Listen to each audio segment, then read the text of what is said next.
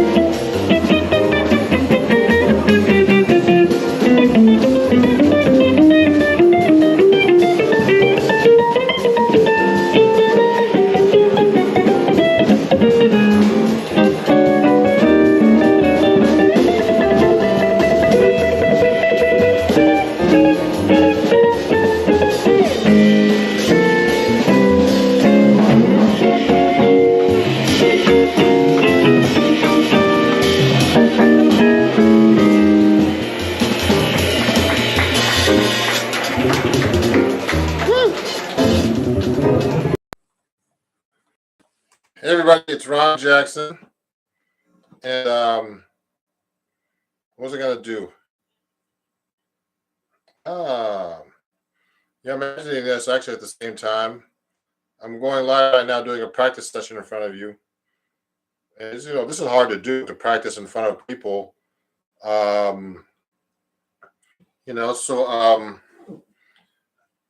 I'm trying something different today. It's my second time practicing in front of people. I'm going to be setting up for TikTok right now too, so they can watch me practice as well.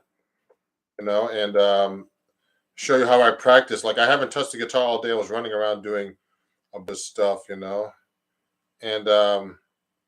you know, so that's how it goes. You know how it goes.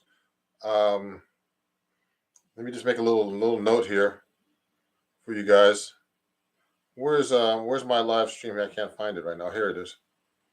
So I'm actually live right now, and it's a practice session, and I'm going to be practicing my 7-string guitar a little bit. If you have any questions and you start watching this, let me know. Okay. Um, I sent a chat. Hey, hello, Keon. How's it going, man? I'm going to look up there because my computer's down here, and I keep looking down. So I'm going to do a little practice session. But before I do that, I'm going to actually get people on TikTok right now. So let me see. Let me go to TikTok right now and add people. I'm going to go live on TikTok as well. So I'm going live there. I'm going to say practice session. I'm going to adjust the phone for me. Hold on. Trying to add a title. Practice session. Number 2. I'm going to do number 2. I don't know how much I can actually write on this thing, but let me see. So I'm going to go live there. So let me do that right now. Go live. I have a bunch of people on TikTok too. Hey, Melvin, this is my first time. Your first time for what? So, guys and girls, everybody who's watching, I'm doing a live session right now, and I'm actually gonna do some warm-ups and practice in front of you. TikTok and I'm on live on TikTok and actually YouTube right now, not on Instagram. So if there's any questions, let me know. So we're trying to adjust the panels here and stuff, but this looks good to me. I mean, you gotta make some adjustments.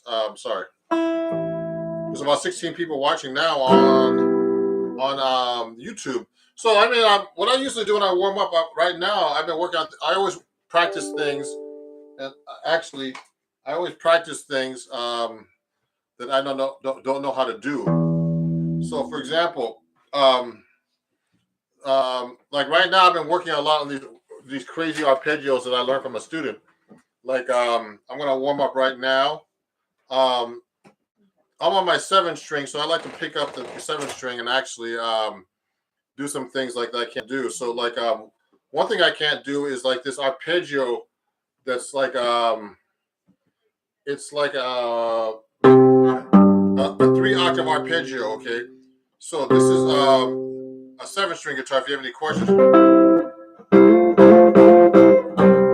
I haven't touched this thing all day. Okay, so one thing I can do right now is warm up with a scale like let's say a C major. Now, when the 7-string is completely different to play it, so I'm going to play like.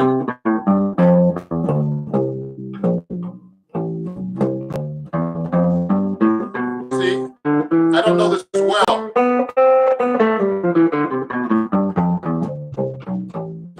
Now, I tune the 7-string to a low A, not like a typical B, like a lot of rock stars do and stuff. Then when they tune down to a 7-string, they do it tune to a low A. So I'm actually tuned to a low. I mean, they're tuned to a low B. So I'm tuned to a low A. So I'm still trying to get used to it. So that note, A, B, C is the same note here. So the thing is,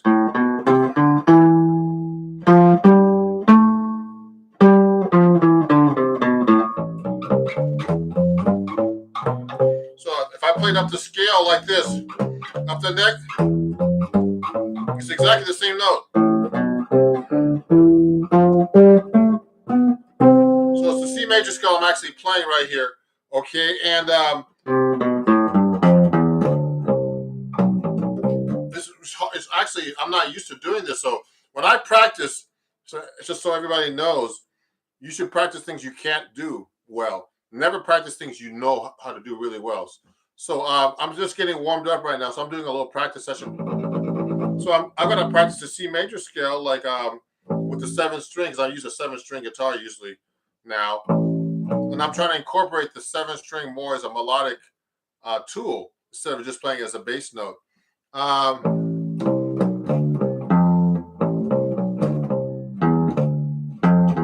See what I did?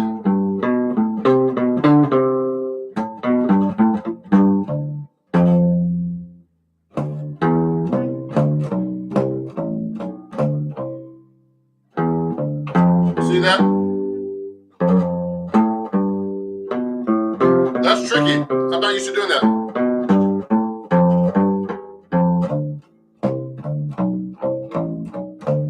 Now that's really tricky on a 7th string guitar because I've never really done it that way. If there's any questions, hey, Steely Dan's there. What's your thought of Lenny Bro? Oh man, Lenny Bro's one of the masters. He did this stuff.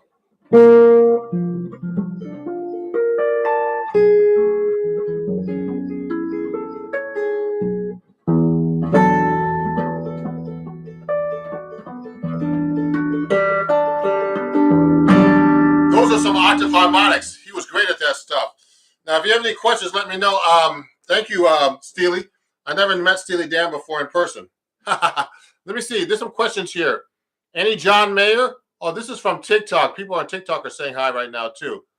Ron, what are the absolute basics that someone who wants to jazz guitar should know?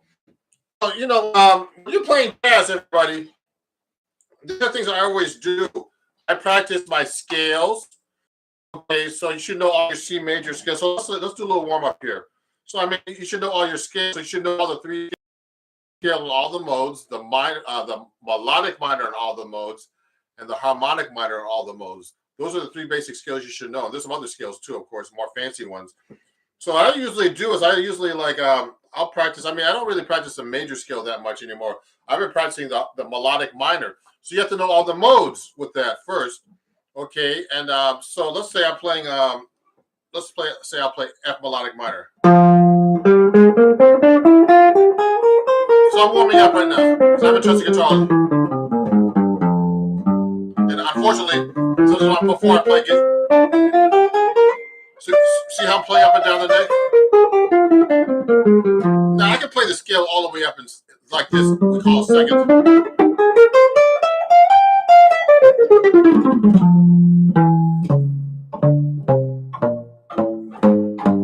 So I'm trying to use the 7th string.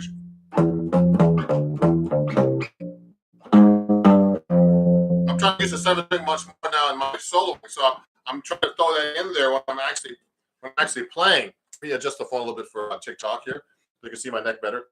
So that's what I'm trying to do. Okay, and then now what I'm trying to do now is be able to play the melodic minor scale, just playing it up and down like that in seconds. I'm gonna go.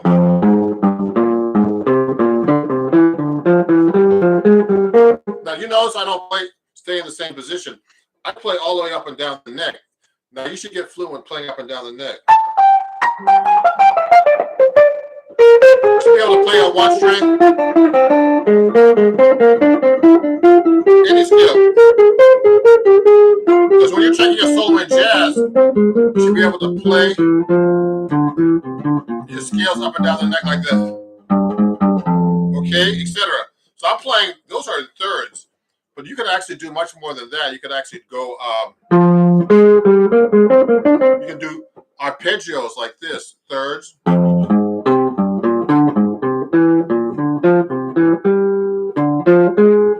See, I can go up the neck like this. You should know the neck like this.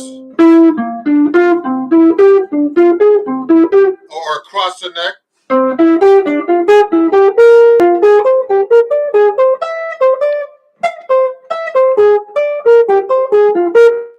These are different scale patterns. These are actually arpeggios of thirds going up the scale. You should know the names of these too. So I'm just in F minor. So the first one would be F minor. So I'm trying to memorize these things myself. I don't know them as well. So should I play them all the time? But I can get even deeper with it. So this is a minor arpeggio. A minor. This is augmented. So that's F minor, G minor. A augmented, then B flat major, then C major, then D diminished, then E diminished, then F minor. So those are like basic arpeggios in the key of F melodic minor. So I've been working on memorizing these things and also trying to play them up and down the neck, like let's say in closed position on the guitar. Now you can play just thirds like this. See? I'm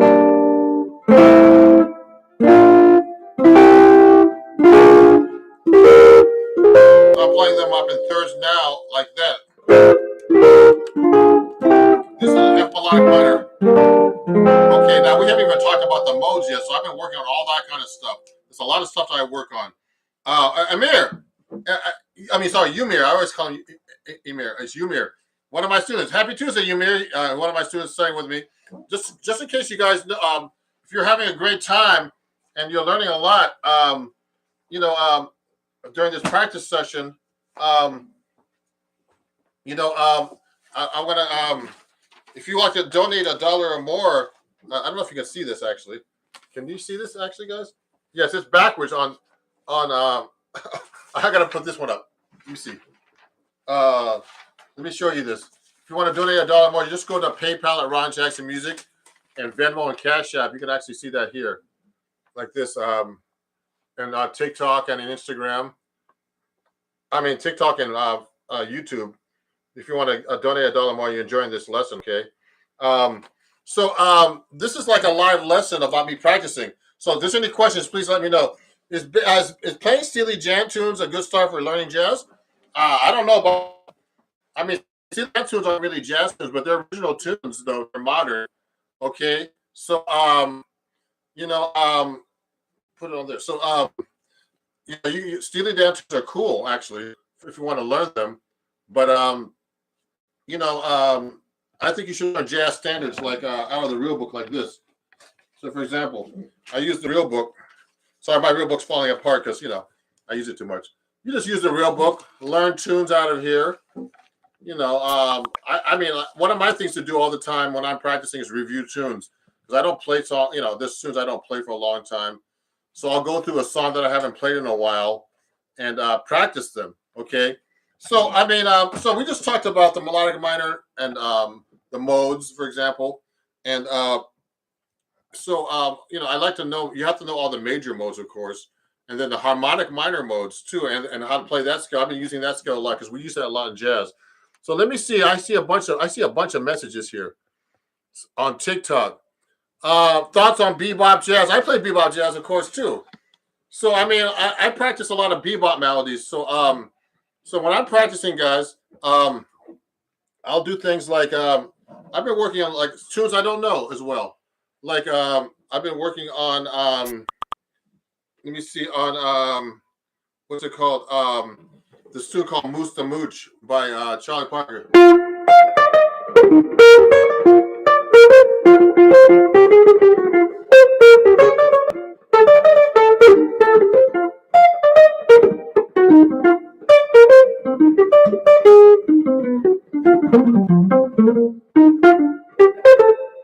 So I've been practicing that tune a lot, okay? Because I don't know that tune as well. And bebop tunes are very important when you're practicing jazz. And so I've been working on that, just learning that tune, making sure I know it, because I don't know that tune as well. So I'll work on like that real slow, like the bridge.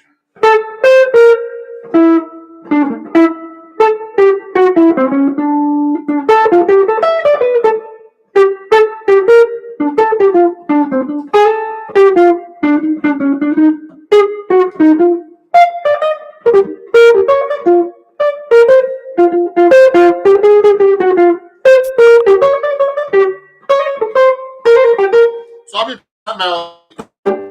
is one of the things I like to do is practice different melodies that I don't know. Remember, practice things you don't know. I'm working on Chick Corea tunes like God Imagine.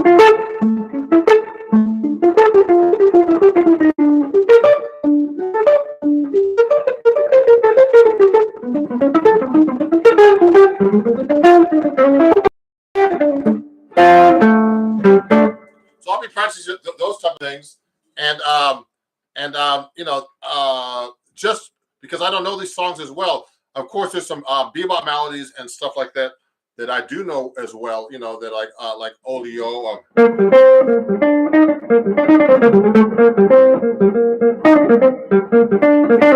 So that one I know well. I mean, there's a bunch of them I know well, but the ones I know well I don't practice because why should I practice them?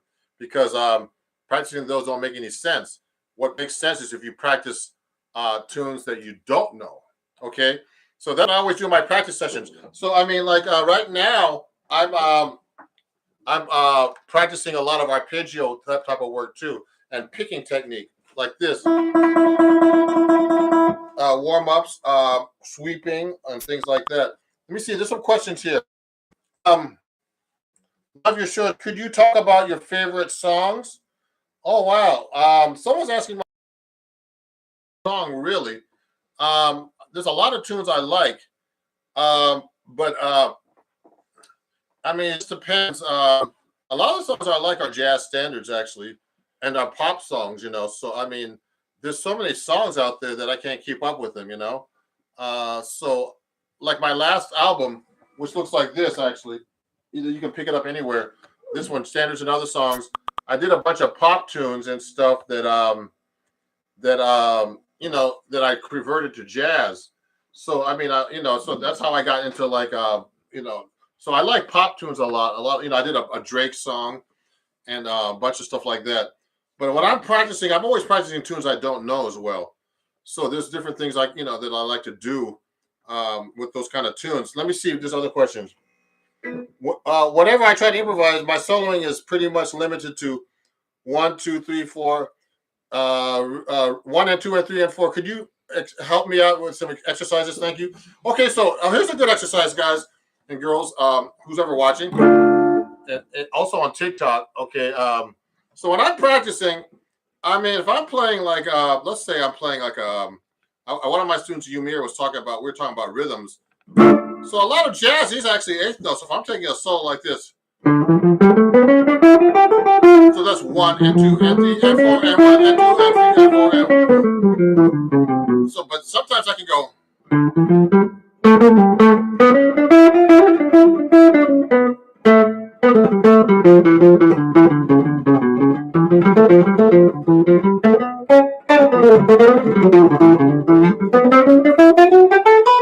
So what I'm doing is I'm actually doing some triplets and things like that, and I'm doing eighth notes, of course. Those are swing eighth notes too. So there's swing eighth notes and straight eighth notes you can actually practice. But I like to change things up. So if I'm taking it like, let's say I'm playing a line like this, you can go.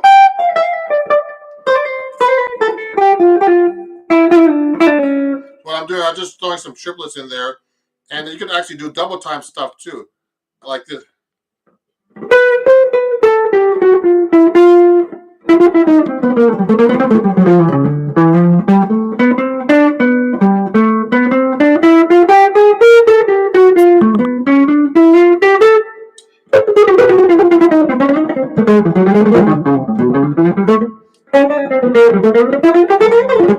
So what I'm doing is I'm actually doing 16 notes, and you can do triplets too.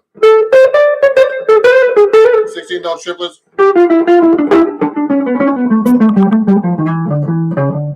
So I'm only playing on D minor right now, but I'm actually switching up rhythms. You can do triplets. So you have to think about the rhythms you're actually playing too. So, just don't play random notes. Think about the rhythms. The rhythm is actually the most important thing.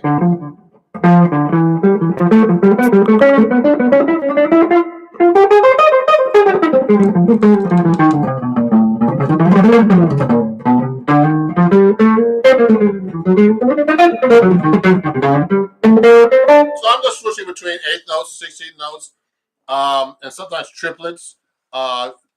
Straight triplets. Like you could do quarter note triplets. So I go 1, 2, 3, 4, 1, 2. You would sing it triplet, triplet, triplet. The playing, and you have to be really conscious of it. So what I like to do actually a lot is like, let me get my metronome out here. I like to use my tempo metronome and play with the metronome. So you really know what your timing is. And it's very important to know your timing. So I'll play with the metronome here. Let me play it. Is it? So I'll use my metronome. It's very important to use a metronome. Oh, I'm looking at all these questions here. So I'll use my metronome to really get it together and try to play for people. Let me see if I can answer some questions over here on TikTok a little bit. Can you play the intro of what's this? Octopus what? Garden? I don't even know that's sometimes you guys send me stuff, I have no idea what you're talking about. Yeah, I'd have to know what that song really is. Let me see. There's a bunch of people that joined on TikTok. Let me see if there's any cool questions that you can ask me. You should you play should you play some bachata? Or that would be bachata. You know what? One of my students plays bachata. I don't really know no bachata too well, but I like to. That's Dominican, isn't it? Do you know? Do you know Pat Metheny? I met Pat Metheny. I hardly hear people talk about him. Oh man, Pat Metheny was one of my main influences when that's one of the main reasons I started playing jazz guitar. I used to see him in high school, and I've met him a couple of times. Like I used to teach the National Summer Guitar Workshop, and he used to go and do a workshop until they went bankrupt. Those guys. That was like 15 years ago. They went bankrupt, National Summer Guitar Workshop, but that was a really cool thing. They used to have all the great guitar players. I used to be one of the teachers, and I used to be in Connecticut. So, yeah, Pat Metheny is a great influence. Pat Metheny was like a child prodigy. He played exactly like Wes Montgomery when he came out. But when he started, when he was in high school, but then he decided to be himself, and so he started really getting it together. So anyway, so we don't have any problem with the background here. But no one really cares. They're into the music. So, how do you memorize all the standards? I have a tendency to forget chords and melody easily. Oh, that's true too. Everybody. So, when I'm learning a standard, and I haven't played a standard in a long time, I'll forget it. That's kind of normal. So if you don't play, you lose it, you lose it. I mean, you don't use it, you lose it. That kind of saying. So you could actually, I'm gonna move a stand out of here because the production manager is trying to help me here. So yes, oh man, thanks everybody for on YouTube for watching because I'm trying to get more people to watch me do lives, and get more stuff out to you guys instead of talking about like all these my performances and all these little shorts I do and everything. So what I do is when you to memorize a tune, you have to get in your head. So when I'm learning a new tune, I have some new tunes that I'm actually learning. I got to think about them. There's a bunch that I don't know that I've always wanted to learn. Like if I forget a song, I'll start. First, you have to have the melody in your head, so you don't forget it. Like this song, like let's pick a song right now.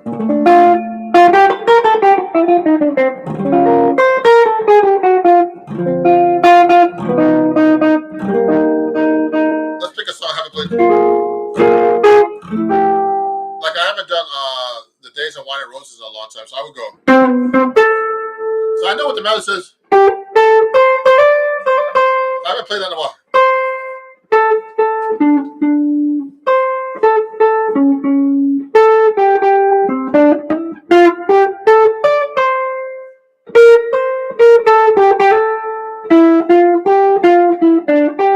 So now I just played that melody like that, and I haven't played that in a long time. But if I'm going to play like a solo guitar kind of thing, I would actually just go.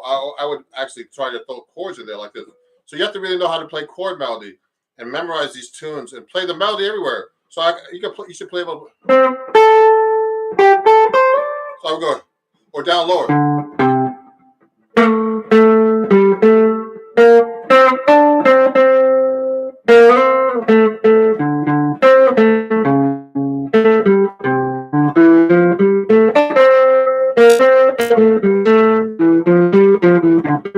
See, what I do was I transpose it down an octave because I don't know how to do it in octaves like that down. So I mean, you practice the melodies, you have to really know them inside out because you know what? Everything matters what the melody sounds like.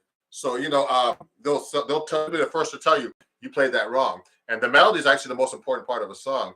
So I practice these melodies, and if I know the song well enough, I'll transpose them to different keys. So let me see. Let me see these questions here. Dorian flat 2. Can you play using Dorian flat 2? Someone asked me that question. Oh, you said Dorian flat 2 is this. Here's a Dorian scale, like a D Dorian.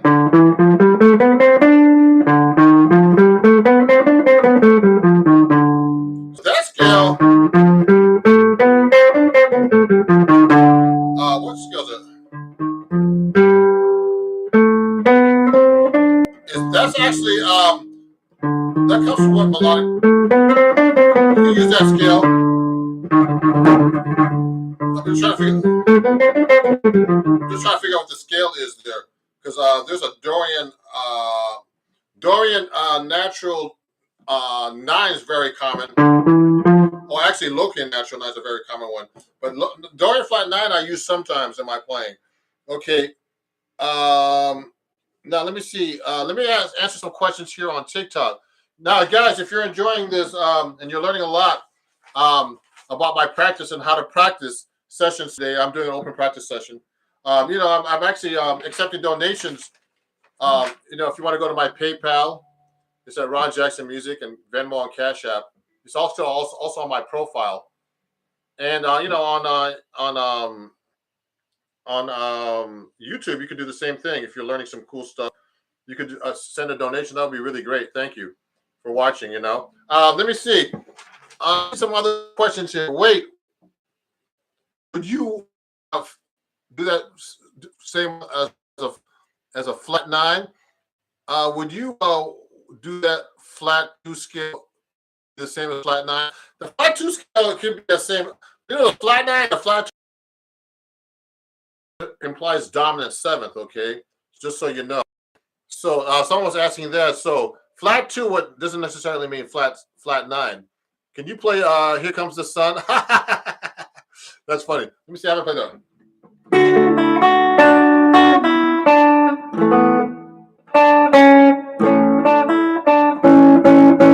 haven't played that song in a long time, so I have to look at the music. Now, how do you jump? How do you jump down to the 5th of the lower string so quickly? I find myself getting stuck to the 5th on the lower string quickly. I don't get that. What you mean? Like, I don't understand what you mean by that question exactly. Getting lost. I don't understand that question actually. Try to reword that a different way. Whoever that was. I know that there's some basic theory from being in a band for 6 years. What should I learn to play the first on guitar? So you know what? I mean, one good book I like to use, and I've been using this book.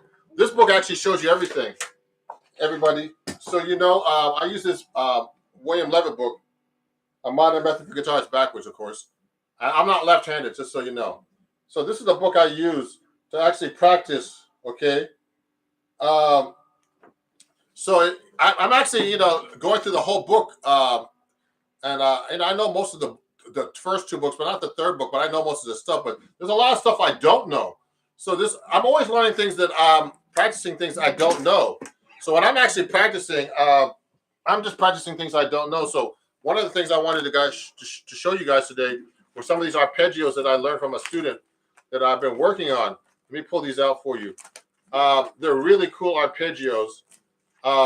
So one of those arpeggios is like I'm playing like let's say I'm playing an F major arpeggio. Now I'm playing it on 7-string guitar. Watch this. So I gotta put that low note. Now this adding the 7th string adds that low note, and I play low A. So that's an A, C, F. So this is F, A, C, F, A, C, F, A, C, F.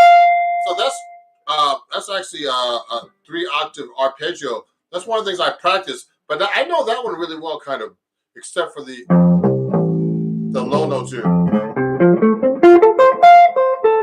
Now, I usually don't practice this fast too, because I gotta practice it slow, so I learn it.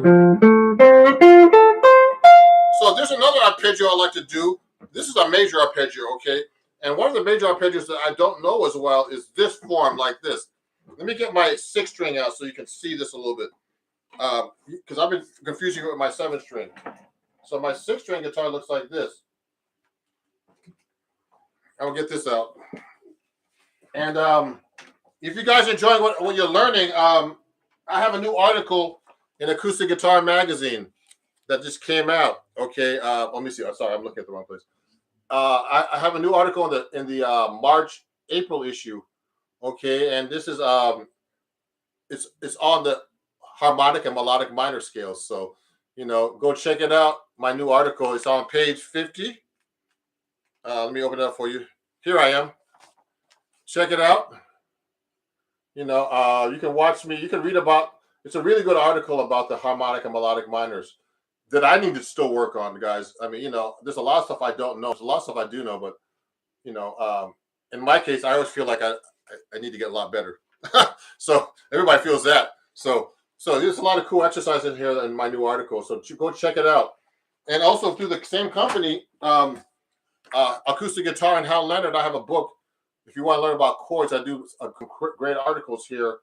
You just go to my website, ronjacksonmusic.com, and you can actually learn some chords at your fingertips right here in this book. And there's some great writers in here like Adam Levy, who played with a lot of different people.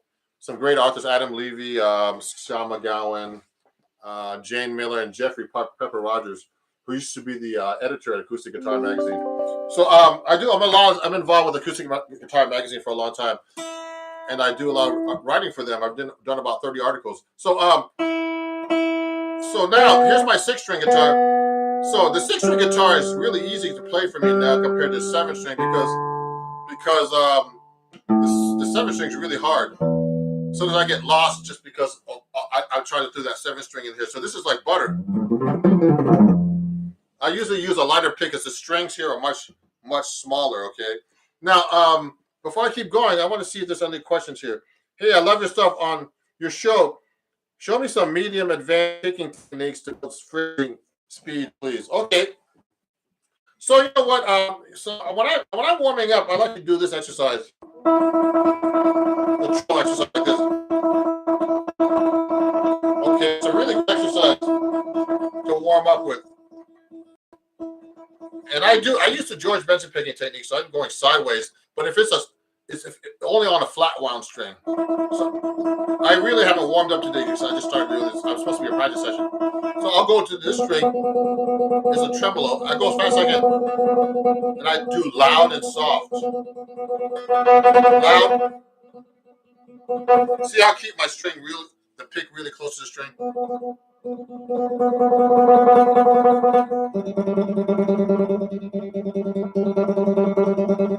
Yeah, these are Eastman guitars, just so you provide those. And I go across, and I actually play more to the side like this, not straight when I'm using a flat one. I use the George Benson picking technique, but some people have it really angled like that. I don't play that angled, actually. I kind of do it like almost straight, but not quite. So that gives me speed. So, I did a TikTok recently, and I have to actually do a long form video for YouTube. It's on economy picking. So I do a lot of alternate picking. So one of the ways you can get faster picking is do alternate picking. So you should pick down and up or up and down everywhere.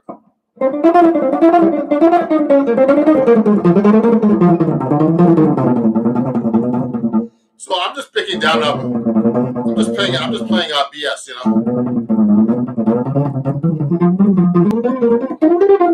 just going down and up. So that's very common to play down and up. Alternate picking, okay? So sometimes I'll do alternate picking, but then sometimes to make it smoother, I might do a slide like that. Or like this. I won't pick every note.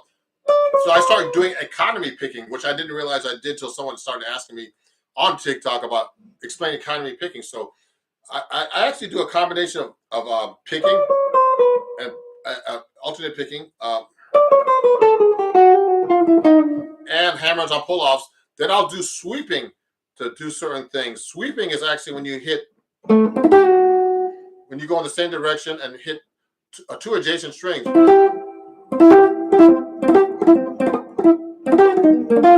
that's a good exercise I'm just doing right now. I just did a major arpeggio with went down in half steps. It went all the same direction. I went down, up, down, up. And if you want to read about this, I did an article in Acoustic Guitar Magazine in the January issue about sweep picking. So that whole lesson in that article in Acoustic Guitar is all about sweep picking and different exercises. So I do a combination of all those things that equate to economy picking. So I basically just do a combination of what I'll try to do it like a jazz thing.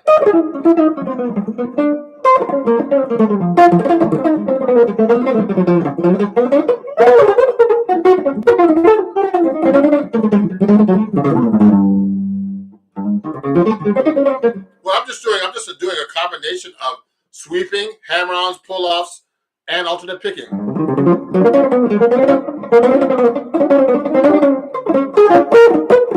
So I'm just basically just mixing it all up right now. I mean, I'm just playing gibberish right now, but when I'm actually playing, I actually use those techniques all together to play my solos, Dynamics, yeah, that's advanced, man. Thank you. Legato. Yeah, thank you, Schizoid, man. I like all the names you guys have. There's some wild names on TikTok, guys. I won't say the name sometimes.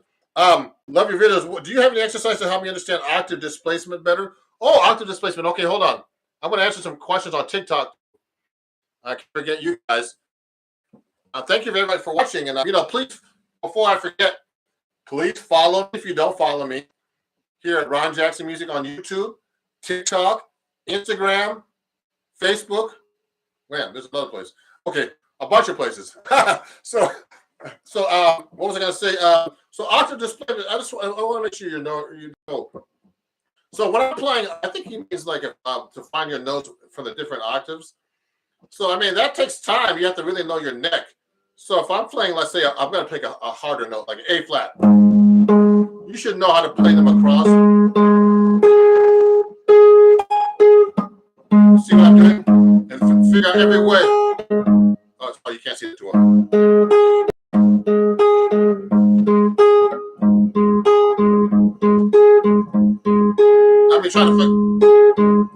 I'm going to try to do it here now.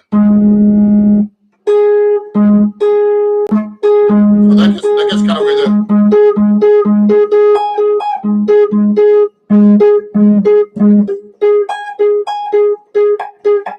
There's no fret up there. So you should be able to find your octaves from any position. When I see the octaves, I see the scale too, like the A flat major scale. So I see the octave. You should be able to go up the scale and octave.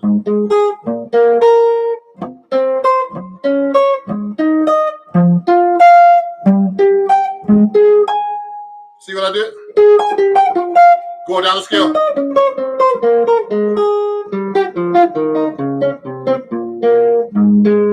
Okay, so that's how I displace octaves. Thank you for asking that question. Joaquin Ruiz. Okay. Someone's asking if they still have trouble learning a minor scale. Now, this, just so you guys know, I mean, I've been working, I still work. There's a lot of stuff I don't know. I know a lot of stuff, but there's a lot of stuff I don't know because if I knew everything, I'd be a computer, a genius. I'm just kidding. So, what I try to do when I'm actually practicing is practice scales that I don't know. So, if you want to learn the minor scale is basically a major scale with a flat 3. So you should know how to change your scales. I have a video about that already. Change your scales from, the mother of all scales is the major. So let's say where the key. I want to change keys all the time now because you don't want to play singing. The key of G. To make it minor, just lower one note. But if you just lower one note, that makes a G melodic minor. So to make a natural minor, you have to know what notes you change. So remember, minor is just a major scale with a flat 3. Now, there's a ton of different minor scales, all kinds of minor scales, So any scale with a flat 3. So this so for the key of G, I can do it like a G natural minor. Okay, then I could G harmonic minor. Now all these scales.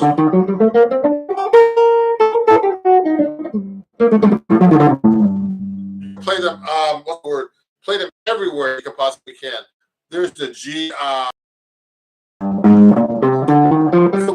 is you have to know what's change. So you have to know your intervals. You have to know the number system. 1, 2, 3, 4, 5, 6, 7, back to 8, which is the octave, is the scale. But then you have to know how to change that to natural minor, which is 1, 2, flat 3, 4, 5, flat 6, flat 7, 1. Then melodic minor is 1, flat 2, 1, 2, flat 3, 4, 5, 6, 7, 1. Okay, now depending on the key, there's different sharps and flats. So you have to know all that stuff. There's a lot involved with music, with theory and all that other stuff to scales. So there's a lot of stuff. So with minor scales, there's a ton of them. You have to work on that. Learn the natural minor. In rock, most musicians use Aeolian actually, which is cool, and it's a great, great scale. So in jazz, we use all kinds of scales. Let me see. Let me look at this. Let me look at some TikTok questions here. Let me say hi to some people. Everybody, please follow me if you're enjoying this. How do you choose chord positions for a song? Oh, okay. So, I mean, guys, let's say I'm playing a jazz song. Let me pick any jazz song. Okay, I've been working on Got a Match by Chick Corea. So the chords go. I mean, it's basically D major 7.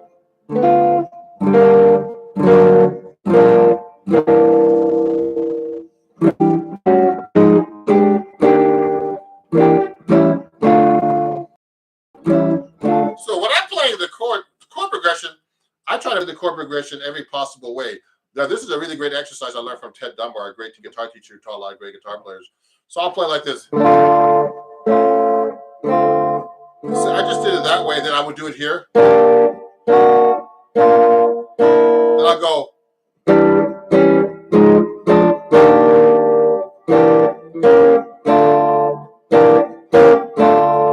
So then I would play here.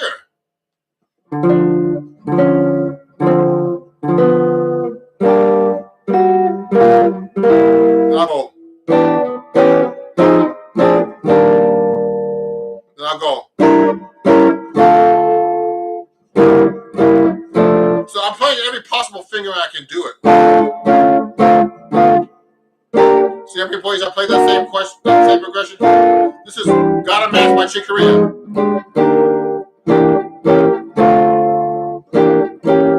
Now I'll do it here.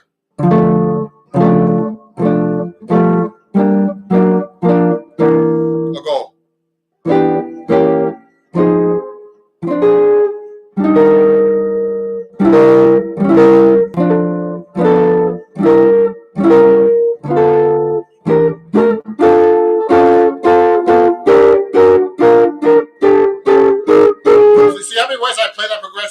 That's how you really learn how to play progressions all over the neck.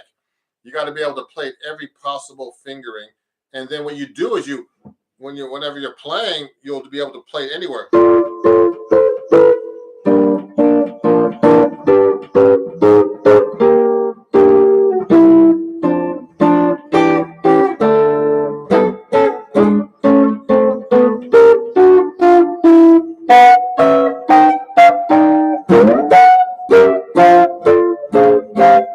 So I just said same progression everywhere on possible way on the neck. And you have to really know your guitar neck and your chords just like that when you're playing. It takes a lot of practice, guys. And, it really kicks your butt. But, there's so much, the guitars, like, I see a lot of guitar players, I can tell if you know your neck, because they just basically play in the same area. But you got to be able to play all over the neck and really don't get lost. So, of course you can miss notes here and there. That's normal. If you're playing, it's okay, but you should not really be able to get lost whenever you're playing through chords. So when I'm doing jazz, you have to really know your neck, because there's chords going everywhere, and I have to be able when I'm playing, to find on the neck where I'm at without getting lost and know what the chord sounds like. Now let me see some other questions here. Man, there's a ton of messages here, man. Woo! Let me see. Cool. You're so kind to help people out like this. Oh, you're welcome, guys. And if you're, like I said before, someone said I'm too kind to help people like this, but also, it's tough times. If you like the content, please donate $1 or more to Ron Jackson Music at Venmo, at Cash App, and PayPal. If you're enjoying this and you're learning a lot of cool stuff, in my impromptu practice session. So I'm not really practicing right now. I'm just showing you how to practice. But I appreciate you guys helping me. And please follow me. That's the most important thing. Share and follow me as well. Share it to your friends. Tell them about me. I want to thank YouTube guys. You guys at YouTube are great. I got to 11,000 subscribers now in about 3 months. I appreciate it. And YouTube, Instagram and TikTok, almost 25,000. And I appreciate you guys. Let me see. Someone's asking me, does that guitar have low action? This one kind of. My second string has pretty high action. That was playing a minute ago. Now, legato. Do you have any exercises that help understand octave? Okay, someone asked that question. Do you usually play minor scales with a sharp 7? So someone's asking me, I play a minor scale with a sharp 7 sometimes. It just depends. I like to actually, when I'm playing Dorian, I don't play sharp 7, it's a flat 7.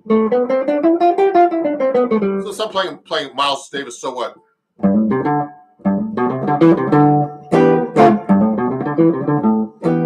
So that's a Dorian scale. I'm just playing Dorian. There's no major 7 there or sharp 7. But I'll do that to reharmonize. So I'll go. And I'll start using passing tones and all kinds of stuff instead of all Dorian.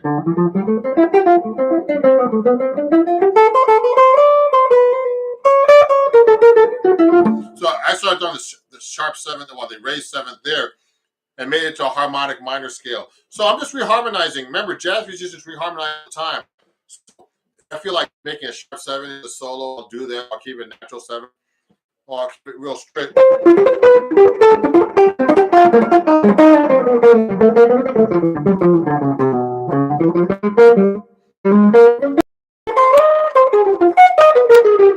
I'll do reharmonizations like minor thirds like that up, etc.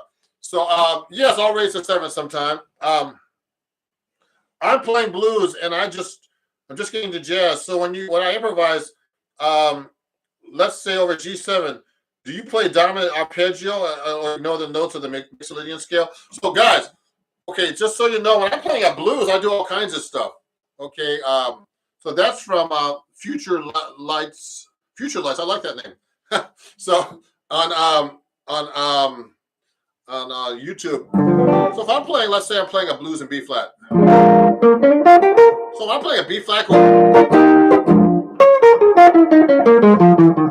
so I'll play like the minor pentatonic chords.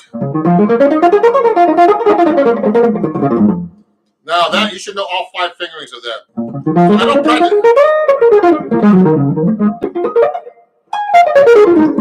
So what I'm doing is I don't practice that scale because I know it too well. I'll practice harder scales. Okay, so don't practice things that you know already. So when I'm playing, I'll do an arpeggio sometimes.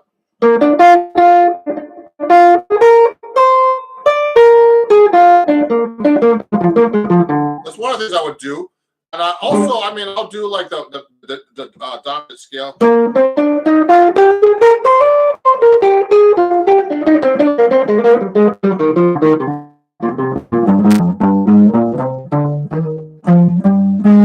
See, I'm just making sure that I can play it over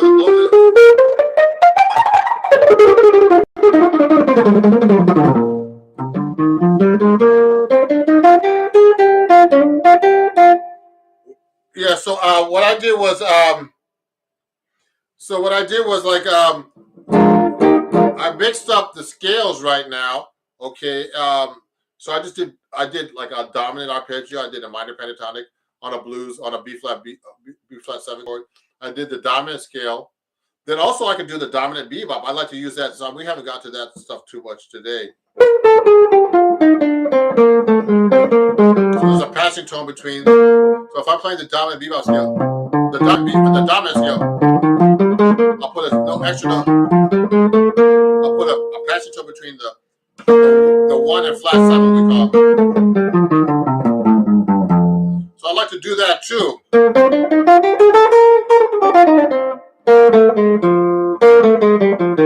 So that's another then I get really fancy. Also doing altered scales and all kinds of and everything like that, you know. So oh sorry, am I Lennon Landau? You had a question. Micho, so he had a question. He's making all kinds of comments here. Okay. So anyway, so so I'm trying to practice in front of you guys, and there's a lot of questions. But so I mean, I hope you're learning a lot of new stuff today. Let me see what's on TikTok because I have a lot of fans on TikTok who learn a lot of stuff from me. Cool, you're kind to help. Let me see. Let me keep going here. How do you choose chord positions? I got that question already. I'm just trying to see who else is up here.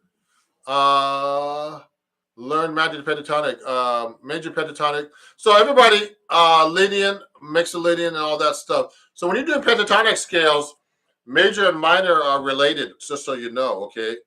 So and then you could superimpose like Lydian scales can be made into pentatonic. Any scale can be made into pentatonic scale. Actually, you're gonna find the like the pentatonic scales within within the scales. So some common ones are like let's say I'm playing let's say I'm playing A major 7. So this is like a pentatonic scale.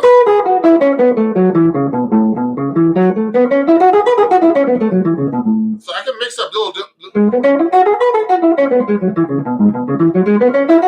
So I'm actually playing a major pentatonic, a type of pentatonic on a major 7 chord, A major 7, where I can get the 9, the 7, the 13, or the 6, the 5, the 3, the 9.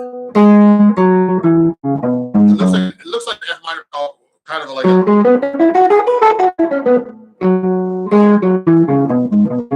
so you can have your own pentatonic scales superimposing them and using them in your soloing. A really cool thing to use actually in your soloing. Okay. Here. How do you find the best chord positions for a song? I already answered that question. There's a bunch of new questions here too. Oh, no, there's people that joined. So everybody, I appreciate you guys watching. I'm gonna probably finish up in a few minutes because I've been up for an hour. I'm just trying to see if there's any questions. So I'm just whenever you practice, and I know there's a lot of questions for me to answer. Practice things you don't know how to do. That's the most important thing. Now I learned. I've studied. I went to Berklee College. I've had a lot of great guitar teachers. If you want to learn how to play really and get your practice together, you study with somebody. And I forgot to tell you, if you're enjoying this, I also have a Patreon account, and where you can actually study with me. You can actually get like $3 lessons and less. Let me see if I have that with me. Oh, here it is. So I have a Patreon account. I'm starting to get a lot of patrons.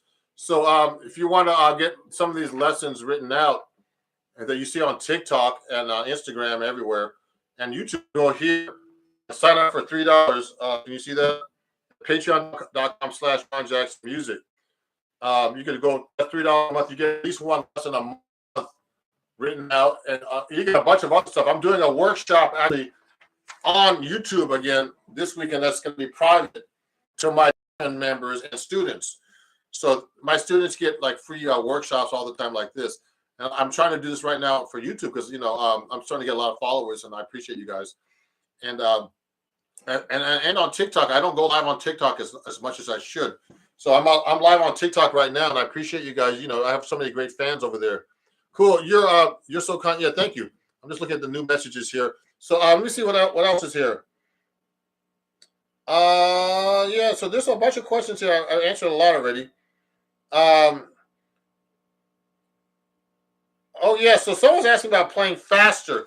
So when I'm playing fast, when you play fast, you just got to learn how to what's the word?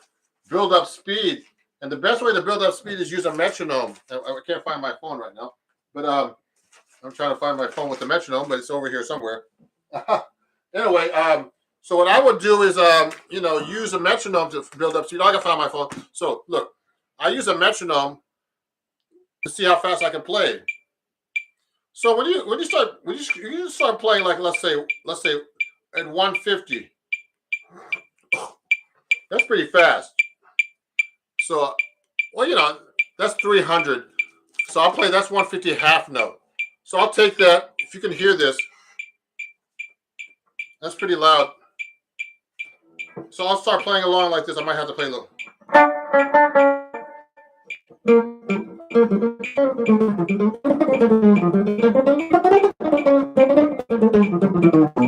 So what I'm playing is I'm playing at 150. The half note is on 2 and 4. 1, 2, 1, 2, or 1, 2, 4.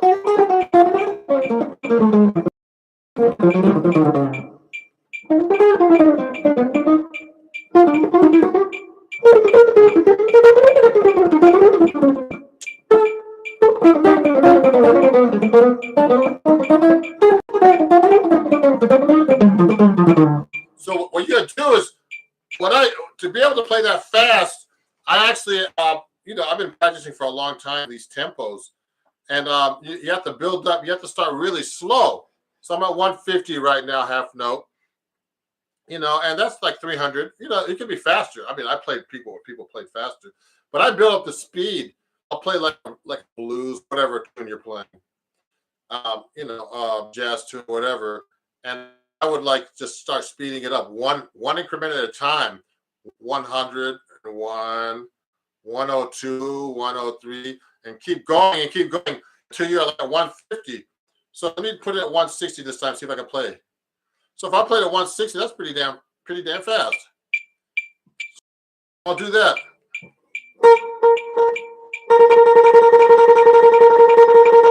So that's the 2 and 4. But I'm gonna play 1 and 3 this time.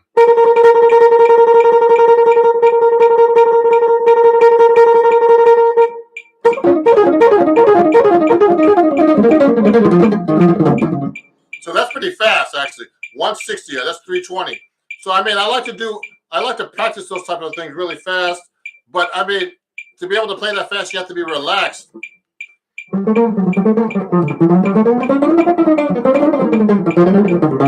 So what I'm doing right now is I'm pretty relaxed, you know, even though I haven't warmed up that much. But you usually have to warm up to get to that tempo to play fast. So that's how you learn how to play fast. You have to build up the speed and be relaxed. You know, you got to lock in with the metronome. Metronome really is a good thing to judge how to play faster. Okay, you know. So thank you, everybody. It's about almost 5 o'clock here Eastern Standard Time in New York. I appreciate you watching, man. So everybody's like, someone just asked one last question about the different modes. I actually have videos about that. So just look on my YouTube about the different modes of the major scale. I'm going to be doing soon, when I have time, all the modes of the melodic minor and the harmonic minor and how you use them in jazz. I'm going to do a long form video in YouTube probably, because in TikTok the 1 minute format is too short for this. Okay. And let me see if there's any other questions here before I go, because I got to take a break. I'm tired from talking. Hey man, can you do what's this Ren and Stimpy theme? I don't know that, man. Sorry. I mean, you know what? I want to take notes later, or send me a direct message about how to do some of these things. DM me some questions that you have, or make comments on my video here. I'm going to leave this up after. Okay, on TikTok you can't leave the videos up, but you know, if there's any questions, please DM me on TikTok after the show. You know, if you want to give some gifts, that would be great too. But it was really fun. I want to show you one more time. You enjoyed this. Oh no, someone else wanted, but I don't know that theme. So guys, if you enjoyed the show, you know, please donate more. You know, you learn a lot of cool things at my Venmo, Cash App at Ron Jackson Music. Okay, and PayPal. You know, and I really appreciate you guys. Or you can give me gifts on TikTok. And, you know, I'll be doing these live streams again when I practice, probably in a day or two, you know. So this is practice session number 2. And thank you very much. I'm going to have these, you know, these comments here later. And if you have any other questions, please let me know. Okay, have a great day, TikTok, everybody. I can't answer all these questions. I'm going to try to practice by myself next. And I'm gonna put a new post on TikTok today probably too. And I already put a post on YouTube. So thank you, YouTube, for all the 11,000 followers plus now. And Everybody on TikTok, give me the 25,000. Give me the 30,000. Okay. Let me see. Let me say bye. Let me say bye before I say bye to everybody on YouTube. I'm just gonna check out some of the questions I had here on my chat. Let me see. Let me see. Hold on. I'm gonna just I'm screenshotting some of this. So I'm gonna shot some of these comments to see what people were saying here on YouTube. TikTok, I'll see you guys soon, okay? I'm gonna say let me I just see a few more things. Okay, everybody. I'll see you guys soon. Thanks for all the gifts and everything. There's some questions here. Okay. Can you play these chords in order? D, G, and A? D, G, and A. Oh, sorry about that. Sorry I couldn't get that. That's a question. Please show that guy. Play these three chords in order. D, G, and A. Okay, that's answered your question. Now, I can play that so many different ways. D, D, G, A, D, G, A, D, G, A. So you should be able to play those so many different ways. Those are really basic chords. You should know how to play them in bar chords. Now, let me see. Let me get off this. I'm just making a screenshot of all the questions. Yeah. I'm just making some screenshots of all the comments that you guys made, to see if there's anything I want to show you guys later. I appreciate you guys. I got a lot of comments today on YouTube too. So let me say bye to everybody and thank you guys.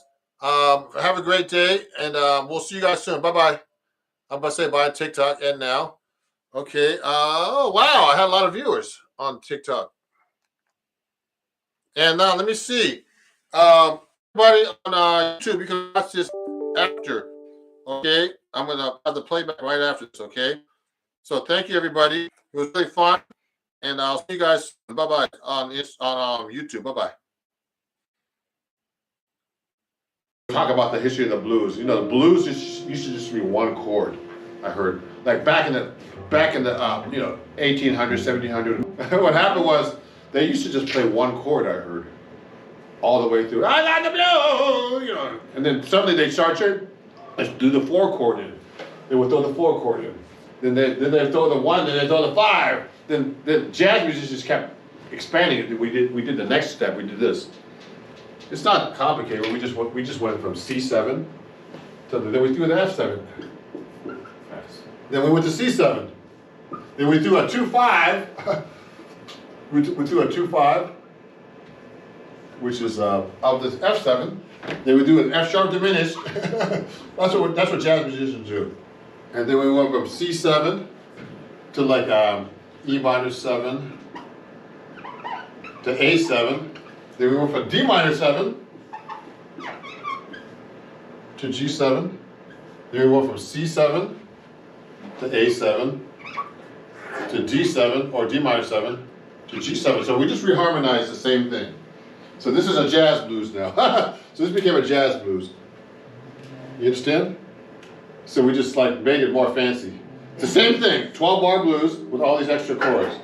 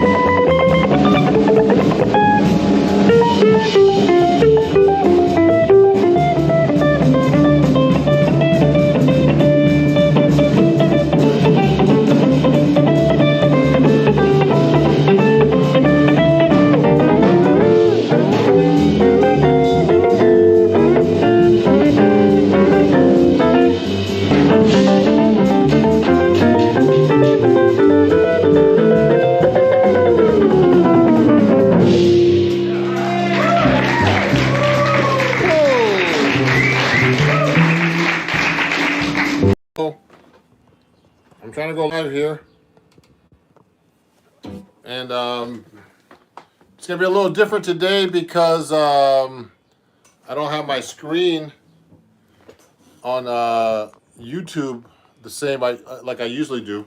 It's going to be kind of a weird background, but it's okay. And I'm going to be doing something a little different on Instagram. I'm going to be playing a little bit closer because people like watching me closer. You know, I've had those kind of remarks. So if you have any questions, please ask them, you know. What's up, everybody? On YouTube, how's it going? I'm going to go live on Instagram too now, just for fun. And I've been, hey, everybody from Chicago. Hey, actually, I want to put a word out to everybody. First, I'm transmitting to through Instagram and YouTube, you know, and I get a lot more engagement on YouTube for some reason. Just so you know, and just letting you know, everybody who's watching me in the States, if you know, I'm going to be doing a tour next year in March. Okay, and you can send me a message if you want at ron at ronjacksonmusic.com. I'm doing a tour in March, and I'm already booking dates next year, March and April, and I'm already going to be playing in Wisconsin and in Kansas. So if you know some places for me to play out there, let me know. Okay, I'm putting the word out there because you'd be surprised. In Chicago, okay, in that area, you know, Illinois, anywhere. How to practice arpeggios. Okay, so let me just say, hey, Jazz Story. Is that John's Story? How's it going? I love your playing over there, you know, for acoustic guitar. So you know what? I mean, someone already asked me about arpeggios on YouTube. So, you know, I'm playing my 7-string guitar. So if you practice arpeggios, you can practice in so many different ways. So, you know, I'm taking questions today for you guys on Instagram. Just to let you know, everybody, on Instagram, I'm going live, and Instagram's asking me to ask you, to, you know, if you want to donate badges to me to help support my page, and I appreciate it. You know, I'll give you a big shout out if you do here on Instagram and on YouTube. You can donate $1, you know, 99 cents, $1.99, or $4.99 for 1 or 2 or 3 of hearts to help me and my channel. And Instagram, you know, is encouraging me to go live, and you know, on YouTube I need to do that too. So let me stop talking, and I'll play you something right now. Oh, someone's asking to do polka dots and moonbeams. I haven't done that in a while. Let me try that.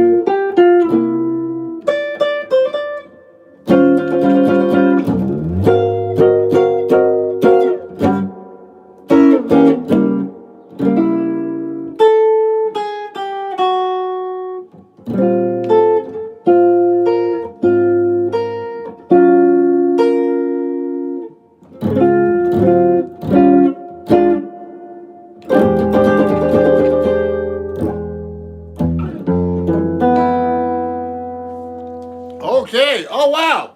Hey, thank you for the badge on Instagram. I don't know who that is, but let me angle the camera a little bit lower so you can see me better. Thank you. Who was that? Let me see. Let me see the badge. Thank you, Mando. Mix this. Thank you for buying the badge for me to help support my channel here on Instagram. I appreciate you. Um, Let me adjust the camera. Now, I'm going to take some questions. I see some questions here on YouTube. Let me see. I want to see what's going on here. Love you. Try to keep up with that bass string on the middle of your rhythm playing. Yeah, it's hard, man. It's hard to play with that seventh string. Just so you guys know. And I haven't been playing much. I've been doing a lot of work, like booking and just other stuff that has nothing to do with music. It's kind of a drag. I'm doing a lot of stuff with social media, and it's like not easy, guys. And let me say hi to John. John's a great guitar player out of LA. I'm planning to go back over there in that area next year to perform with my band, unless I get something else, of course. Let me see some of the questions here. Do you ever play with distortion? Yes, I do. Actually, it's really funny. I actually had a recording. The Fool on a Hill is asking me on Instagram if I've ever played with distortion. Yes, I do play with distortion. Actually, my pedals are hidden back here, but Yes, I have a distortion pedal and all kinds of pedals. Look, I'll show you. I mean, I have one lying over here right now, like a Boss compressor pedal. And I use all, and I have a bunch of pedals actually from Seymour Duncan that I use. And I actually was demoing them last week. And I had to do a filming with a friend of mine. We're doing like a film for like a grant we got that's going to be shown all over the country. His name is Greg Lewis Organ Monk, just in case you guys don't know him. And, we're going to have this film that's going to be released all over the country. So check it out. It's a great band with all original music. It's all about, it's called The Breathe Suite. It's about all the people that were, black people of color that were killed by the police. It's sweet that he got a grant for a few years ago, and then we did some video for them. It's going to be great. It has like all these different angles, camera angles from the top of the organ, on the Leslie, all kinds of stuff. I need to get a noise gate pedal. Actually, a lot of my pedals are from Seymour Duncan. Just in case guys don't know, let me show you this. Let me show you my pedal board, guys. Since people are asking about my pedal board, I have one right here, and let me show you what it looks like, guys. You're welcome. If you guys take your requests, on Instagram, someone actually gave me. I'm gonna answer your question right now about what's my favorite song key, but if you like my requests on YouTube, you can actually give me a donation if you like at Ron Jackson Music at PayPal, Venmo, and Cash App. You're welcome. And Polka Dots and Movements is one of my favorite ballads. So if you like to donate, because you can't donate with badges because you're not on Instagram, YouTube, but I'm actually transmitting. So go to Ron Jackson Music at Venmo, Cash App, and PayPal if you enjoyed that. And we'll talk more about announcements like that too. Thank you guys. So now, let me show you my pedals real quick, everybody. It's in my bag here. I use a pedal train pedal board here. See this? And take all the pedals I got from Seymour Duncan. And Seymour Duncan's one of my endorsers, everybody. So they actually have great, yeah, it's a lot of work, man. They have great pedals. Look at the pedals in this pedal board, everybody. Take a look at this. Oh, let me try to put this. It's too much. Look at this pedal board. Let me put this down. So this is what I used for my session the other day. Everybody, take a look at these pedals. So these are great pedals, everybody. We'll talk more about other things. So look, I have, this is a pickup booster by Seymour Duncan. So you guys can look at that. Take a look at that. Then I have the Palladium, which is a gain stage. It's amazing. I use that on this filming. Then I have the Dirty D distortion. This is all Seymour Duncan pedals right here. And these were like, I'm an endorser for them, so they give me pedals, basically. There's a lot of money worth of pedals here. So I love using the Boss Octaver, and look at that, yeah. Okay, and then I use a volume pedal, Boss volume pedal, FV50. It's a great volume pedal. Yeah, how's it going? And then I have the Dark Sun. I use the delay function of this. It's a reverb and delay, but I like to use the reverb on my amp, actually, which is my Fender Tone Master amp back here, okay? It's a great amp, and I use the delay function. Now I'm working on using the loop pedal, the Boss loop pedal. It's a great thing, and I like using this thing. It's a tremolo, so you can make it sound like a helicopter, the guitar, all kinds of cool things. And this is a Catalina, which is, these are Seymour Duncan pedals too. This is a Catalina, which is basically a chorus pedal. Oh, these are really cool pedals, guys. So I do use effects sometimes, Usually when I'm doing my jazz stuff, I play clean because, I like to play clean. And also, I like to use the amp effects. I like to use my Fender Deluxe Reverb with the vibrato. The vibrato sounds really great on this amp.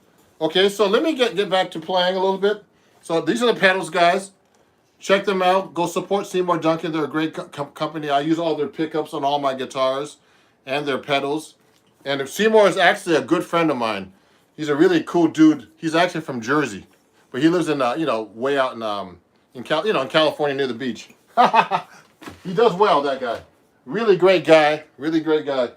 And I have the Seymour Benedetto pickup. They make them for Benedetto guitars, but they're licensed. So Benedetto actually supposedly pays for the pedal for that stuff. Okay. So now let me continue. Let me ask some questions. Play Red House from Jimmy. Red House. That's a blues, isn't it? See if I can do that. Are there very affordable amps that you can recommend for jazz? I mean, there are affordable amps, but I tell you guys, the best amps I've been using recently are the Fender Tone Masters. They're like the Fender Twin Reverb, or they're like the tube amps, but they simulate the tubes, and they're great amps. I just bought a couple of them, but they're expensive. They're like $1,000, list approximately. You can get them on sale at Guitar Center sometime if you go to the store directly. And that's what I'm using right now. And I changed the pickup. I use Celestion. I endorse Celestion speakers, so I changed all my speakers in the amps because these amps cannot handle, the power of the amp. So these speakers here are Celestion creambacks, but I got the Celestion Neo 250, which is 250 watt speaker, put in this amp, and it sounds great. I almost thought I blew that out the other day on this recording, but I was using distortion with Octaver, which is kind of crazy, and I didn't realize it. But anyway, yo Ron, yo John, what's going on? Great to see you, John. So let me say hi. Let me say something. Look at these comments now on YouTube too. Let me see all the messages. You're from the Manila. Oh, cool. How long have you been playing? I've been playing since I was a kid. Creating ways to use the whole tone scale. Okay, so someone's asking about the whole tone scale, everybody. So let me get back to talking, and I'll answer your questions too on Instagram too. So if I use whole tone, I like doing these. I do this a lot in whole tone. So here's a whole tone scale.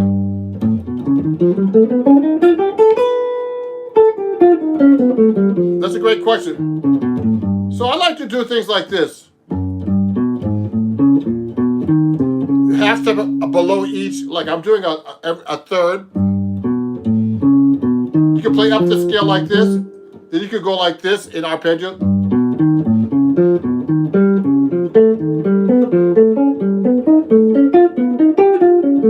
Now you can mix them up going backwards and forwards. You could go.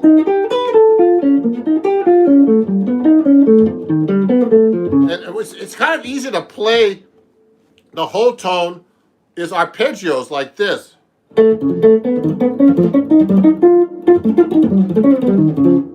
I'm using that like a sweep picking when I'm doing that. Now that's really great for for playing cool licks that sound really cool, hip, but they're not like really hard to play. See what I'm doing? So I'm doing whole tone licks like that.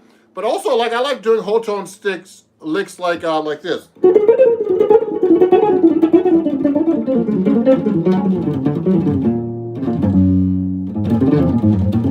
Like that, or like this with chromatics in between.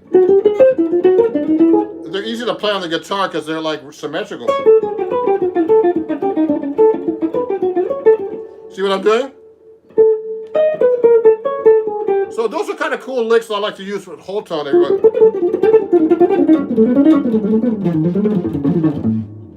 See that?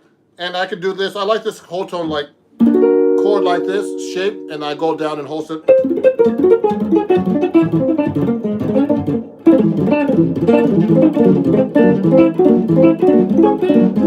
I'm practicing right now, everybody. Actually, so I like to practice these things. Okay. So that's a great question. I forgot. I'm sorry I couldn't see who actually asked that question, but I love using whole tone. Now let me see. There's a question up here that someone was asking me. What's my favorite song key? So my favorite song key just really depends, everybody. So when I'm playing a song, the guitar, it's great to have those open strings. So sometimes I like to use the key of D or A.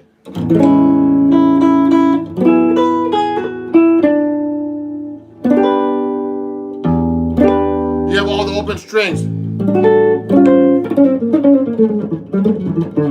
Someone's asking about George Benson, so I'll get to you in a minute. So I have those open strings because I like to use harmonics a lot too. So you can play A.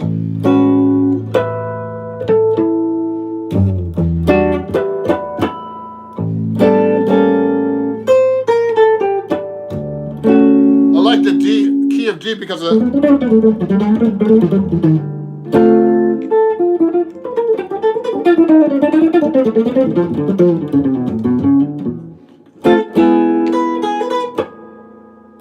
E is a good key too because you get those harmonics. So I love using open string harmonics with open string chords, you know, and stuff like that. That's one of my favorite keys is, like, you know, the guitar keys, like E,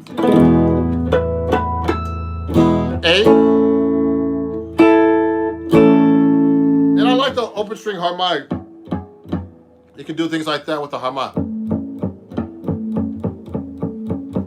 So you can do really cool things with harmonics with open strings too, like that, okay? So I like exploring different things like that. I wish I had more time to practice in general to work on this stuff. So, but thank you everybody for watching on YouTube. Is it very normal and apparent on acoustic? Yeah.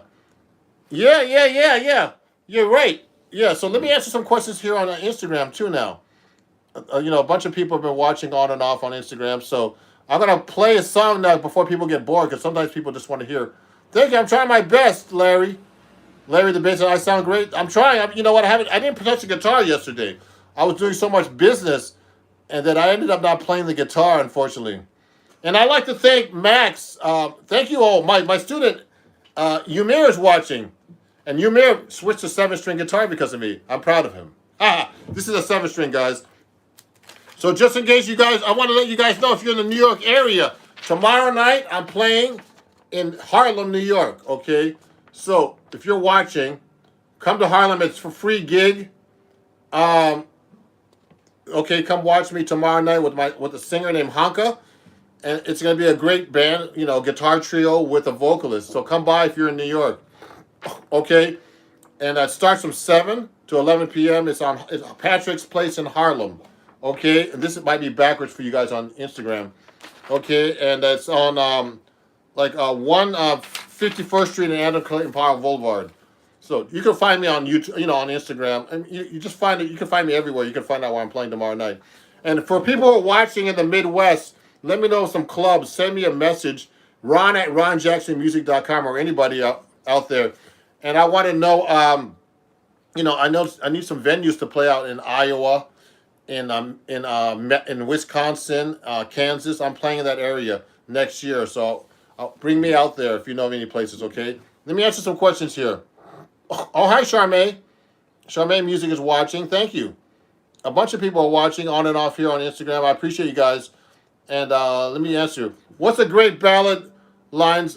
What are some great ballad lines on, for example, on Stella by Starlight? Okay, let me answer that question. So if I'm doing Stella, let's play that song right now.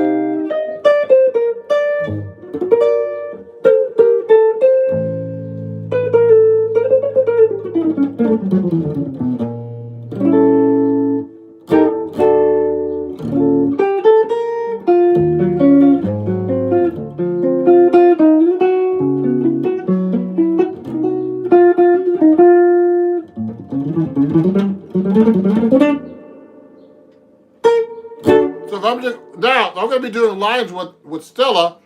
I'll do minor 2/5 lines like this. That's a 2/5 line, minor 2/5.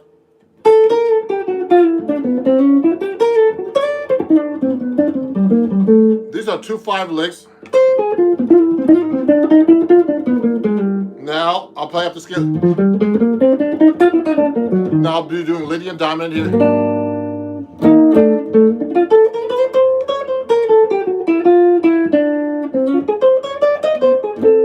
Arpeggios.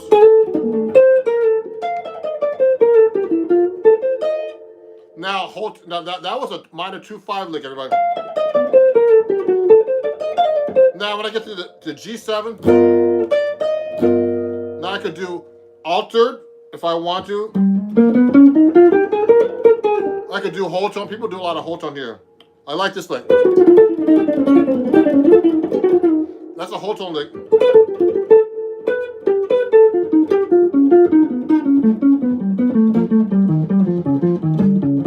C minor. Now I could use on the A flat 7 on the this.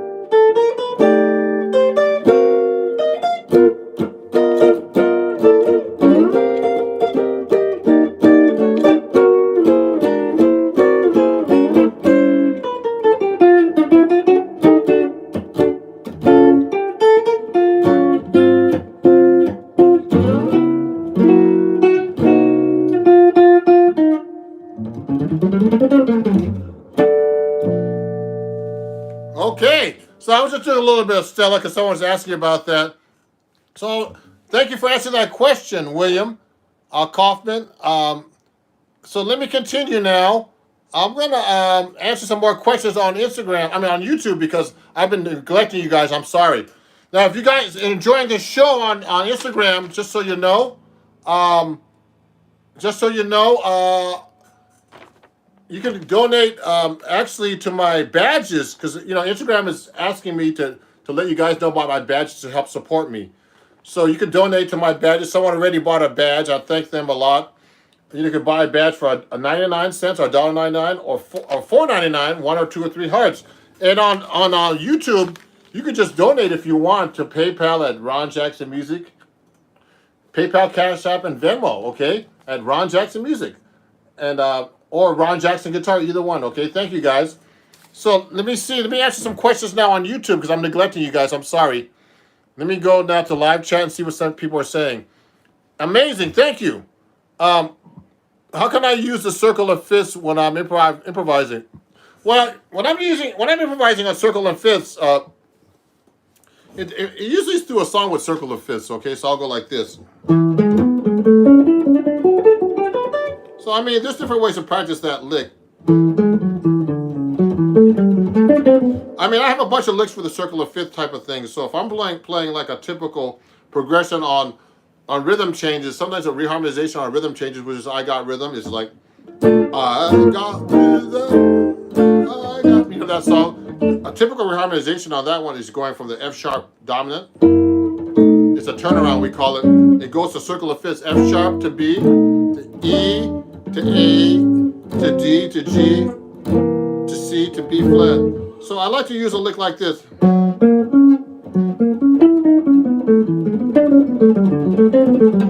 I have different kind of licks that worked out.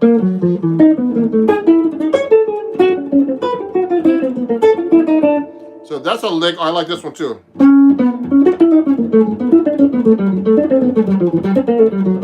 So those are licks I worked out. They're actually cycle licks that I like to work on. So you got to practice these things yourself, everybody, if you want to do these kind of licks over chord changes. So I'll just do like an F sharp. So I mean, I use that a lot. I'll go.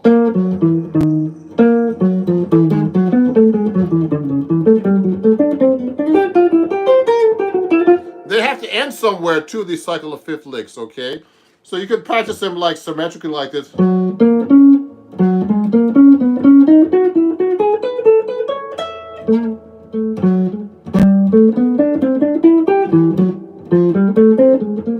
It's hard to do.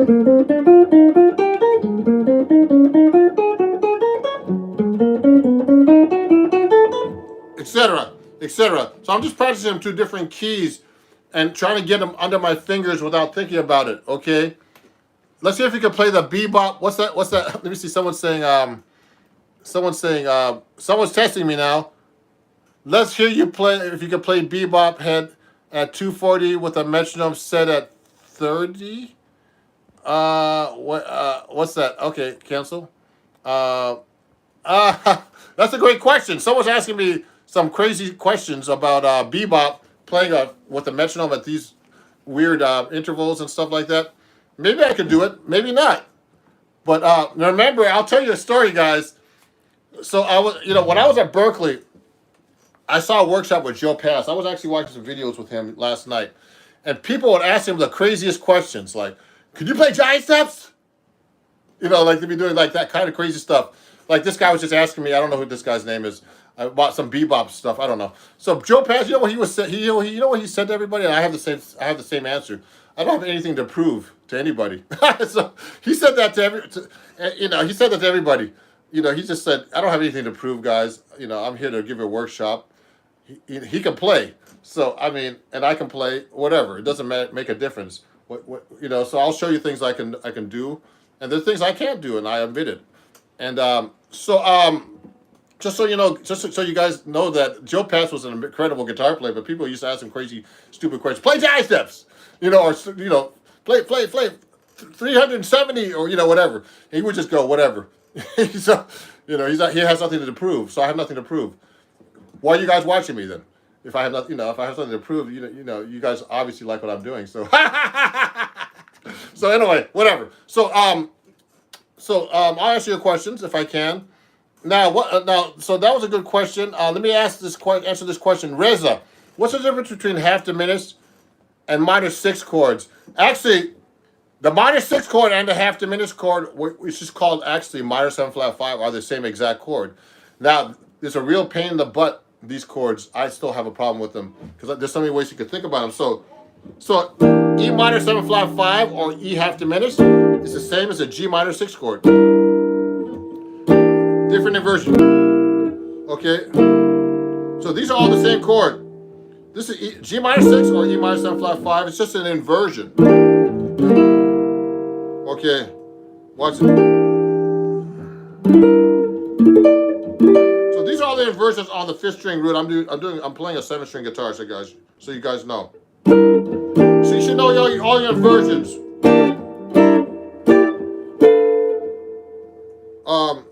You should know all these, okay? All your 6th string roots, 5th string roots, okay? All your inversions. So they're exactly the same chord, just so you guys know, okay? Great question. Let me see. What's the best patch chords for use? I don't know what that means. What are the best patch chords or passing chords? Is that what you mean? Now, how do you understand how to combine the chords? That's a good question. When you combine chords, I don't know exactly what you mean by that, but so that means if I'm going through it from one chord to another, or passing chords, I don't know what you guys. I don't know why. Let me see. Hold on. Oh, there I am. Good. So look at this. Someone just bought this book they said on Instagram. I mean on YouTube. Sorry. Um, so look at this. This is a great book. If you want to learn how to sight read, take a look at this. It's a great book for sight reading on the guitar. It just teaches you all the positions. Okay, but this book, it teaches you how to play positions, all the scales and everything. But the thing is, everybody, you need to read just more music, more than music out of this book. You need to get just read everything. Read bass clef, read violin music, read flute music, read all kinds of stuff to get into sight reading. Okay, because that's how you really get into sight reading is by just sight reading. You got to practice your sight reading just like you practice your scales, practice everything else. Okay. Yeah, I think I lost you guys on YouTube for everybody. Everybody got off, but now they're coming back on again. So so just practicing everything you possibly can. I read all kinds of crazy stuff. Let me see if I can show you. I just read anything. I have a bunch of books behind the screen here, but sight reading books, anything. And I try to read stuff. Don't read all the jazz riddles. I have all these fake books. You could try to read bass clef. Try to read bass clef. These bass lines on bass clef. Slash chords. Just try to read anything you can, everybody. This is Doors by Mike Nog. So there's all kinds of, all these crazy chords you can try to read. And these are good exercises. A lot of these books have great things to read. We just learn by ear. Someone just made a comment. Can you learn by ear? Yeah, you should learn by ear too. Both. Guitar players always are I'll tell you, everybody, this is real. What happens if I put some music in front of a guitar player? They stop. And you don't want to be like that. You want to be very well-rounded as a guitar player, I think. You should be able to read. You should have good ears. You should be able to read tabs. I don't like reading tabs. Actually, I read tabs worse than anything else. So I read sheet music, I read guitar chords, everything. You should be a well-rounded guitar player in general, especially if you want to become a pro guitar player. Oh, you're welcome. So let me stop talking for a minute. Yeah, great. Let me play another song right now for you guys. Ymir's there. How you doing, Ymir? He's on YouTube too. My guitar student Ymir is on YouTube and on Instagram watching me. I appreciate you, Ymir. So let me go. How do you transition from blues to jazz and jazzy songs? You know how you transition? Start playing jazz. That's all. Learn easy jazz songs. I have some videos on YouTube, shorts, and on my TikTok, all at Ron Jackson Music, and teaches you some, tells you some basic songs. Learn some blues jazz songs, for example, like this.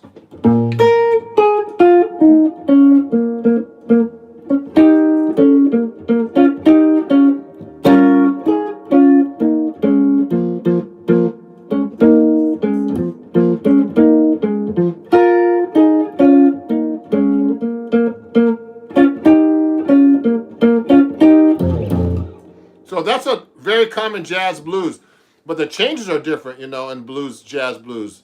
We make it more complicated, Hey, oh, yeah. Whatever some quarter voicings. I can see quarter voicings. Yeah, great. So I was just playing those in fourths. That's very, easy to play on guitar. So, great question, everybody. So I'm going to go on for a little bit longer. And, I thank you for all the questions and great, and stuff like that. Let me see what else there is. What other option? What people are saying on YouTube right now.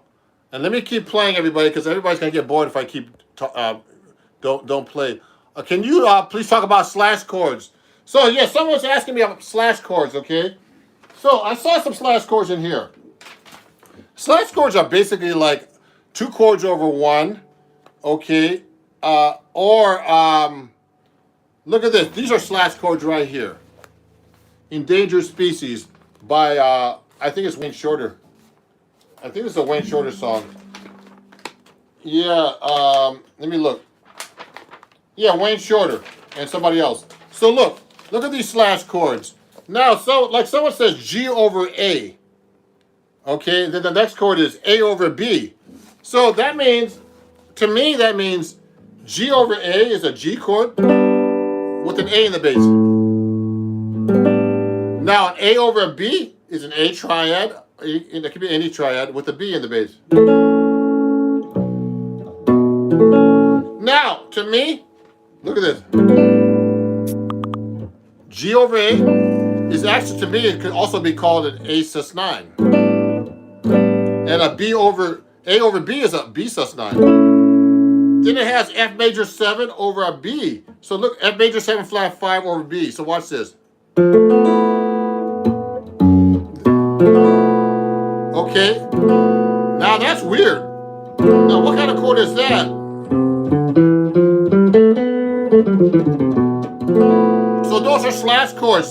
Now that chord, to me, is almost like a, I mean, I try to translate this to something else when it's a slash chord, so it can make it easier for me to play. So an F major 7 flat 5 with a B in the bass is really more like a B, a half diminished scale, or a B minor 7 flat 5. Maybe he wanted that chord like that for the sound, but to me, if I was playing over it, I would play just like a B locating scale. So here, so when there's a G over A, then how do you play over that stuff? To me, a G over A is actually an A suspended chord, so I'll use E Dorian.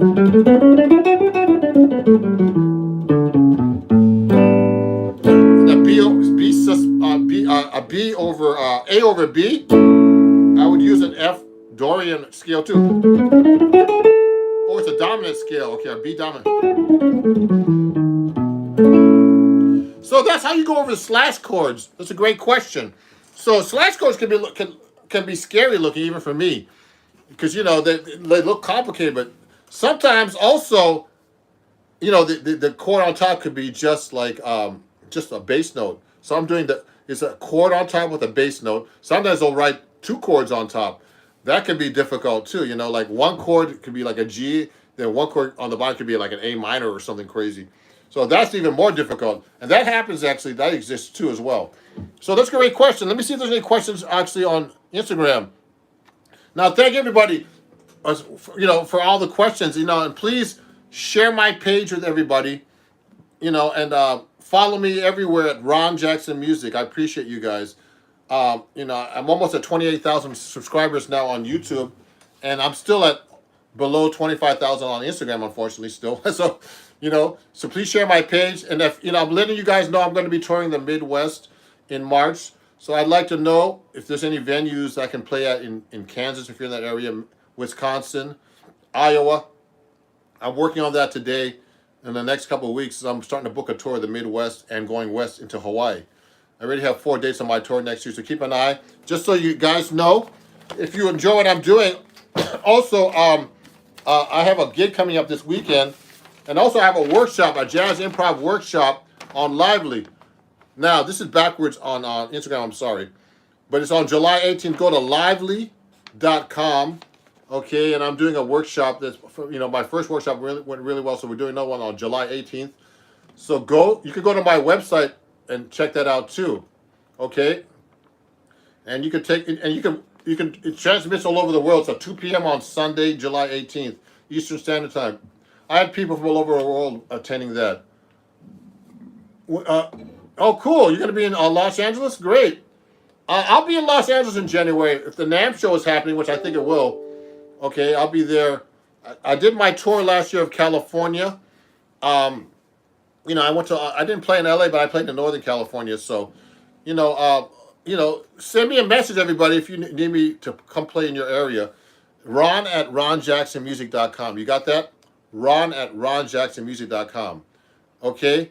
So, also, if you're enjoying this, also I'm having a gig tomorrow night in New York City with this great singer named Hanka.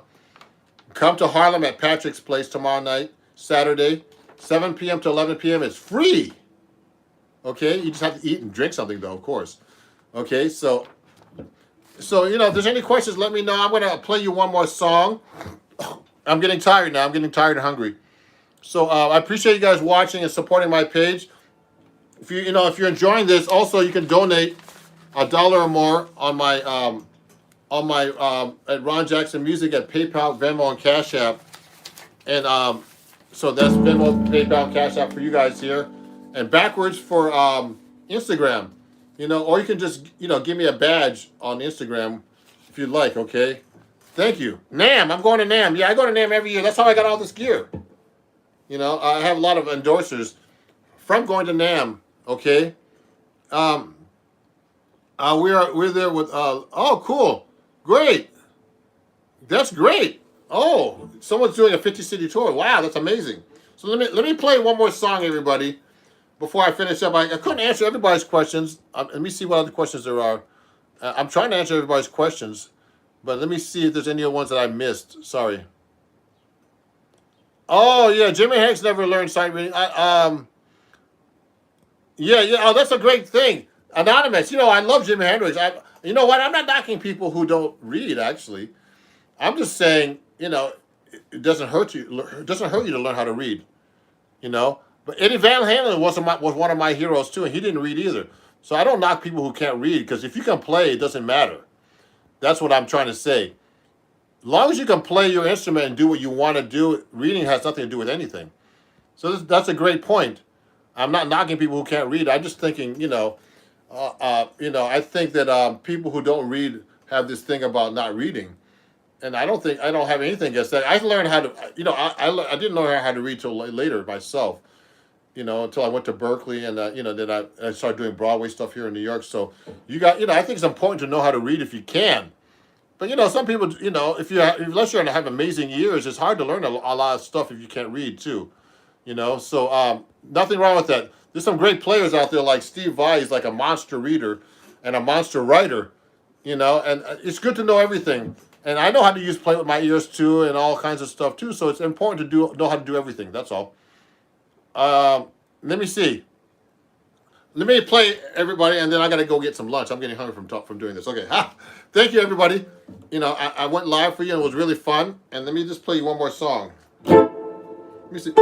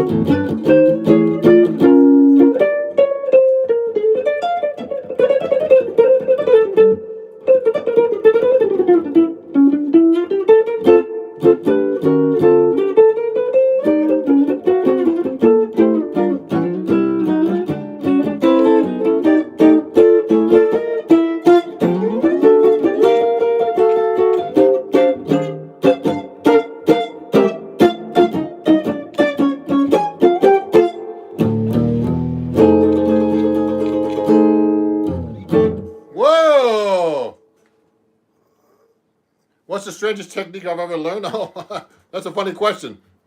I don't know, actually. Strangest technique? I don't know if I learned any strange techniques, but maybe I did today when I was playing. But thank you, everybody, for watching. That's a good question, but I don't know. So, thank you for watching. Please follow me everywhere. And, we'll talk soon, everybody. And I appreciate you guys, following me and subscribing and everything. And I hope you learned some new things today. I tried to answer questions I could. I got a lot of questions happening all the time, and I'm trying to talk and play. So, imagine you trying to do this. So, thanks, everybody, for watching. I appreciate you guys. And I'll see you guys very soon, okay? Have a great day. Send me an email if you know what you want me to come in your neighborhood, ron@ronjacksonmusic.com. And I appreciate you guys, too. And I'll see you guys soon. Bye-bye. Let me say bye-bye to YouTube first. You're welcome. You don't have to call me Mr. Jackson. Just call me Ron. Thanks, Ron. You're welcome. Yeah. I was late. Oh, sorry. No problem, man. Next time. You can watch the playback, though. It's okay. Thank you, everybody. We'll see you guys soon, okay? Watch the playback. Have a great day. Bye-bye.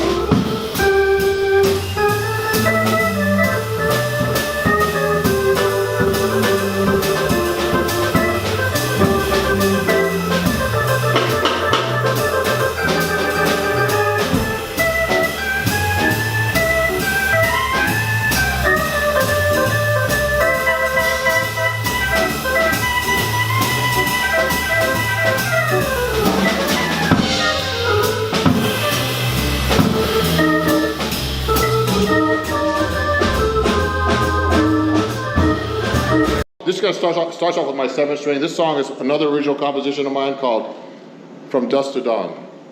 I'll start off.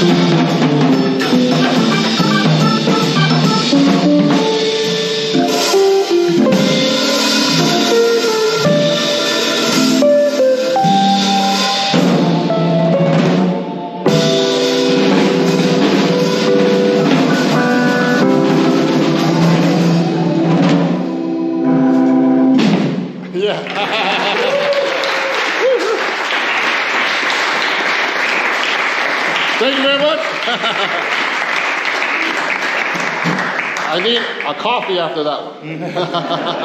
Let's give a big hand again for Kyle Cola and Hammer. This is Corey Rouse on the drums. And I'm Ron Jackson on the 7-string guitar. Thank you.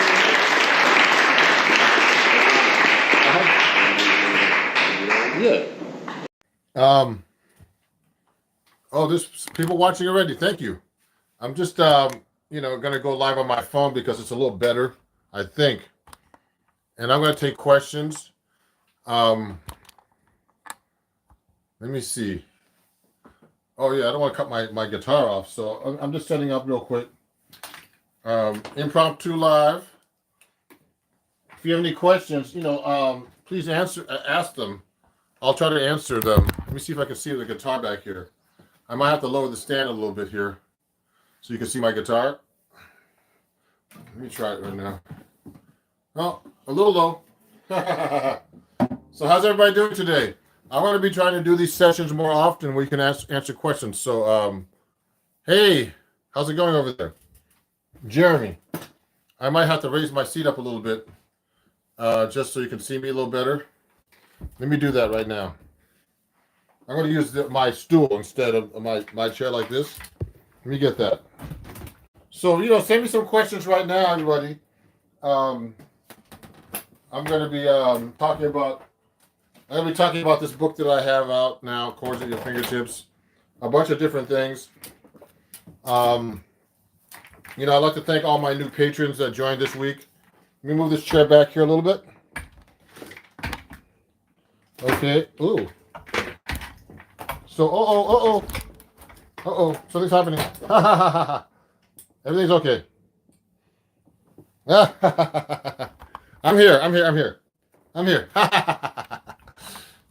Some drama here. Trying to set up. Because you know what? When you go to YouTube, you can't really just like start streaming. It's just like you got to adjust your camera and stuff like that. At least in my case. So I have my guitar here, my 7-string guitar. So if you have any questions about this, let me know. Oh, you know what? I don't know John Mayer chord progressions by heart. Actually, let me see who that was. I think that was Jack. Let me see. Let me see what's going on here. I'm going to try to see who's chatting with me. I can't see them all at the same time. Maybe I can go on my other computer. Let me ask my my associate. Can you pass me my computer? And I'll take questions. I can see what the comments are better when I have my computer at the same time.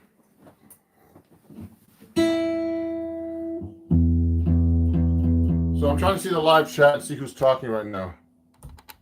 Oh, here you guys go. Hold on, let me see. I got my computer so I can see the live show. Okay, a good place to start learning jazz guitar is actually, and I'm going to fix my head here. A good place to start playing jazz guitar is with a teacher, actually.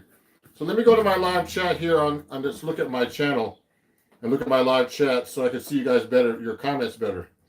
The phone transmits a lot better, so you guys know. So let me go here real quick and get like a stand to put this on.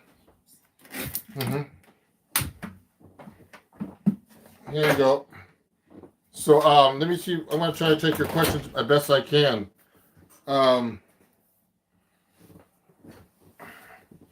So let me see. Hold on. What's going on here?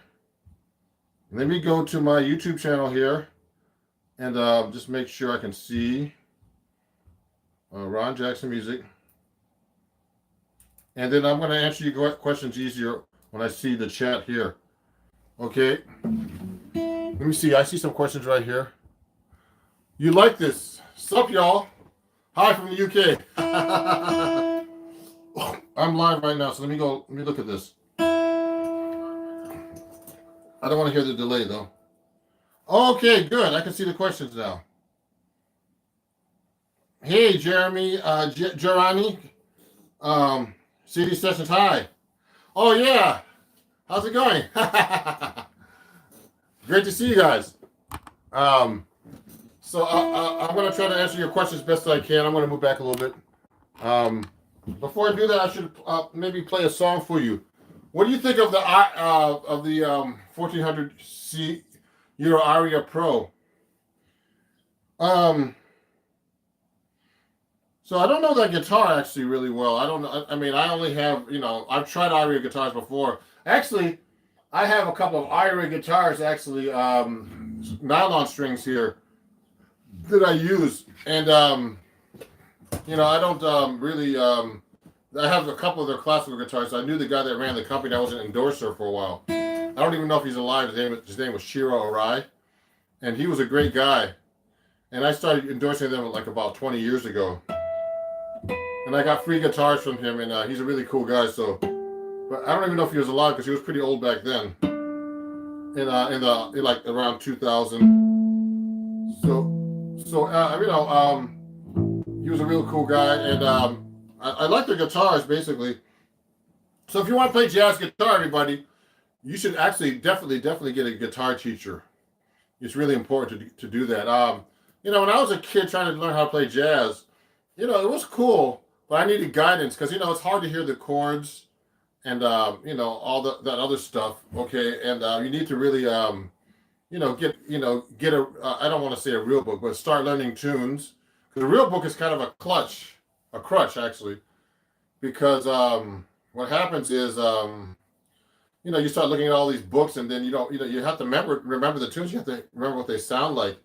So you have to get that stuff in your ears. So it's very important to get a teacher to help you with this stuff. So I didn't really have a teacher until I went to Berklee College of Music and got my butt kicked, by all these great guitarists. So I went to see a Joe Pass workshop. He was a monster, that guy. He had a lot of interesting things to say. But the most important thing is to learn tunes, get a teacher, listen to records and transcribe solos and learn, phrases and licks. I call them, or jazz riffs. Let me see. There's some other questions. Someone says, I like music. That's good. So I don't know the $1,400 Aria Pro 2, but they sound like good guitars to me. So you know what? So the last time I actually touched a guitar was actually Sunday because, and I had a bunch of gigs last week. So, we could talk a little bit about warming up. So this is my 7-string guitar. If you have any questions about this, let me know. And it's an Eastman A10CE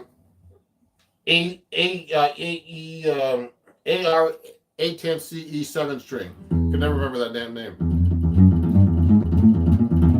So it has 7-string. I'm doing a little warm up right now where I'm actually doing chromatics, 4 notes, and doing a 4 adjacent finger a lick.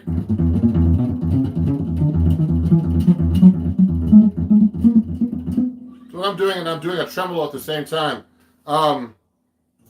What's your favorite drop 2 voicings or fancy root subs? Well, I mean, I love some of these drop 2 voicings I use for minor 7 flat 5. That was actually a drummer boy. You're a drummer, huh? Wow, I didn't know drummers play guitar. So if I'm one of the hardest drop 2 voicings is actually the let's do a D minor 7 flat 5. Okay, what I do is this. You should know all your drop 2 voicings for a minor 7 flat 5 or any chord actually. Hey, how's it going? So you should be able to do this. So this is the 5th string root. Okay, and you should be able to do it on the 4th string root. I actually have these written out on my printables page on I actually sell these on my printables page in versions. Actually, I'm actually have to put those up this week on my website, ronjacksonmusic.com. So all the inversions of all the chords, you should know them from all the roots. Minor 7 flat 5. So let's say I'm playing here.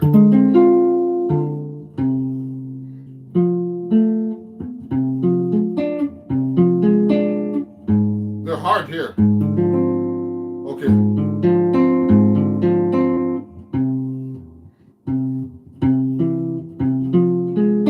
See that? They get the weird fingers on the 6th string. Oh yeah, looking great. Sound great. Thank you. So you can use that over that minor 7 flat 5 over a minor 6 or dominant 7th. Yeah, actually, just so you guys know, okay, the minor 6 chord is actually is the same thing as a minor 7 flat 5. Okay, it has the same exact notes. They're the same inversions. 2 names for the same chord.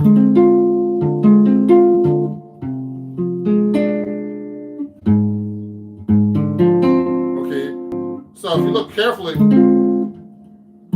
looks like a 6 chord, an F minor 6 chord here. So they're basically interchangeable, okay? Yeah, you're welcome. So I use this a lot. And also diminished is really easy to play off the minor 7 flat 5, so I'll just substitute.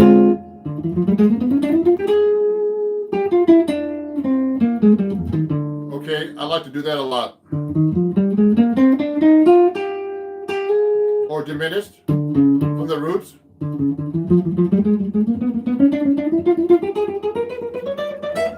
Okay, etc. So you should definitely know your inversions, your drop 2s.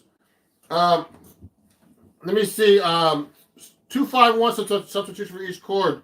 That's Marty Mooney. And inversions for us, please. Maybe G or C. So 2-5-1 substitution. So if you're doing for let's say you're doing let's do G minor to F7, something a little different. So you know what? Let me take out my 6-string guitar so you guys can understand a little bit better. Here's my 6th string. Let me pull that out. So I have my D'Angelico. I'd like to thank D'Angelico Guitars for giving me a 6-string guitar. Let me show you something before I forget. I have some of these banners to show you guys. Can you play a jazz progression for practice purposes that's a little bit more advanced than 2-5-1? Sure. So let me see something here. Let me pull out my guitar first.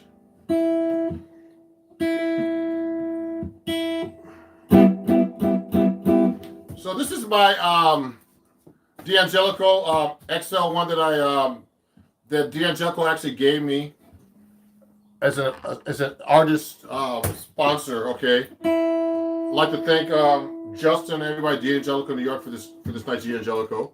So it's a little easier for people to follow this when when I'm teaching them, because most people don't play 7-string. So I'm just tuning this up right now. So someone's asking about 2-5s and substitutions. Let's do that real quick first. So when I'm playing a 2-5, let's say G minor 7 to a C7.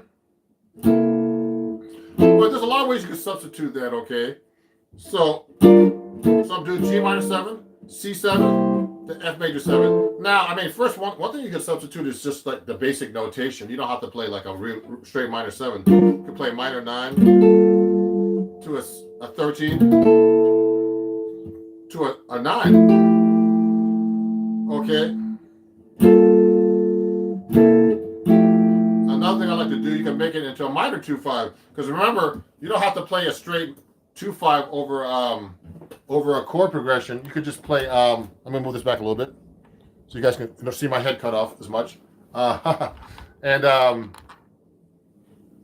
is that better? Let me fix this a little bit. Okay, that's maybe a little better. What I'm doing is this. I'm trying to show you substitutions. So I'm going to go like this. Let me move this chair over. So I'm doing 9 to a 13 to a F major 7 9. Then I can just make it minor 7 flat 5. Oh, Angel. Yeah, he saw me on Marty Smorts. My daughter's doing good. You can check her out, Lucia Jackson.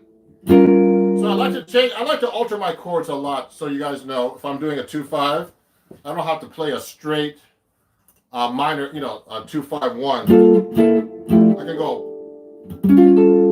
I lowered the 5, kept the 9. Sharp 5 here. Change that to like a Lydian chord or something, So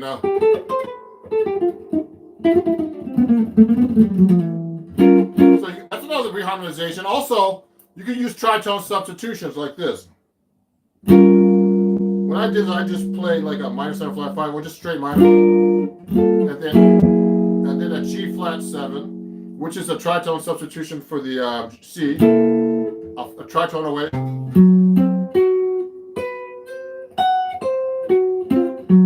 Okay, like that.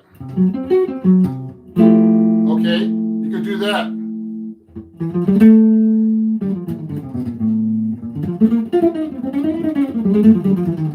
Okay, so what I just did is a 2-5, minor 2-5, tritone substitution.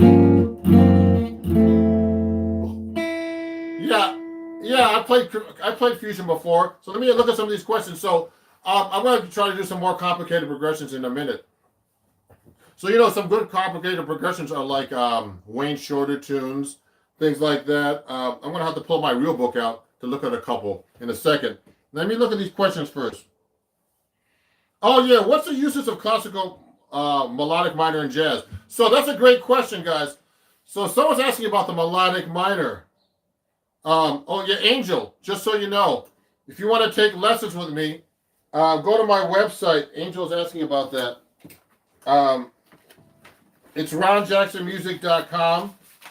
It's actually already on my page here if you want to take lessons, okay? Let me see if I can find those banners. I might have to have my assistant help me here. Oh yeah, here it is. So if you want to take lessons with me, you can take lessons with me actually on Patreon, okay? I'd like to thank all the new patrons that joined this week, actually. Oh, new patron alert. Oh, thank you, Christopher P. Oh, great. Christopher just joined. Thank you. So, yeah. So, Christopher just joined my Patreon. So, it's www.patreon.com/RonJacksonMusic. You can get lessons actually for $3. You get one lesson a month for $3 for free. And then if you get $9 a month, you get like 3 lessons and more. I usually get more. $25, you get unlimited. And I also do workshops. Because when I do this kind of workshop right now, it's like it's kind of limited. And also I'm going to be doing a special event this weekend featuring my book, Chords at Your Fingertips, from Acoustic Guitar. I'm a writer for Acoustic Guitar magazine, so you can get this book from Acoustic Guitar through me actually, and I can autograph it for you. And it comes with video and all kinds of shit, all kinds of stuff. Sorry. All kinds of stuff. Sorry about that. I almost said something bad. And so it's a great book. Let me see. Let me look at this now. Yeah, I still teach, Angel, so you know. So you can contact me here at ronjacksonmusic@gmail.com. So let me see. So the classical minor scale, the melodic minor. Let's go over that. I get a lot of questions here. So I give lessons, everybody, if you want. I've gotten quite a few students off of YouTube actually recently from all this. So let me show you the melodic minor. So melodic minor is very important, everybody. Okay. So let's go through let's just do a different key. Let's do F melodic minor. So now in jazz, so I'm playing F melodic minor all over the neck, okay? It's kind of hard to talk and play, but anyway. So what's happening is F melodic minor, or melodic minor in jazz we call it the jazz melodic minor or the real melodic minor. Okay, I had a video that came out a few days ago about this actually. It goes through all the melodic minor modes. So in classical, they raise, it goes up like, so the intervals is 1, 2, flat 3, 4, 5, 6, 7, 1. Okay, and the key of F is basically F, G, A flat, B flat, C, D, E, and F, okay? And now in classical, when they go back down, they lower it, which I think is kind of strange. See that?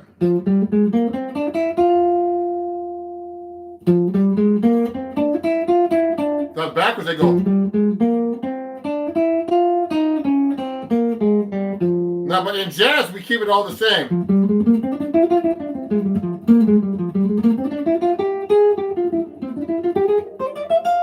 So when you're practicing on guitar, remember to always be able to play it all over the neck, anywhere.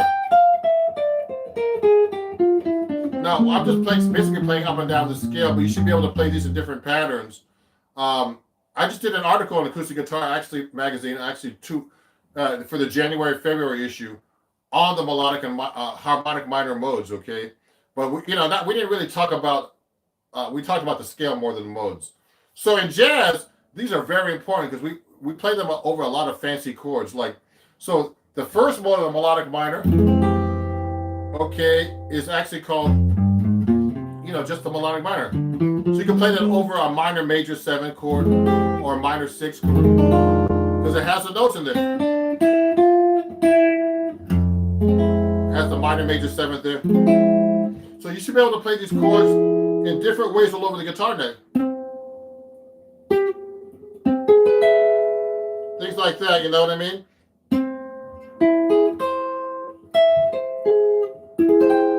Every kind of voicing you possibly can. Not only from the root, but from any kind of interval or anything like that. Okay. So a classic major scale. Oh, that's a good question. This comment. Here's the thing, everybody. In classical, you're limited to the way your scales are played. So here's a typical C major classical. I have to think about this. I haven't played the guitar in a couple days, just so you know. Doesn't really matter. I just need to get warmed up a little bit. So the classical C major is like this. I should do a video about this too, man. It's like this.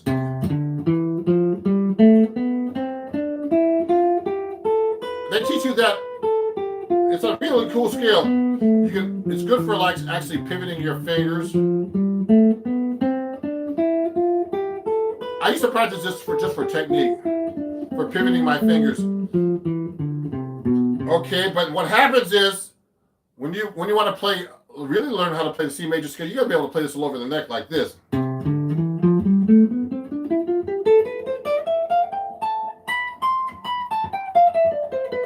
See how I'm jumping around the neck?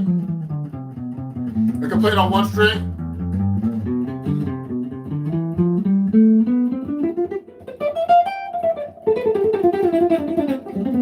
I'm just basically messing around. So I'm just basically playing up and down the neck. They don't teach you how to play the C major scale in classical like that. So I have this system that I learned from Berkeley where you play all 8 fingerings. There's 8 fingerings that connect up the neck like this. Let me show you real quick. I'll do it really quick. So here's 1.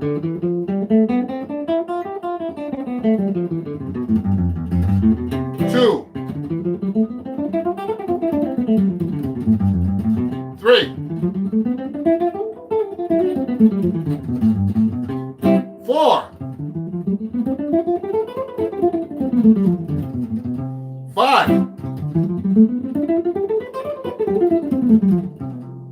6. 7. 8.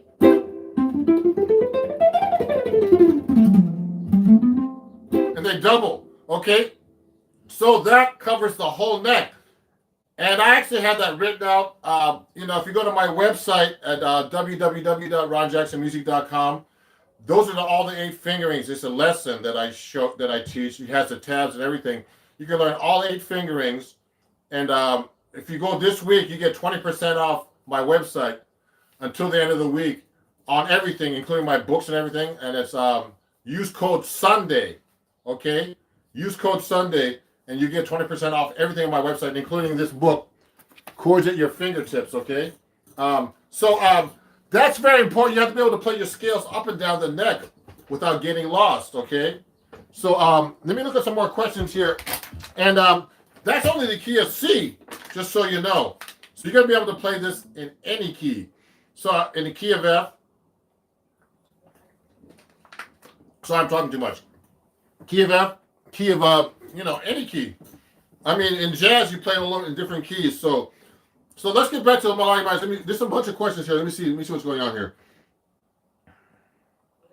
So the melodic mind, we're going to get into that some more a little bit. I'm 50. I really want to learn jazz. Where do I start? So that's a great question. I'm going to answer all your questions a little bit in a second. So one at a time. So if you're 15, get a teacher and start listening to records. Like I always tell people, when I went to Berkeley, the first thing that taught me is the real book. So I have the real book right here. Let me show you the real book. So the real book is really cool. It's a cool book, but that doesn't teach you how to play jazz. You're just looking at tunes. And most guitar players these days don't even know how to read, unfortunately. I know how to read notation. And the reason why I use tabs is because most of my guitar students don't know how to read. So it's important to learn how to read. So I have the William Levitt book. I don't have it handy right now. But it's a great book. That's how I learned all my reading skills and chords and everything. And it's a great book. It's important to know tabs just to show you somebody how to play something, put the finger on the right string. But, the most important is to get a teacher, because when I was a kid, I was self-taught. So I thought I knew how to read. I knew all these chords, but I really didn't. When I went to Berkeley, I got my butt kicked. These guys from Japan going in there, going crazy, I was like, oh my God. These guys are playing jazz. I was like, oh my God, I got to practice. So I would practice for hours and hours and hours and hours, and I used to practice about 5 to 8 hours a day, and I had good teachers, and I still study actually. I study with a drummer right now, and I studied over the years with. I took a workshop with Joe Pass. I had some great teachers at Berkeley. I studied with Rodney Jones. I've hung out with George Benson. Studied with Melvin Sparks. Bucky Pizzarelli, Pat Martino, who else? There's some people I could have studied with, and I didn't. I should have taken that up, like Jim Hall. There's a bunch of people I could have studied with that I should have studied with too. That I regret not studying with. They passed away. So it's good to learn from teachers. That's the best thing to do, actually.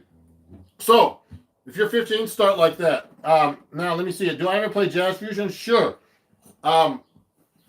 You're getting your first base. Okay, let me answer the next question. Then I'm going to get to your question too. So, I love B.B. King, so you know. And so someone, Greg Hollins was asking about that. Masha, how many hours a week do you recommend practicing? I recommend practicing as many hours as possible. Like, you know what? I'm so busy with my social media and business and stuff that I've been working on that right now. But I really need to practice. If you're gonna, the most important thing about practice, everybody, it's not about how many hours you practice. It's about consistency. You should practice something every day. Okay, if you need to learn something new, practice it once. Practice even 10 minutes a day. But do something every day. Pick up the guitar. Okay, whatever instrument you might be playing today. Some guitar players, people watching me aren't even guitar players today sometimes. So, so just pick up the guitar, okay, and play every day. Now, let me see. Here's another thing. Ranks, gaming. How do you mix every scale and sound? How to mix scales and sound better? So you know what, everybody? I want to tell you an exercise. So when you're playing, let's say you're playing let's just take a real simple tune like a blues. So I'm in the key of F.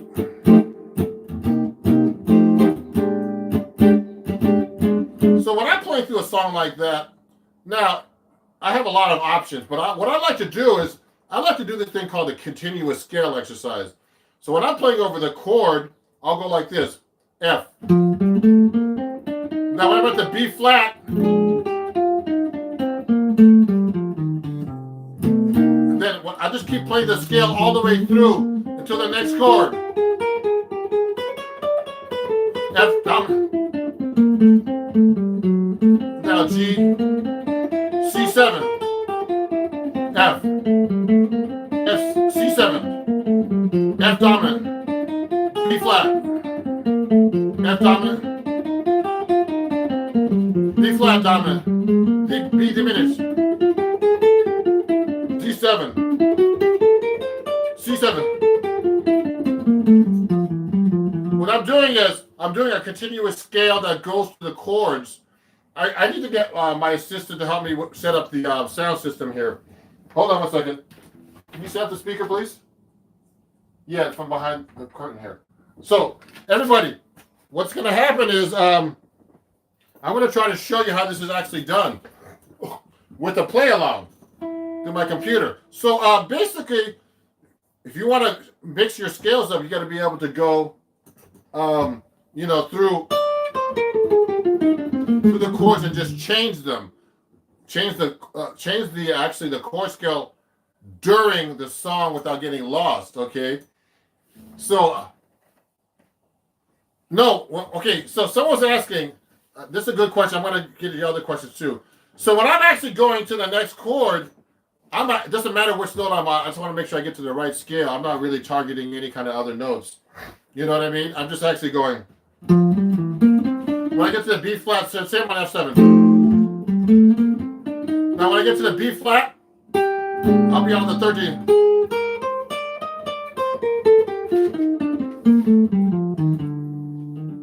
Yeah. So what I'm doing is I'm actually trying to target the notes and make sure that I actually, land on some kind of chord tone or note in the scale. What's going to happen is it'll sound good because it's going to be going by so fast it won't sound like a mistake. Okay.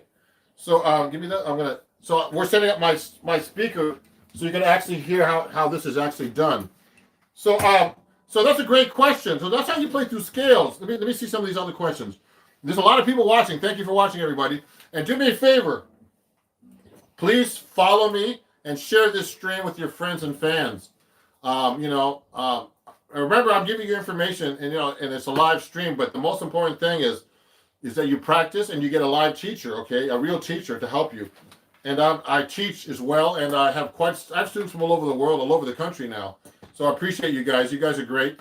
I'm trying to give you the best information and to help you play as best you can. Okay, so cool. Yeah, that's great. Yeah, so I'm going to show you how this is done. Let me answer a few more questions while I set up the sound system here. So, let me see. What do you think? Do you think it matters to use the cage system or 3 notes per chord or any other position system? So that's a great question. Kyan Hallows, thank you for answering that question. It's very important to know the cage system, everybody. Just so you know. You should know all your open string chords.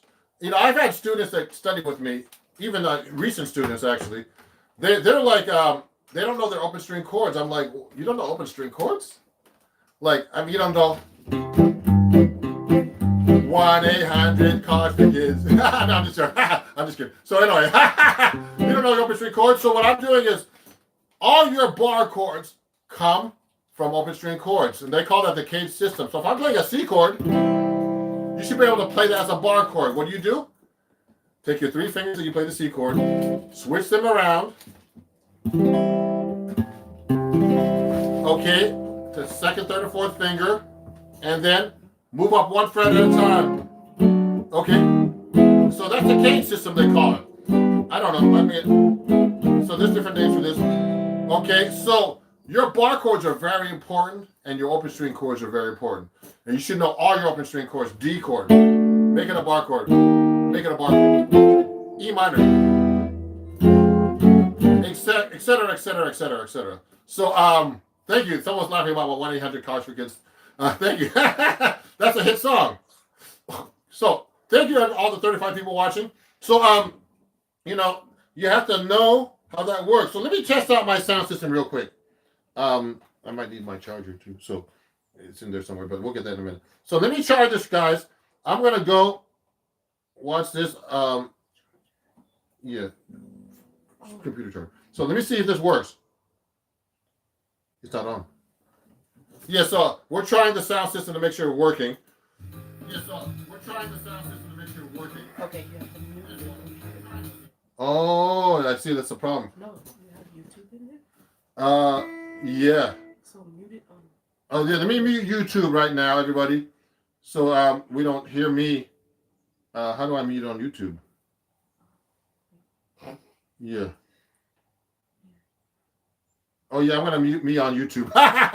I'm muting me on YouTube. So let me play you a blues song. I'm gonna pick up blues right now and show you how you play the continuous scale exercise. So let me get a C jam blues right now. So let me play that. Okay, play. Is it on? It's off. I'll give it a try. Hold on. It has to go green. Yeah. Maybe you can reach it. Okay, hold on. Let me try this. Okay, so here, everybody.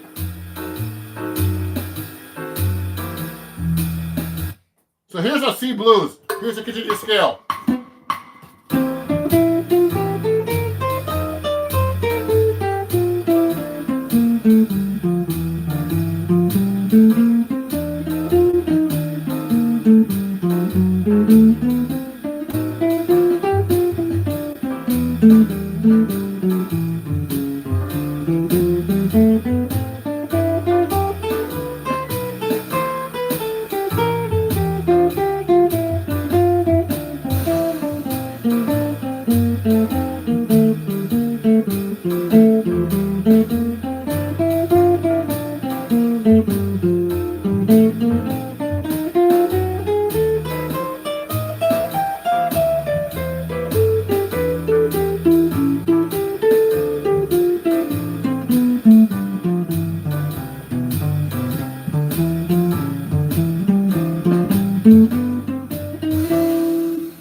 So you see what I did?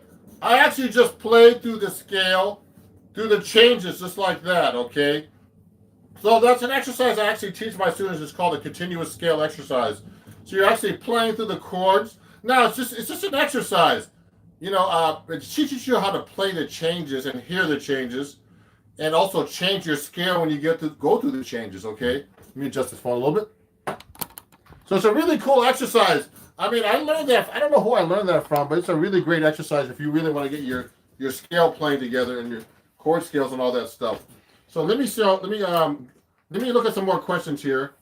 Thank you everybody for attending my impromptu workshop here. Let me see some more questions here. I first started bass. You got your first bass. John Prescott says he got his first bass a few days ago. To start, he's excited to get practicing.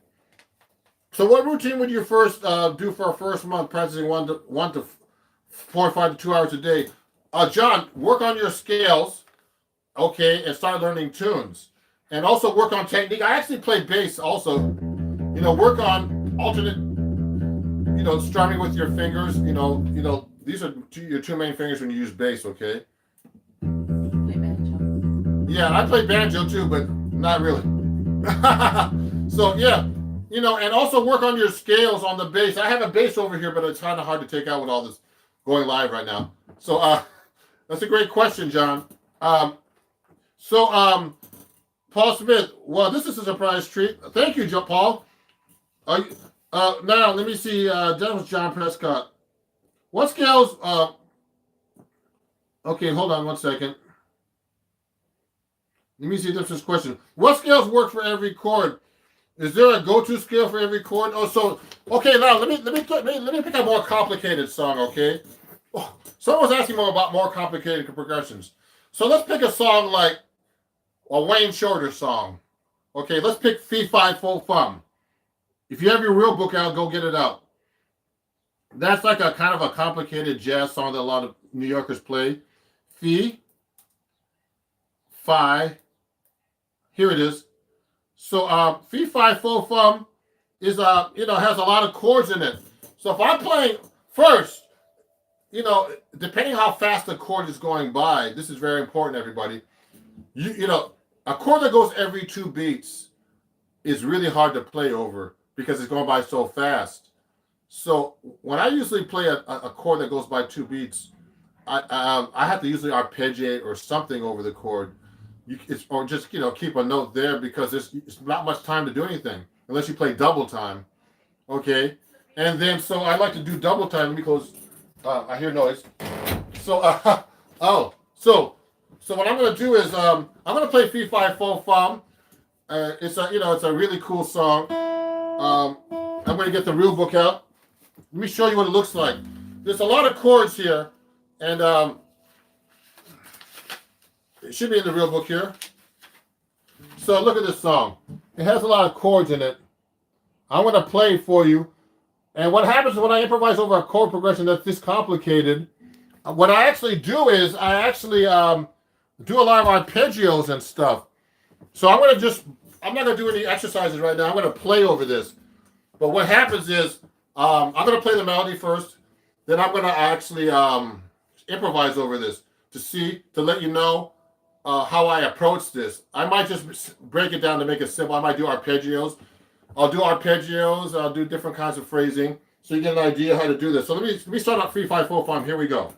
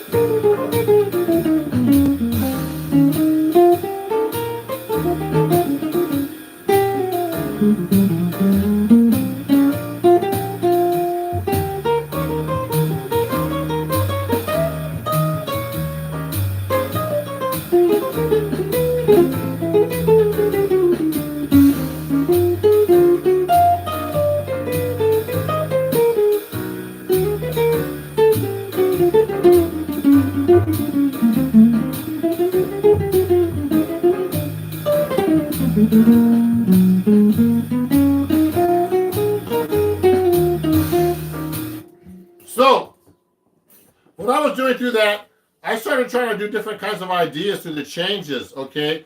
First, I started doing arpeggios, because there's a lot of chord changes, and they don't make sense, actually, sometimes. It's kind of like a giant steps kind of song. So the song I'm going over right now is 3, 5, 4, Fum, okay? And there's a lot of chord changes there.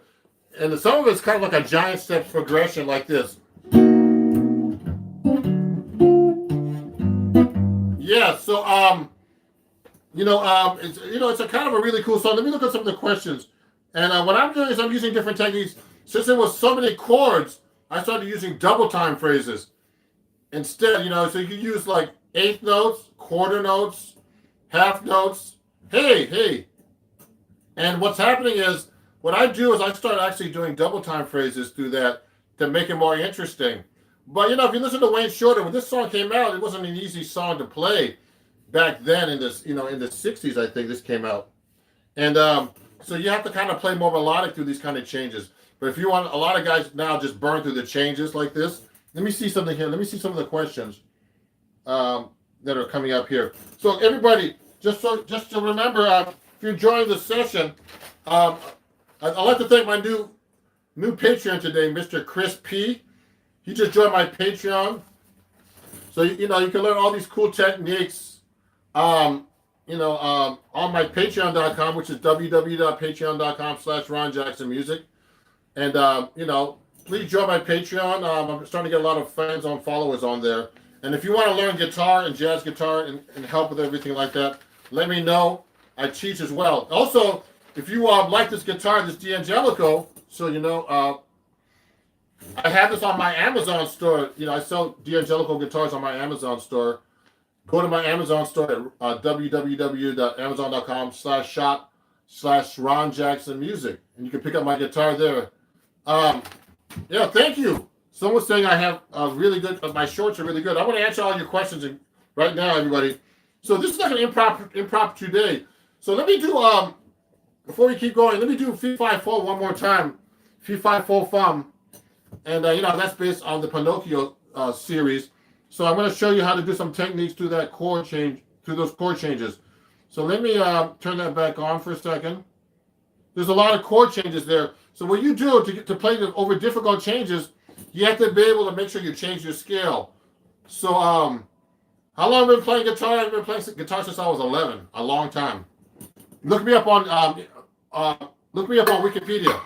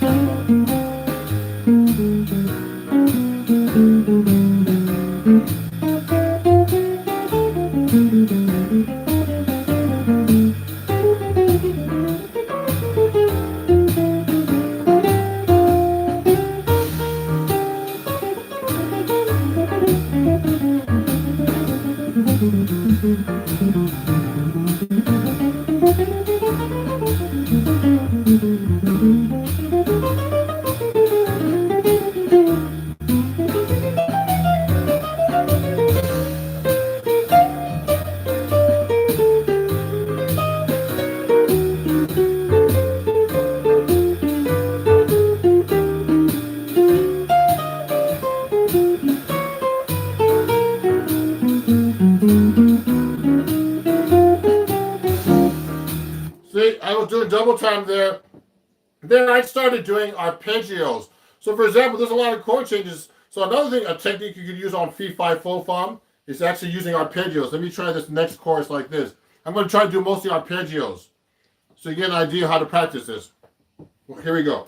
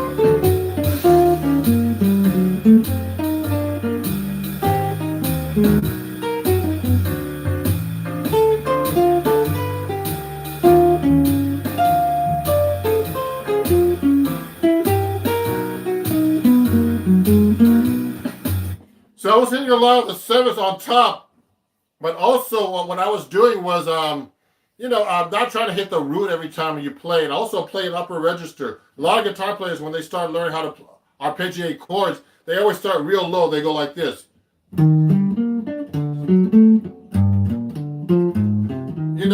So it's good to do that if you're a beginner, but you have to be able to play the higher register on the guitar to be able to learn the guitar neck. And also, you start playing all over the neck, etc. Okay. Now let me look at some more questions. So I have a ton of questions here I need to answer. So what scale works? Okay, can you show 8 shapes of the major scales? Hey, actually, Alvin, I actually showed that earlier. So go to my website. You have to go to my Patreon and join that, or you have to actually go and pick up the lesson on my www.ronjacksonmusic.com. There, I have a bunch of lessons. You can learn all 8 scales of major scale fingerings, okay? You can buy the lesson, I think, for a couple of bucks. And I'm having a sale on my website, just so you know. Everything on my website, including this book, Chords at Your Fingertips, that's published by Hal Leonard and Acoustic Guitar Magazine, who I write for. Everything right now is 20% off on my website. You get an autographed copy. This book comes with video, tabs, everything. Take a look at this. It has tabs, and it comes with a video as well. And you learn all about chords and everything. And, you know, and there's some great writers here. Look at this.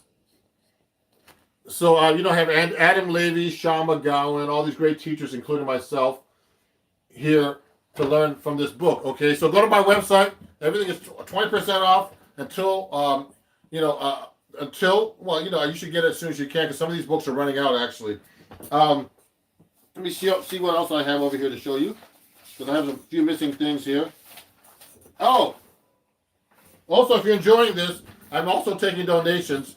Just go to my Venmo, PayPal, and Cash App.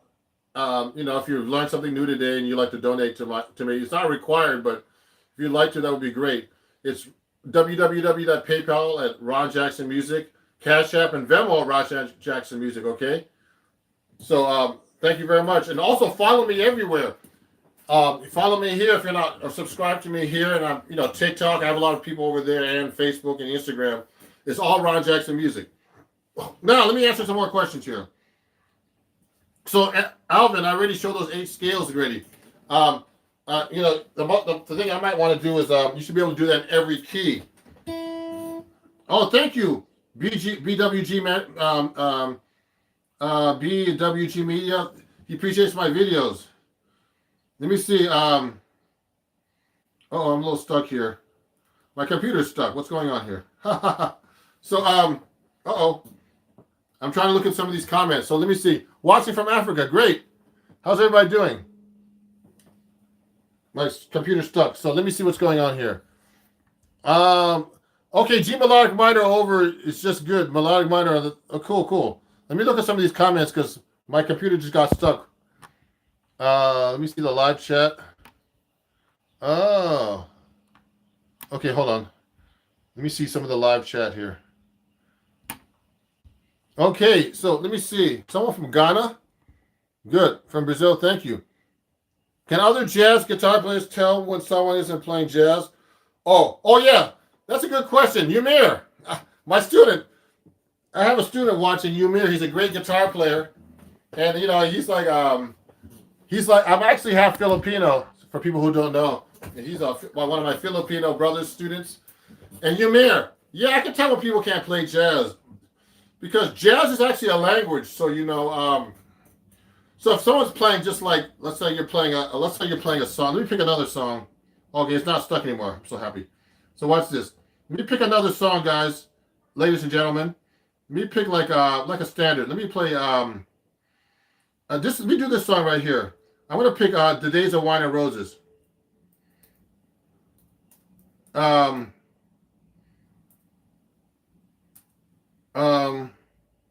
I hope they have it here. Oh, let me see that. Days of Wine and Roses. I'm going to pick a song for you guys. And I'm going to play it like kind of medium up. Let's put it like a 160.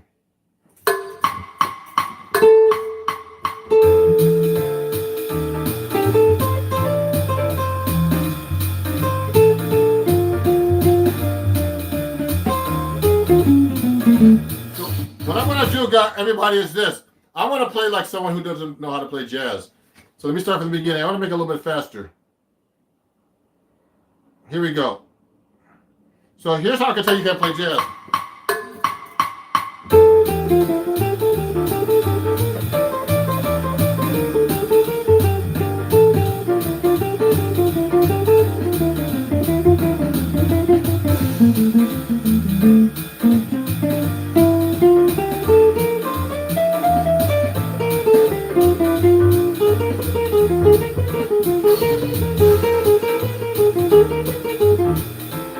I'm kind of exaggerating, but what happens is, what am I doing here?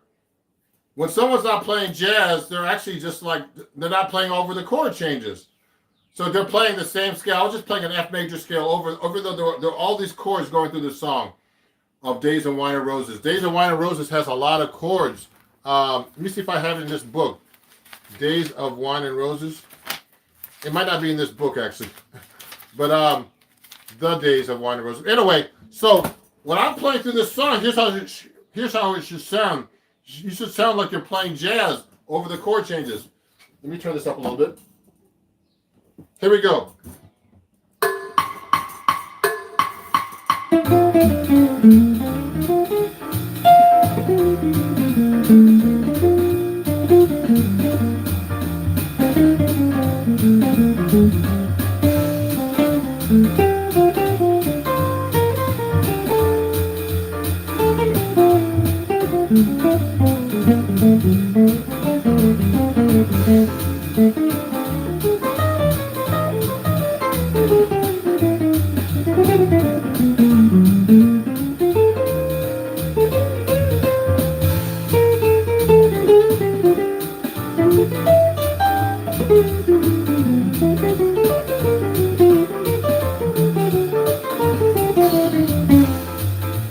So what I'm doing there is I'm basically just playing jazz lines.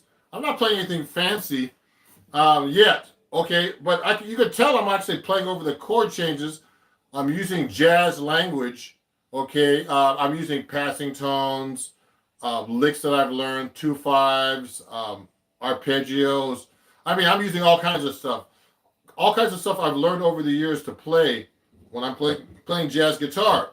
So someone who knows how to play jazz, they really know the language and they know I'm using all kinds. Also, the rhythms are very important. It's not, I'm playing a lot of eighth notes. I'll do triplets, all kinds of different things. I could do double time phrases. At this speed, it's going to be really fast to do double time, actually. I'm going in like at 170, but it's possible. Let me show you how different techniques I could use. And I'll say them out loud when I do that. Ready? Here we go. So eighth notes. Triplet. Eighth notes. Triplet.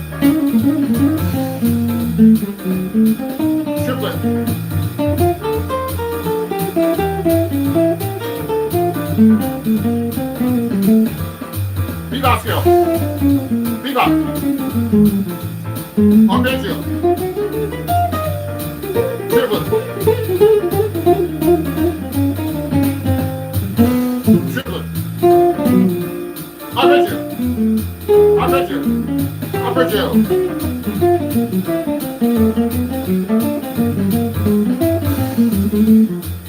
So see all those techniques I just used? I was doing arpeggios, triplets. I was also doing extra things, of course. It's kind of hard to say everything when you're playing. But I know what I'm doing, and I know when I'm not playing stuff correctly. I know, if I play a wrong note, I know it the most. People might not even notice it. And some people might. But to me, I'm my worst critic, too, and you should be, too.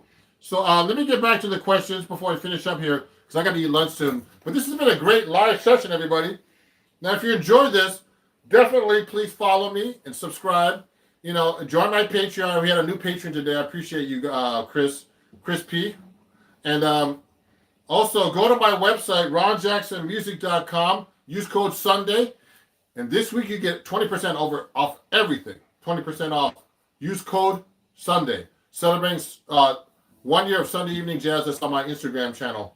And thank you for all my 25,000 subscribers and followers on Instagram. Let me see this.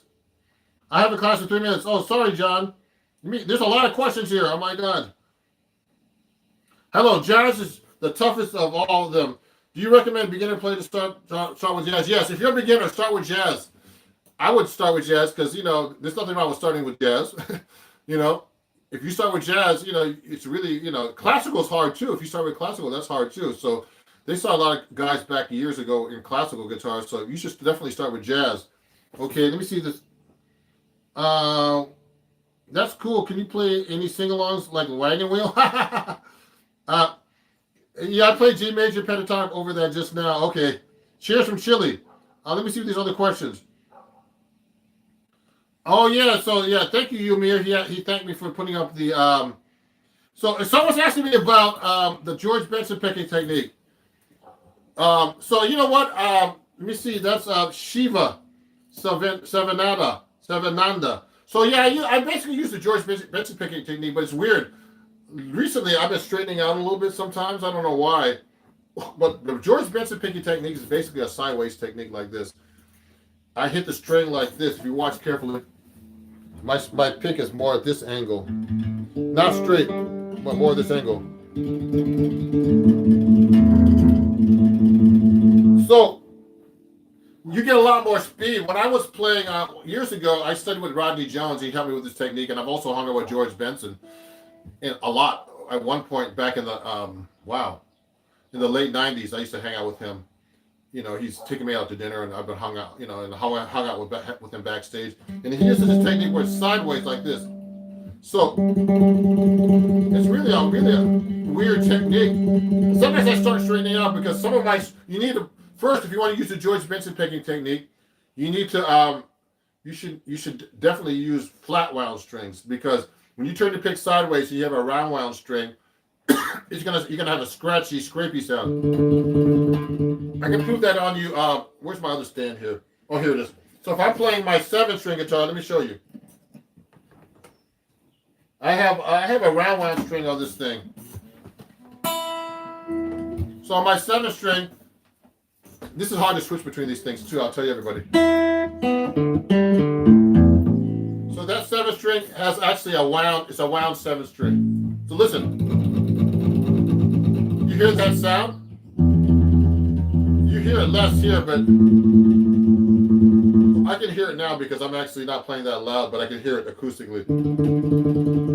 But here, you can really hear that scrapey sound. So the George Benson picking technique is basically playing sideways. It really helps you build speed up. So let me show you something right now. I'm going to play a fast rhythm changes song, like I Got Rhythm, and really fast. And it really helps you with playing really, really fast. I'm going to put this up pretty high. Not that. That's slow. I'll put it up to 300. Okay, I'm going to play this at 300 metronome markings per minute. And this technique really helps you play with up tempos. And that could be faster. That's not even that fast. So let me show this. Let me show you.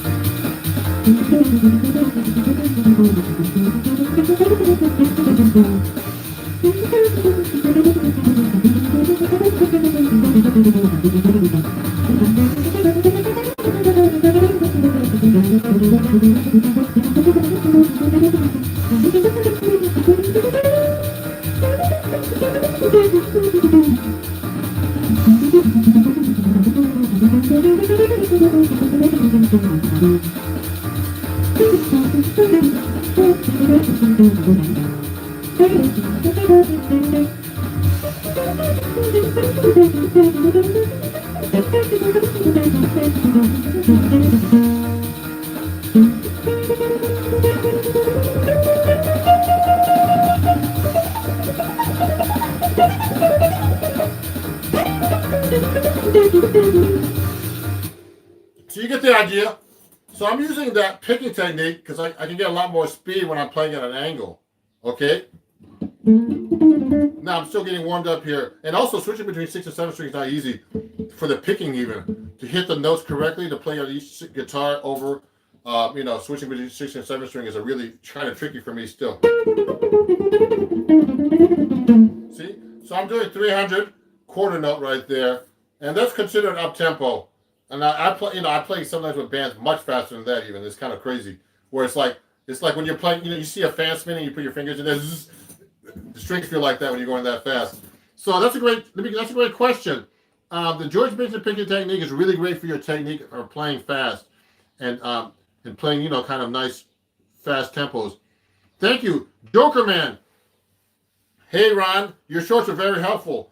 I'm a new to jazz guitar. I was wondering what kind of scales you play over a major, minor, major 7 chords. So Joker Man, on minor, major 7 scales, you use melodic minor, or you can use the Dorian also. No, actually, no, melodic minor, or harmonic minor too. So here's an F major. Let me do an A minor, major 7. minor too. Because that note's in there too, the minor major 7 note.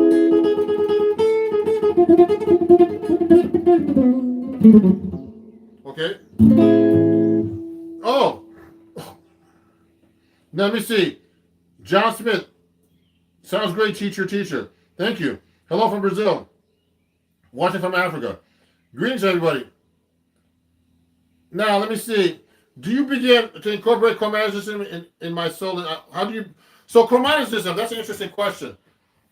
You know, chromatic notes can be just random notes as well, but in jazz, we like to use chromatic passing tones, chromatic approach notes, all kinds of things like that. So I like to do that a lot. So you can start doing that over like chord tones, between whole steps in your scales, etc. Okay? I'm starting to get real tired now, so everybody... Informative and inspiring. You're welcome, Jonathan, and thank you, Santiago. Can he slap? I can slap on this thing actually, but I don't do it much. So anybody. So there's so many questions here. I could start jazz right away. So thank you everybody for watching. Again, you know I'm gonna finish up now. I gotta eat lunch. I'm getting tired. But if you enjoyed this, please join my Patreon here. Let me show you this. I have so many banners. I can't keep up with this stuff. Here we go. Oh, also, I mean, if you enjoyed this, you know, I'm taking donations of $1 or more. You know, it's not required, but it'll be great, to help support me during this time of no gigs. You know, and mostly teaching at home. But so if you want to donate $1 or more to Ron Jackson Music, please do so. PayPal, Venmo, and Cash App. Okay, thank you very much. I'm going to be finished up in a second. If I really help you out today, that would be nice. And also, what was I going to say? On my website, ronjacksonmusic.com, I have a sale, 20% off everything. Use code Sunday. Hurry up before the code expires, okay?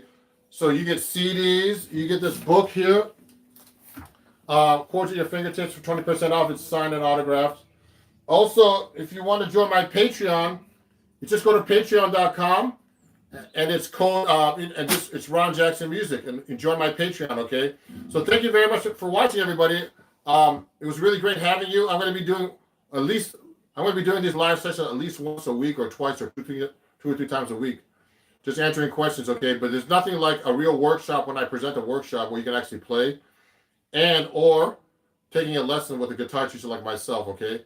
And I'm looking forward to hearing back from you guys. And please follow me. Please share this channel with all your friends and family.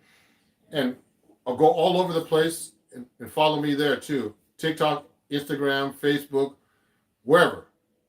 Twitter. Have a great day, everybody. And thank you for watching. Okay. Bye-bye. Here you go.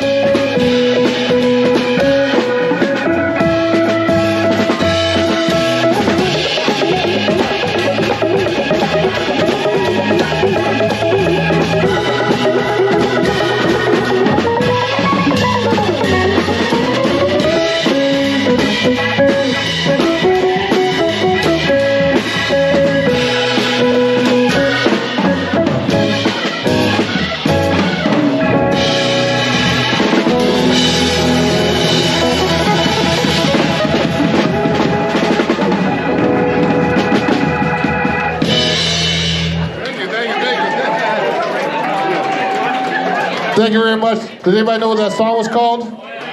Brandy, yeah. Yeah, so thank you very much.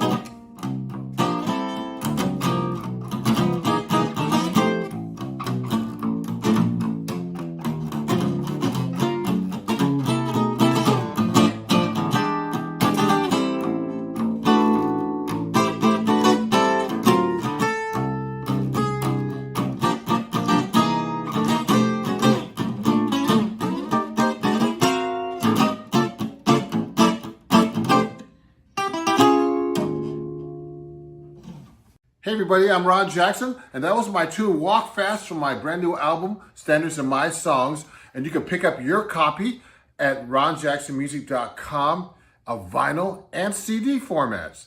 And it's going to be reviewed in the May issue of Vintage Guitar Magazine. So pick up a copy of Vintage Guitar Magazine at vintageguitar.com. And I'll see you guys very soon. Thank you. When musicians play rock or metal music, they usually play one scale over the whole chord progression. That's called modal playing. But in jazz, we play over each chord, which is called playing changes. So in a song like Stairway to Heaven,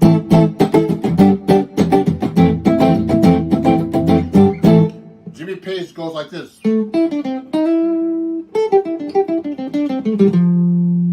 But in jazz, I'll play.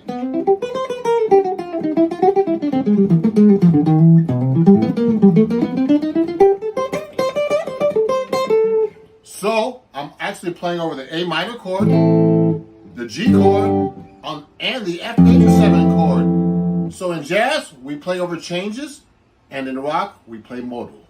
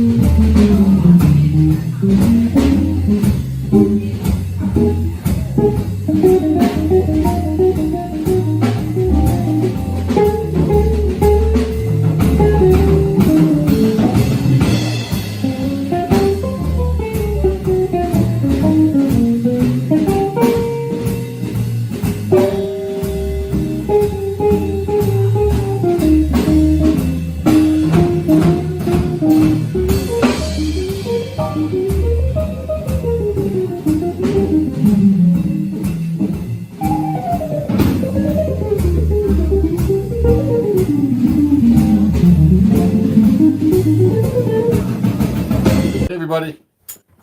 I just gotta make sure I look good here. Look a little cut off here. Oh, I'm gonna fix this a little bit here. Make sure you guys can see me. Okay. Move back a little bit and put it down. See if that's better. Yeah, that's better. How's everybody doing? So you know what? We're going to talk about double time phrasing today. I have a new lick. I have some new licks that I wrote out for my Patreon account, and it's going to be on my website about playing double time licks. You know, I get a lot of questions about double time licks. You know, when you're playing through a song, and then you got to you're just playing eighth notes like this. You can ask questions, please, too. Don't hesitate.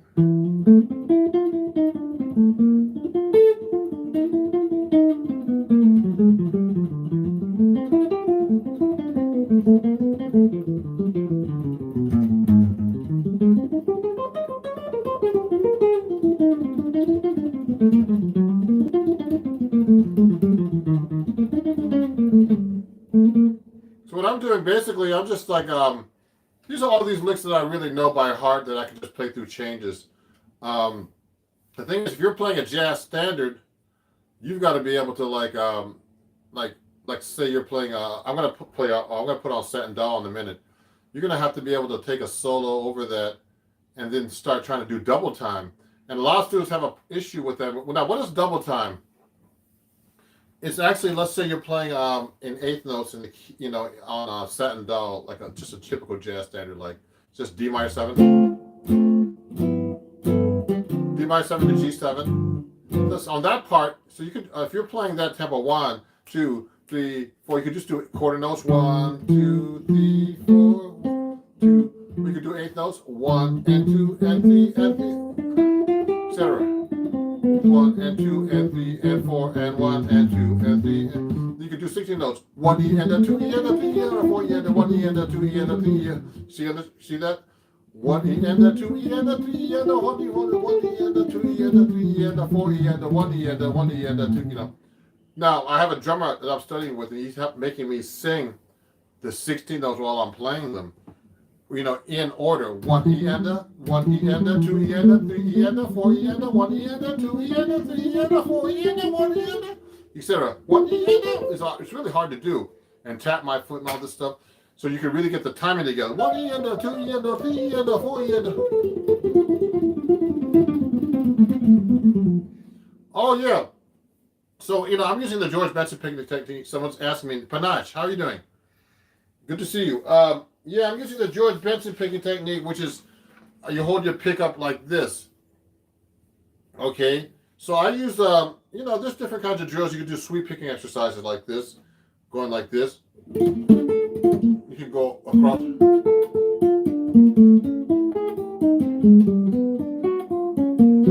Etc. Okay, and you could do sweeping, and you could do making sure you do like tremolos at this angle, up. You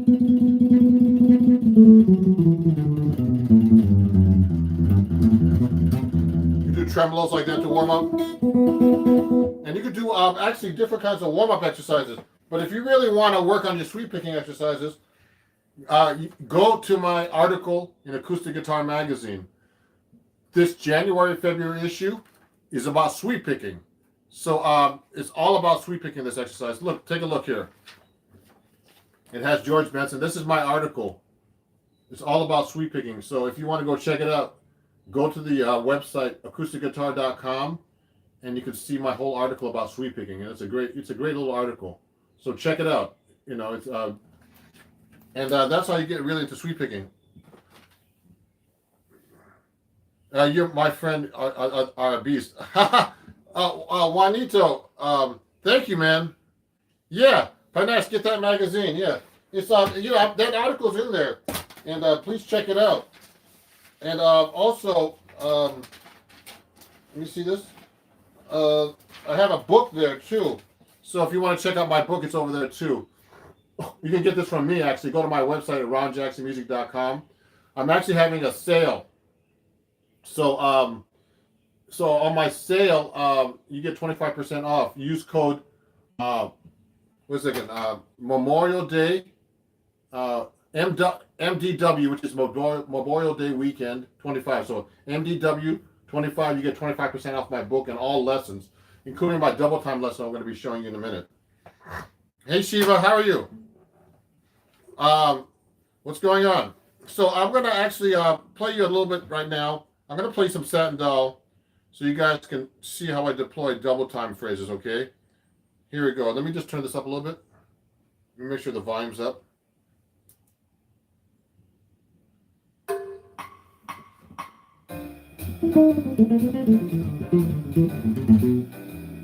How does that sound to you guys?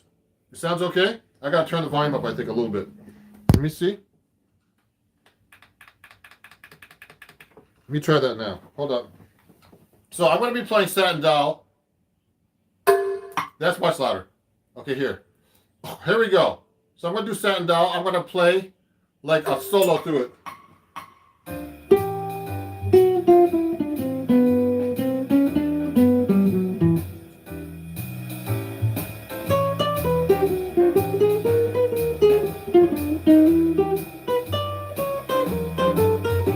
So I'll do double time now.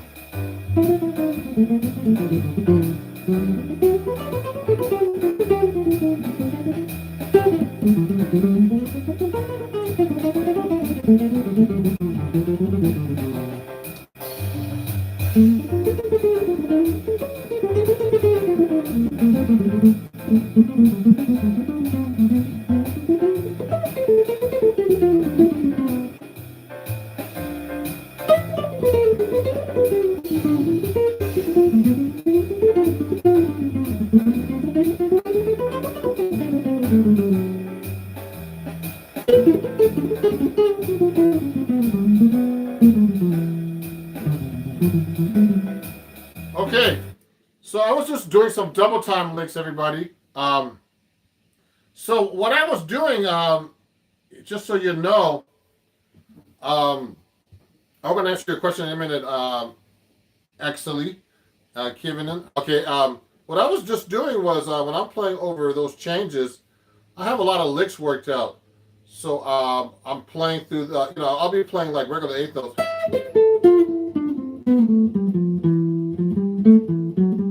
So I have a lot of these 2/5 licks.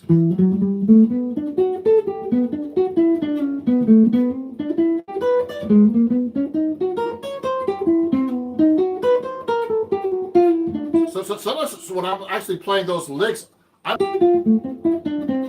so when I'm playing through that double time now, I might just go. Then I'll put some extra licks in there.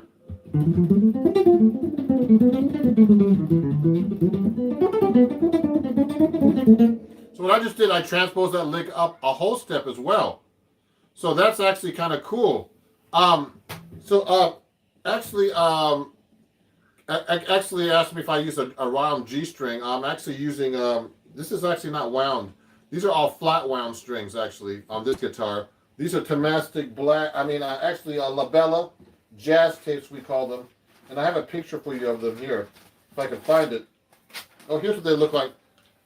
Actually, these are the strings I'm using, the Labella jazz tapes. I use 14 on top, so you know. Okay, so those are the strings I'm using. And they're really great strings. I use them on my 7-string. This is actually a 7-string set, but since I got a deal with D'Angelico, I'm a D'Angelico artist.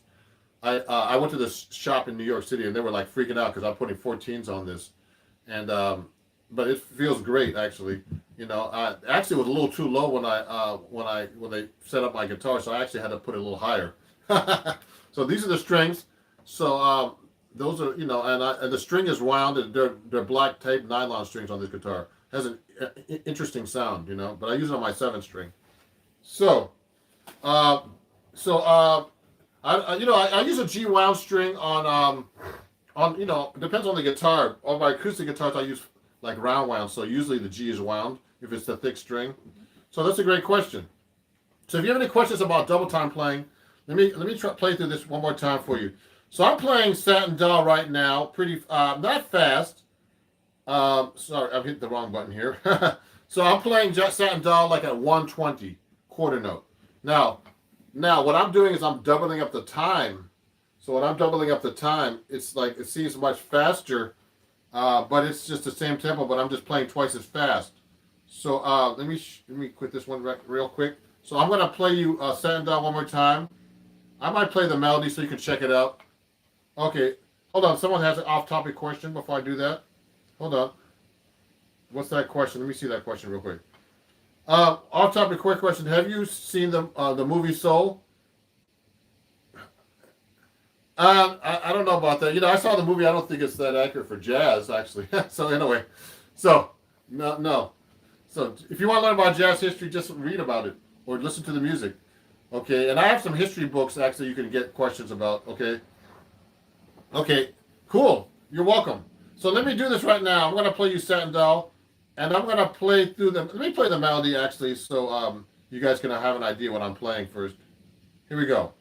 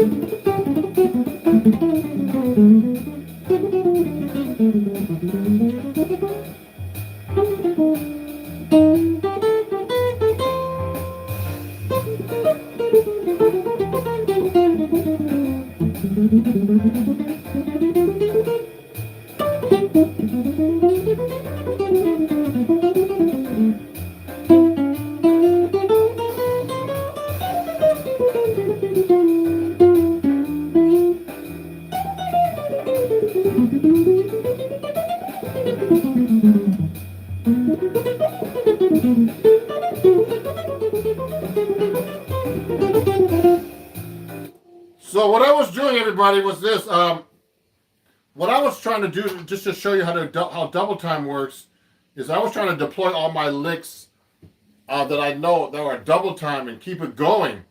So sometimes I would actually miss the changes, but you know, even if you miss the changes and you're playing in time, you know, it doesn't really matter. Hey, hello everybody, great to see you guys. Awesome double time, but that was great. Thank you. So double time is something. So you know what I'm doing is taking a lot of my licks that I already know and just doubling them up when I do double time. So when I'm doing that, I'm just going. So if I know a lick like this goes like this, like let's say I'm playing. Let me play through Satin Down one more time, and so you can get an idea. I'll take a couple of my licks that I already know, and this is how you have to practice, everybody. I'll take a couple licks I know.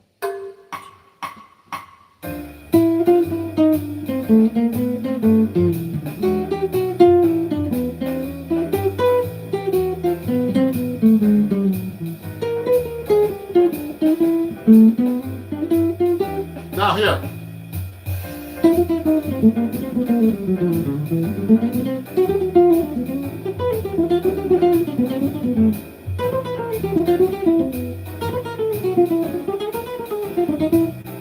So what I just did, everybody, what I just did was I just took some of my licks that I already know. If I want to do double time, I just double them up. Okay, so that's one method of doing double time. And I learned this. I mean, I studied with Pat Martino, and he always doubles up his licks like that. And he has these patterns that actually that cycle back and forth. Like you can go like this.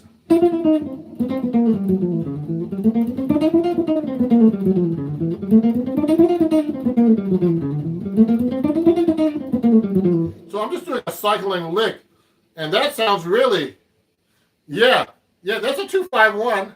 Yeah, thank you. The piper and the drummer. Let me go back to my comments here. I'm looking at my computer at the same time.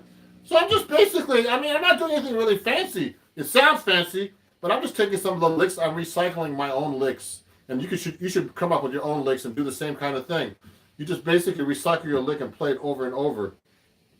Oh, Manager Rising, talk about the use of modes. So basically, Pijo Darko, I like that name. I'm using basically, I'm just basically using a Dorian mode here. If I'm playing Satin Doll, it's just a D minor to a G7, and that's easy on guitar because it's in the key of C. So all I'm doing is I'm just playing a lot of a lot of chromatic passing tones in my.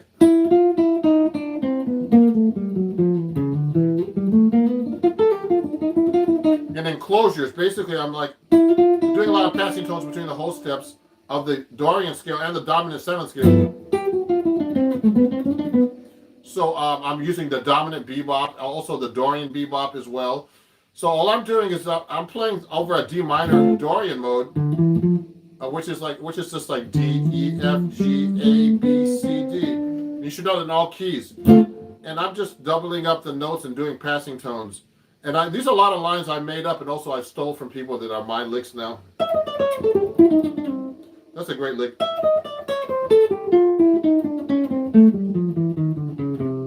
I stole that from Pat Martino. Sorry, Pat. This is like a lick he uses a lot, and he does these kind of things. So I take those kind of licks, and you can play them all across like 2 string sets.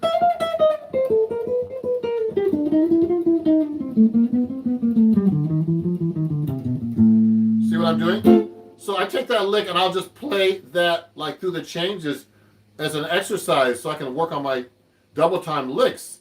And so you should be trying this on your guitar right now. It's not easy, but you have to learn how to deploy these licks like that. So let me pick another song, like another jazz standard. So that's at 120, and that's fast if you're doing double time. But imagine if it's faster. Let me see something here. Let me try to find another song that might be a little bit faster.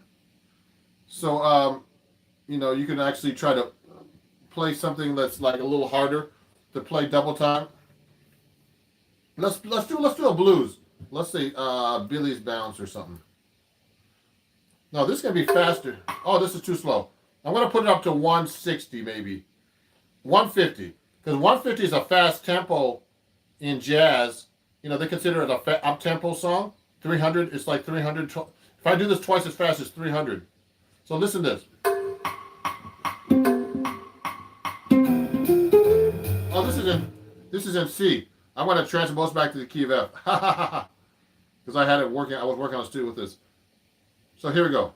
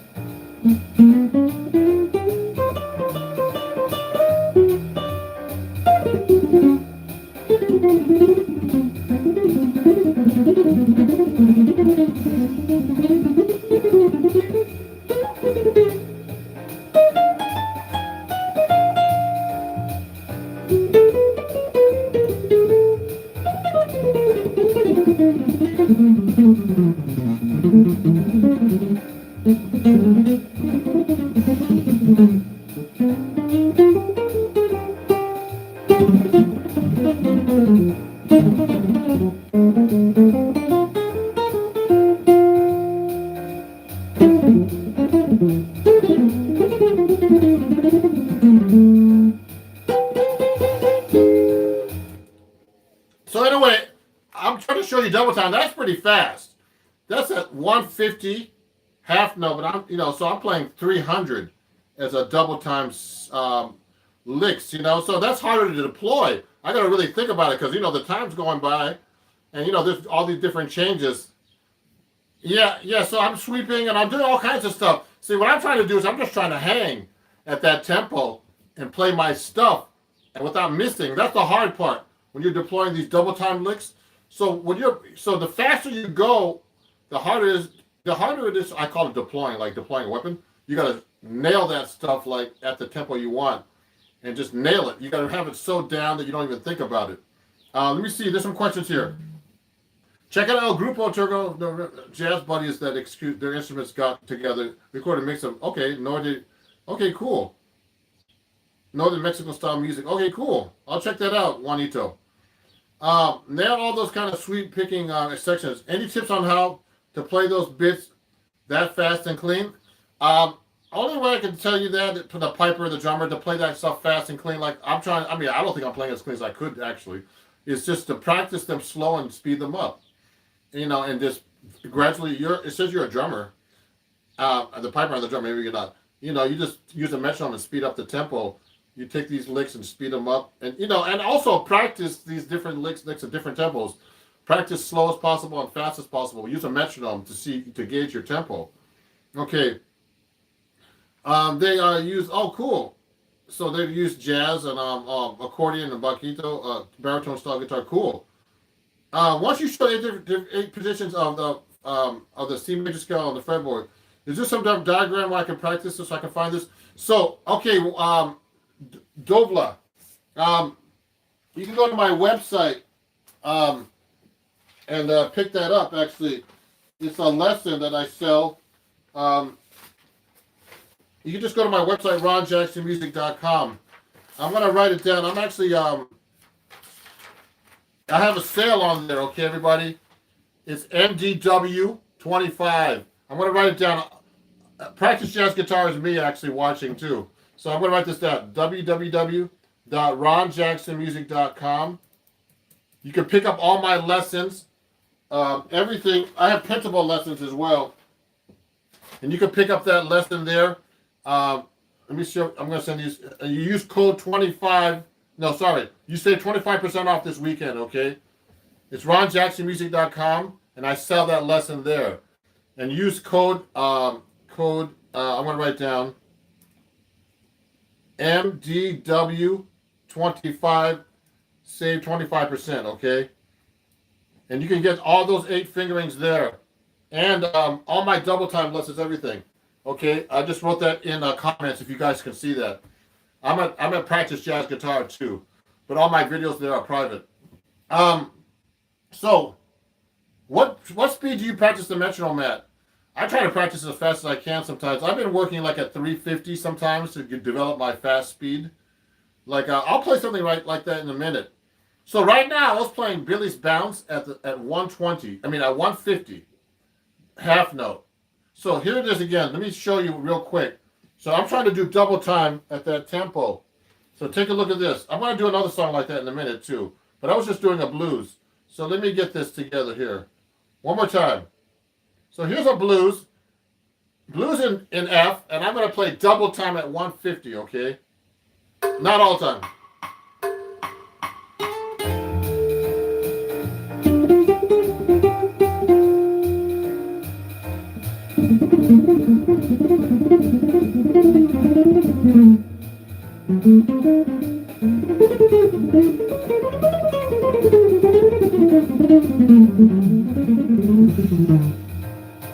Ah! Ah!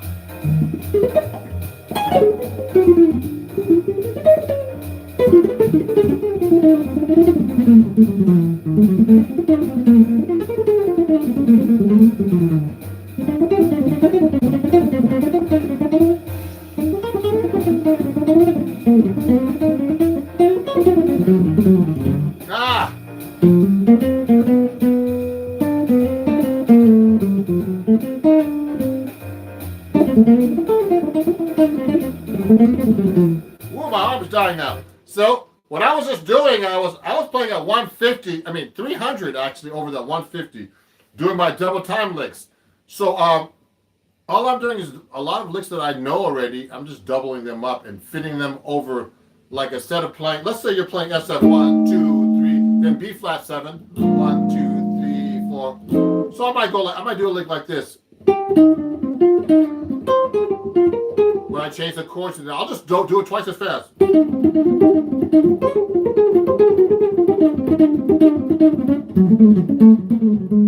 So I'll just double the lick up to play twice as fast so I can do the double time lick. We're talking about double time here today.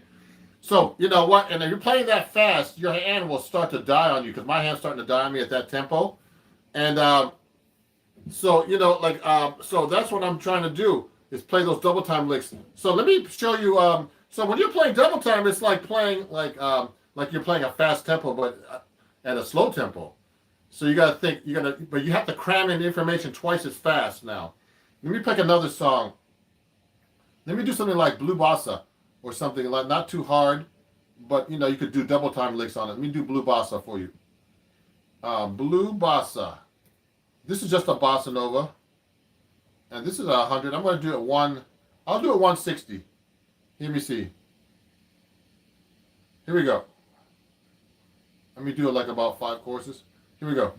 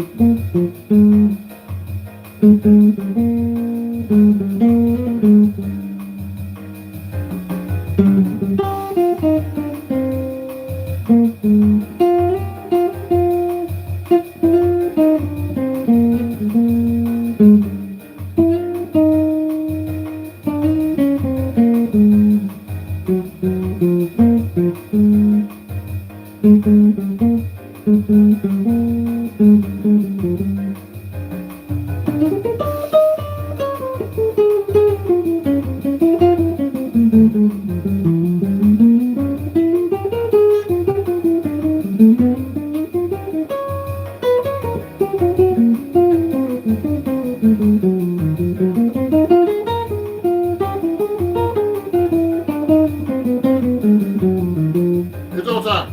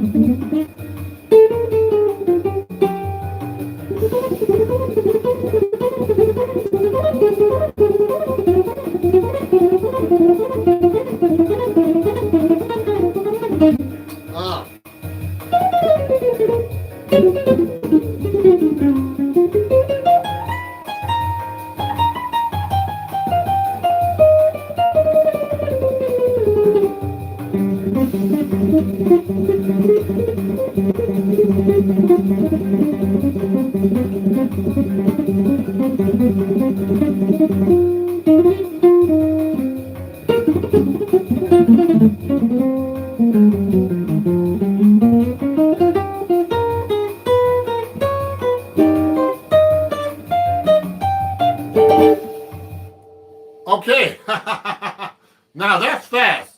That's 160 half notes. So that means it's 320. So you should be able to even play faster than that, actually. So that's pretty fast. Let me see something. Any other questions, anybody? I'm just trying to see what's going on here. Yeah, any questions, please send them to me or comments.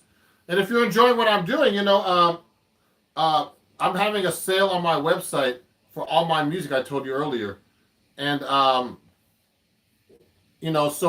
you can go to my ronjacksonmusic.com. I have all these lessons like double time licks here that I use. And so you know what? I have some licks that are worked out like this one here. If I'm playing like say F minor or C minor. So this lick goes like this actually.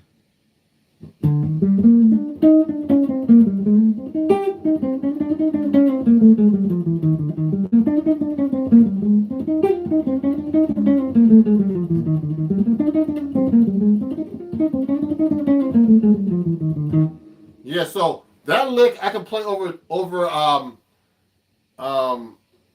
Blue Bossa as a double time lick that I actually have written out. It's a new lesson I have on my Patreon account and also my my website that I'm going to be putting up later on today. Let me see. There's a question here.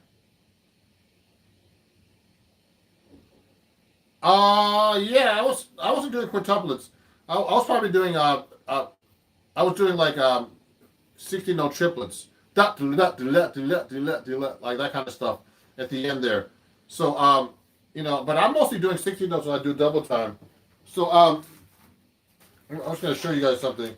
So if you like, I put this lesson on my Patreon account. So if you want to join my Patreon, you can just join me here. Someone from my last live stream joined my Patreon after watching this workshop. So, all these lessons and everything are actually on my Patreon account. Just go to www.patreon.com and then go /Ron Jackson Music. Okay? And that's my Patreon. And you can get all my lessons there too about this stuff. So, let me try that one more time so you get an idea. I'm going to tell you about what kind of rhythms I'm using, but it's mostly 16 notes, sometimes triplets. If I'm doing it that fast, it's hard not to do it's hard to do other rhythms. So let me go back to Blue Bossa for a second. It's really hard to talk and teach at the same time. Let's try it again. Ready? Here we go.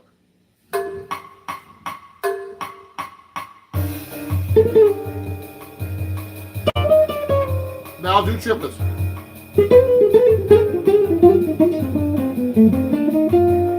Now I'll do 60 notes.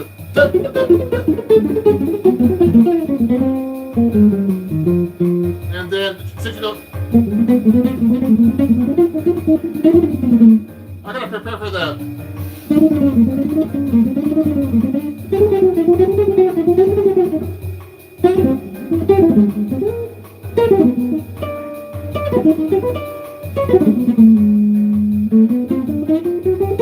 Eight notes. 60 notes.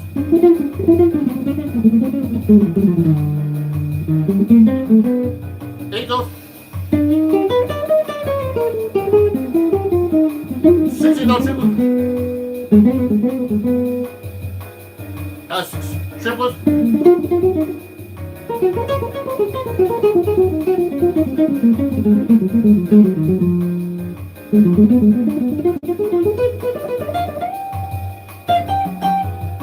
Sixty notes.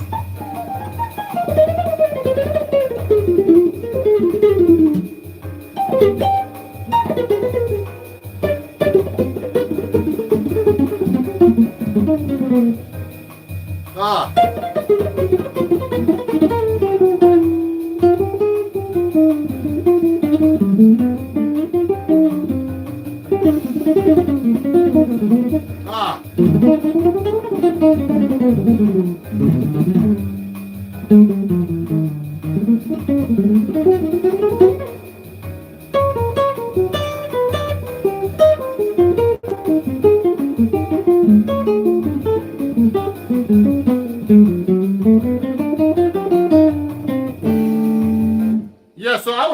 everything up. I was telling you the rhythms I was using, so you get an idea about what kinds of rhythms I'm using. But so we're talking mostly about double time. So what I'm just trying to do is just trying to mix everything up and not get lost, because when you do all that stuff, it's like you're trying to like execute, and then you might get off. But I think it's always good to take chances when you're a guitar player or any instrumentalist in general, when you're playing jazz or anything. So here, yeah. So that's Blue Bossa. It's a pedigree of horse. Okay, Eric, that's a great way of putting that. This is great. Thanks for showing me all the rhythms and mid improv. Yeah. So you know what? I mean, when you're playing a solo, everybody, I think a lot of people, when they start playing jazz and stuff, they start like they basically just like what's the word? They just start just playing random notes, not thinking about the rhythm. And the rhythm is actually the most important part of a solo, actually, or anything actually. The rhythm. So it's very important that you know what you're talking about with rhythms. When you're playing, that the audience feels the rhythm and that you feel the rhythm. Because rhythm is actually the most important part. So now let's get, so we're doing double time, playing and all that stuff. And, double time playing is hard work. So let me take another song with more changes on them.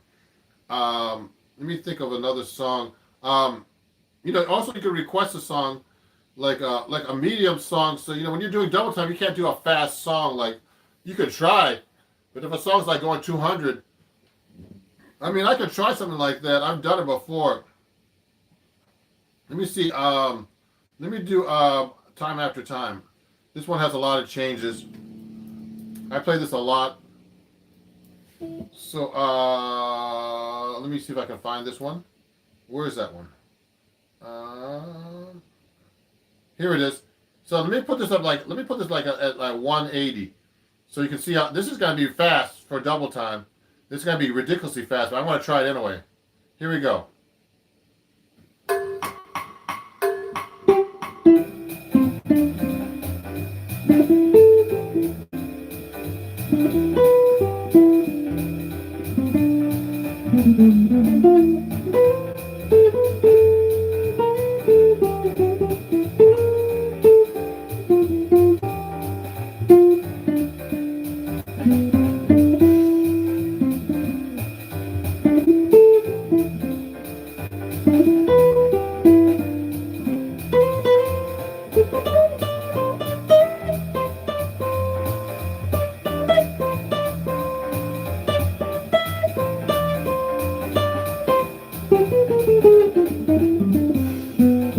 Eight notes. 60 notes.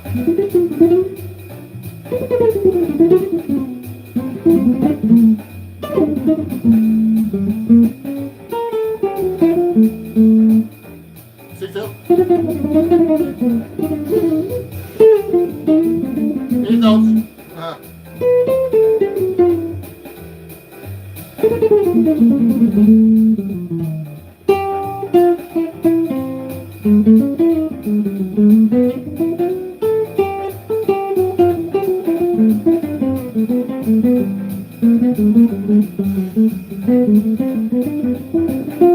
So I'm doing 8 notes basically because it's so fast. To do 16 notes, it's gonna be hard.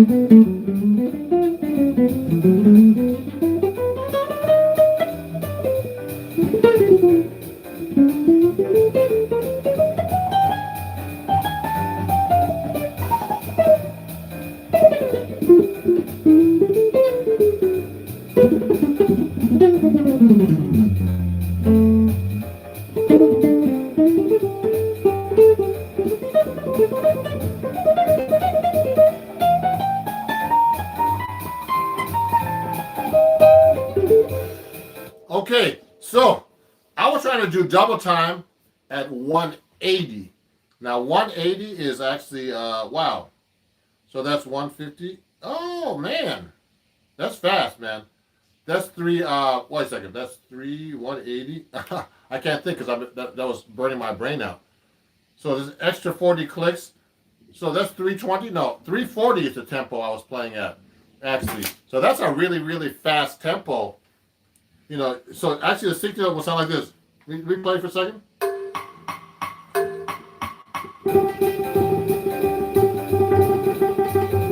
Whoa.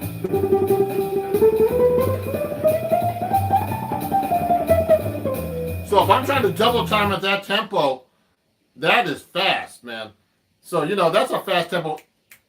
1, 2, 1, 2, 3, 4, 1, 2, 3, 4, 1, 2. I mean, you should be able to play those tempos, and I need to practice those more. So when I'm doing double time, I'm actually thinking, like at that tempo, you know, that's like a fast tempo, but double. You know, this is a kind of like, this is what they call medium up, that tempo, but that's not really, you know, it's not fast to play, because I have students that think that 200 is fast, and that's not fast at all in jazz. But you know, you can play really fast in jazz and really slow.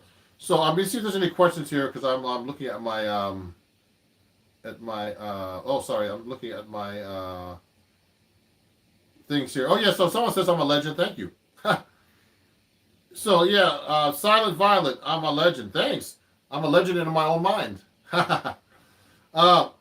That's crazy. It is crazy, all these notes. So yeah, so did anybody have any more questions about double time? So basically, double time is just being able to fit all these notes.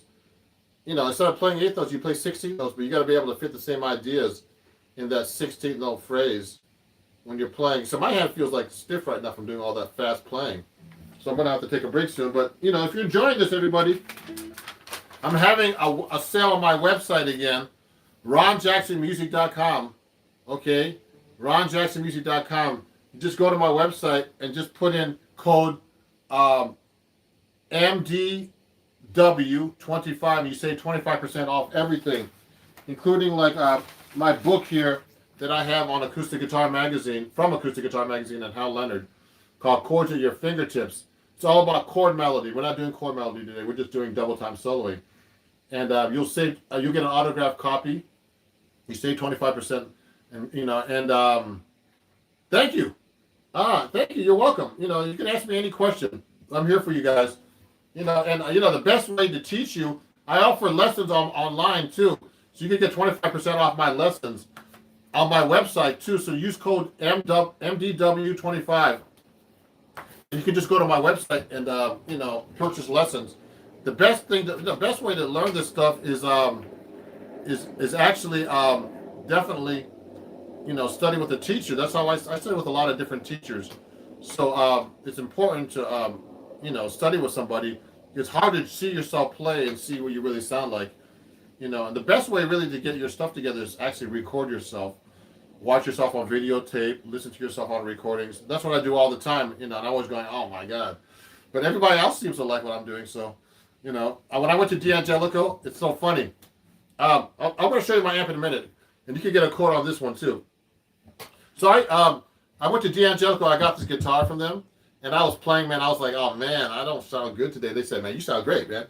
I'm like, what? I'm not even warmed up or anything. I haven't played, like, all I do is social media and all this. And they said, no, it sounds great. Here's the guitar. I was like, thank you. You know, I like to thank Justin and everybody at D'Angelico, New York, for giving me this guitar and being you know, an artist ambassador for them. So if you're interested in D'Angelico guitars, you can go to my store, and this is the XL1. But you can actually go to my store. I have a store on Amazon. You can pick up your own D'Angelico guitar right there. Go to my Amazon store at Amazon.com/shop/Ron Jackson Music, and you can pick up one of my D'Angelico guitars there. And these are nice over there. So my amplifier. So you know what? Just so you know, okay, hold on. Someone's asking me before you answer that question. Do you still focus on accents on that speed, or do you play evenly as fast as you can? Ha! That's a good question. I mean, you know what? When I play that speed, I mean, I'm naturally thinking about phrasing anyway, Mr. Les Paul fan. Oh, Les Paul. I knew Les Paul actually. He was a great guy. I used to hang out there, and I have a picture with him over here on the wall here. Mr. Les Paul fan. I have a picture right here. I should show you. Hold on, let me show you real quick. Let me show you, because I want to show my Les Paul fan this guy. Les Paul fan. Look at this. You answer that question? Here's a picture of Les with his signature to me. He was a great guy, man. He lived till like in his mid 90s, and I studied with Bucky Pizzarelli, and he actually, so it says here, Tehran, the best great player and friend, Les Paul. So, Bucky used to play with Les Paul. I used to go see them all the time. I studied with Bucky, and Bucky lived a little longer than Les actually, because Bucky would live at 94. And I was surprised he even lived that long. Yeah, it's cool, Mr. Les Paul. So when I'm playing phrases that fast, I'm thinking about accents and stuff too. But it's hard. It's harder, of course, to think about them when you're playing that fast. So I'm just trying to get through it and make sure I execute on time. So yeah, thank you. So yeah, Les Paul was a cool guy, man. I have all these memorabilia. It's a classic picture. And I'm glad I have that, because that's an old picture, because he died like about at least 10 years ago. So he was a really great guy. So anyway, a few announcements. If you're enjoying the show, also I take donations. If you like, you can just go to my PayPal, Venmo, and Cash App at Ron Jackson Music. And if you enjoyed the show and you'd like to donate, that would be great. And if you learned a lot today, it's Ron Jackson Music at Venmo. PayPal and Cash App. And last week one of my fans here on YouTube actually became a patron at Patreon. So you can join my Patreon at Ron Jackson Music. Now about the amp, sorry about that. So I use a Fender. It's hard to see, but I actually use a Fender Tone Master over here. But also I use this amp. It's a really great amp. It's a Henriksen amp, okay? And this is like the most powerful small amp. I use this is a jazz guy's amp, like the lazy jazz guy who wants to carry out a powerful amp and doesn't want to break his back. So, so this is a Henriksen Bud 6, they call it. It's a great amp, and it's 120 watts. It weighs 13 pounds, and it has volume and tone. It has 2 full channels with reverb and everything. You can plug a mic or a guitar. So I work with singers with this amp. And I'm also a Henriksen influencer too. So I have a code. If you guys want to get your own Henriksen amp, you can save 5% at henriksenamplifiers.com and use my code Ron Jackson. And it's a permanent code. So please share with your friends. Please share this code with your friends. Ron Jackson, okay? For henriksenamplifiers.com. And these are great amps. And, check them out. I use them all the time, especially on gigs, and at home I'm using my Fender Tone Master a lot, which is an expensive amp too, and they're really great because, they don't weigh like a Fender amp. It's hard to see over here. I don't have my camera pointed over there, but my Fender Tone Master is over here, and it's a really great amp. A Fender Tone Master Twin Reverb actually, and also I have the Tone Master, the smaller version. I forget what the name is, but I have that as a backup. They're really great amps, everybody. So if you want to get that, does your core Fender? Yes. So just so you know, Eric. Yeah, chords and fingertips is all levels actually. Okay, so they start out at different levels. There's a 25% off on my website too, Eric. So use code Memorial Day weekend MDW. 25. That's you need to get 25% off the book, and it's an autographed copy for you.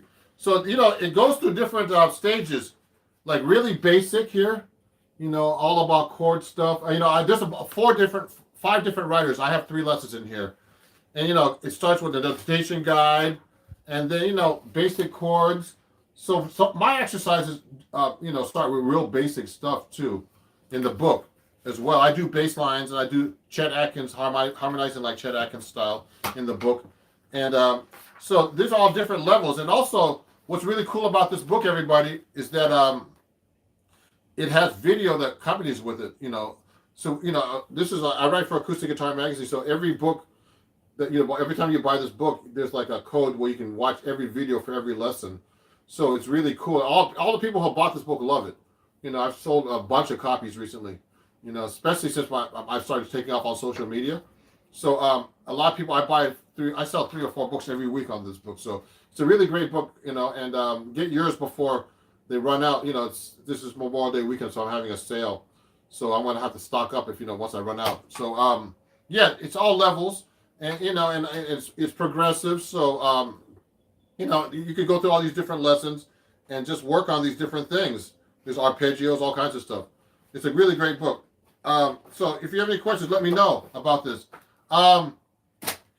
So I'm going to be finishing up soon, everybody. And if you have any questions, let me know.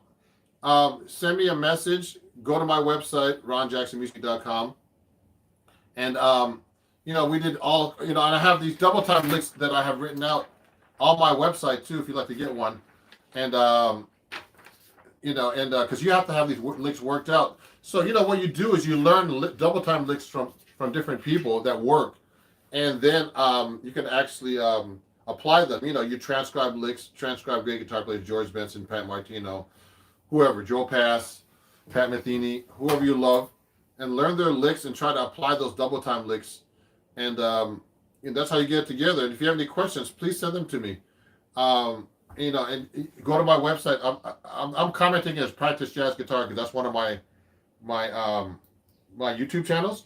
So you can just go www.ronjacksonmusic.com, and I'm just writing this down as a comment. And if you want to pick up anything about my lessons there, I'm having this code, this Memorial Day weekend code.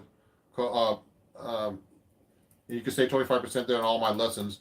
And then you could just ask, you can send me a message if you have any questions or anything. And also, if you want to know, I'm a Cremona artist, and you can also get a guitar from me from Cremona if you're interested. On Cremona guitars, one of my students is actually doing. One of my patrons is picking up one. So that's about it. I'm gonna take a break now and do some other things. I'm gonna do some filming. I'm going to be filming some new reels and videos for Instagram and for YouTube. So thank you everybody for watching. And if you have any more questions, send them to me right now before I finish up. Otherwise, I'm going to get going. I'm going to send this comment right now, and we'll see everybody. If you send me a question, oh yeah, you're welcome.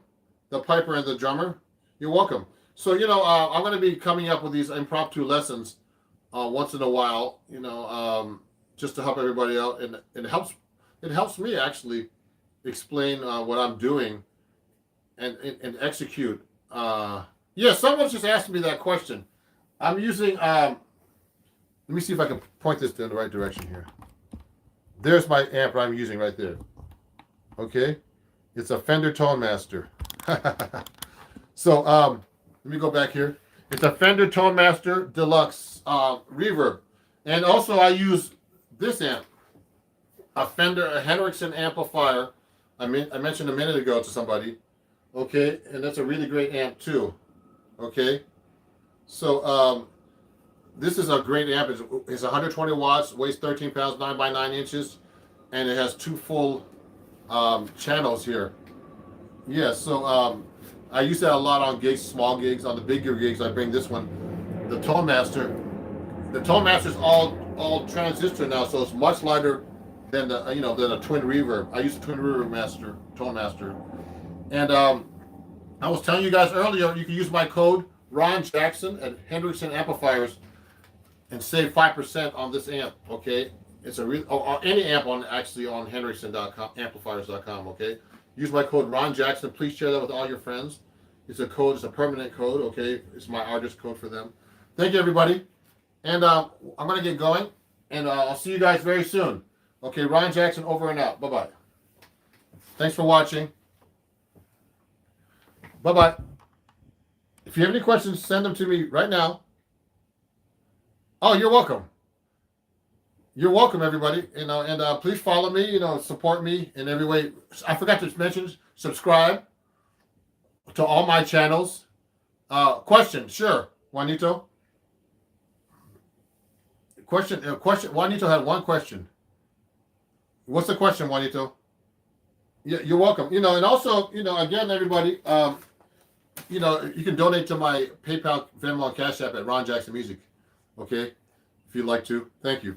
Do you ever practice anything other than jazz? Of course, Juanito. I do everything. And I actually play like folk music, rock, R&B, all kinds of stuff. Actually, classical guitar. All kinds of stuff. Actually, I have a bunch of guitars here too. So I'm gonna have to do a video about my guitar collection because people keep asking me what kind of guitars you. I have tons of guitars. I have a 12-string guitar. I have a nylon string guitars. You have classical guitars, 7 and 6 string. Steel string guitars, 7 and 6 string. Solid body, 7 string only. I have right now. I have jazz guitars, 6 and 7 string guitars. I have a lot of guitars. I have about 20 of them. So anyway, I'll have to show you definitely. Let me see if someone's asking a question. Okay, cool, Juanito. Thank you, everybody. We'll talk soon. Okay, have a good day. Bye-bye. Thank you.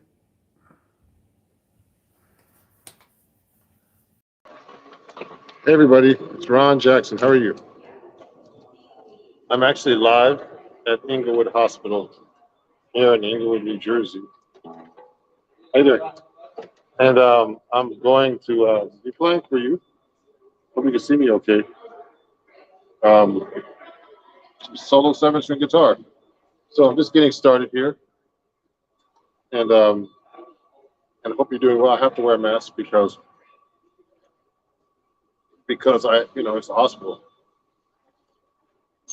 And everything's in a hospital. So you guys know that.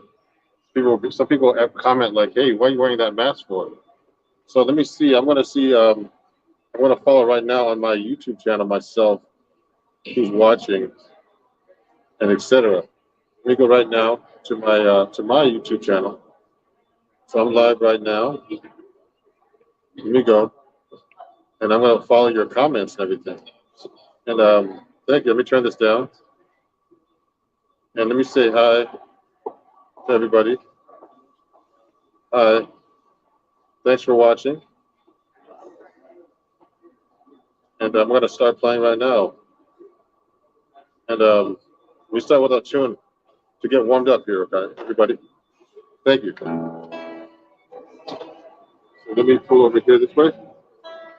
Make sure you can see me good. Like this. Oh, sorry. My camera. Hey, how you doing? Good, how you doing? Thank you. Thanks for watching. You a guitar player? Huh? Piano player. Oh, cool. What's your name? Robert. Robert. Oh, cool. Ron? Yeah, Ron Jackson. Yeah. I met the guy who plays this normally. Oh, who's He's that? still around. It's been a couple of years. Older gentleman. He was about 80. I mean, I hope he survived COVID because he. You know who I'm talking about? No, I don't. Yeah. Because they brought me in. They brought me in. They stopped it for a while. Yeah. And what's happening is now they started the music up again. Nice. I've been here since June, on and off. Well, Are you interested in a CD or anything? I got an appointment. No I'll problem. talk to you on my way back down. Yeah. I'm going to start now. Nice, Ron. And I'm broadcasting some of my fans right now. Nice. Thank you. Ron Jackson, I find you. Okay. Yeah, I'm everywhere. Thank you. Okay. Restart, everybody. So I have my Eastman 7-string here.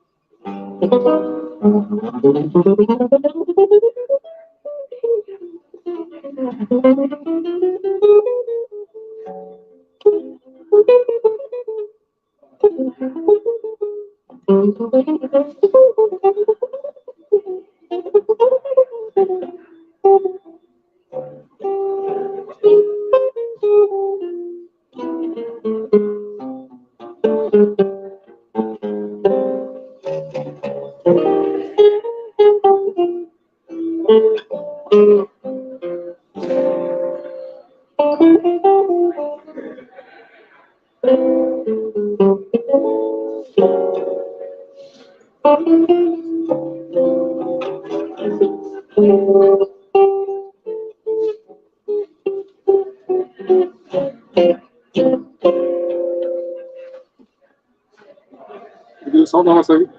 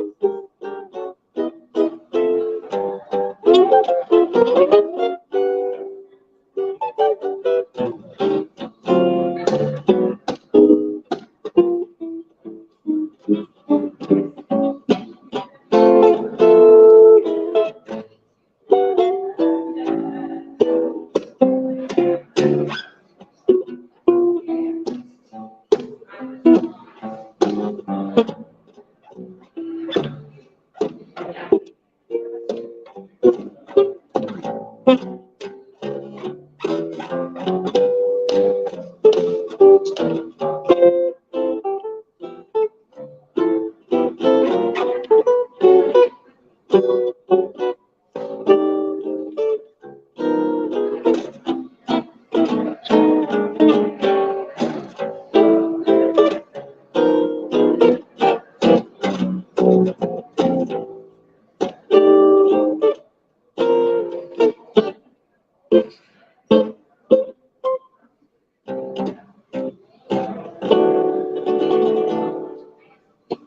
everybody doing? Let me see the comments here. Hey, Marina. Wow, kisses from Madrid. Hey, Marina. Hey, I'm going to be trying to go to Spain actually very soon. So, hey, hello, Robert. Hey, Eric. What's up, grammar school friend? Oh, man. Oh, I can't remember you, but I haven't seen you in a while, Eric. But how are you doing? Thanks for watching, everybody. And I appreciate you guys. Just please share my live stream with everybody. And if you have any questions, please answer and ask me. Let me continue now with another song right now. That's going to be kind of fun.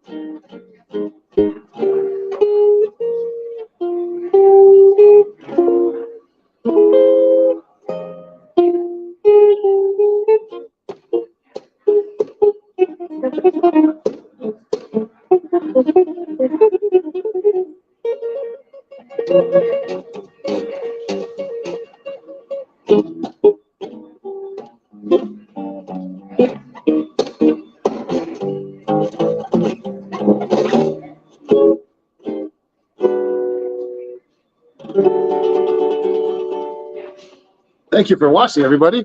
Well, we have a little good crowd here today. Thank you. Please share my live stream with everybody.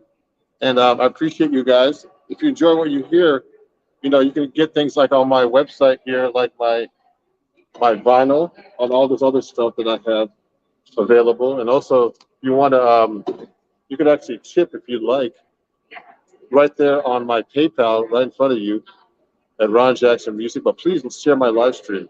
And if you have any questions about my guitars, anything, let me know, and I'll let you know about it. Okay, I appreciate you guys watching. Thank you, Marina. Georgia on my mind. Oh yeah, let me play you Georgia on my mind, Marina. I appreciate it. And you know, if you're watching on YouTube, you could also do super chats. I appreciate it. And remember, share my live stream and please follow me. We try this right now. Here we go. So Marina wants to hear Georgia on my mind. So let me do that right now. I'm gonna tune up my 7-string.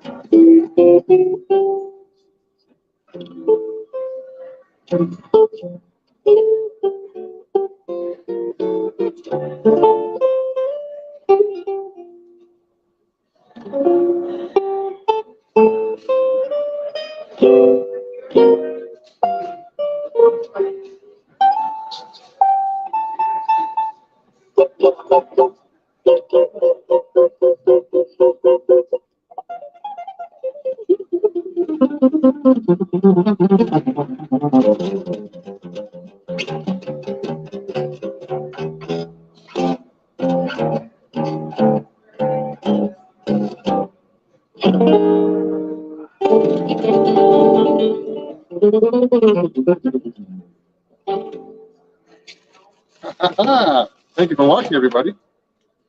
I got my sponge in the guitar because it keeps the guitar from going dry. I appreciate you guys, and thanks for watching. And please share. Thank you, Marina, for asking for that song. It's a great song. You know what? I forget about playing that one. So if you have any requests, anybody, please let me know. And just let me know. And also, I'm going to continue now with some more songs. And let me see if I can do something, maybe a Latin song for you guys. Hope you can see me okay. If it goes, yes, that's a little bit better. I'll move back so you can see my guitar really well. Let me see. Let me go down a little bit so you can see me good. Yes, thank you guys. Thank you. I appreciate it. Send me some comments. I don't hear anybody from YouTube saying hi. And I appreciate you guys on YouTube. And remember, share my live stream with everybody. How's it going? Thank you for watching. Yeah, it was. Yeah. Oh, yeah. I have my fans walking by now.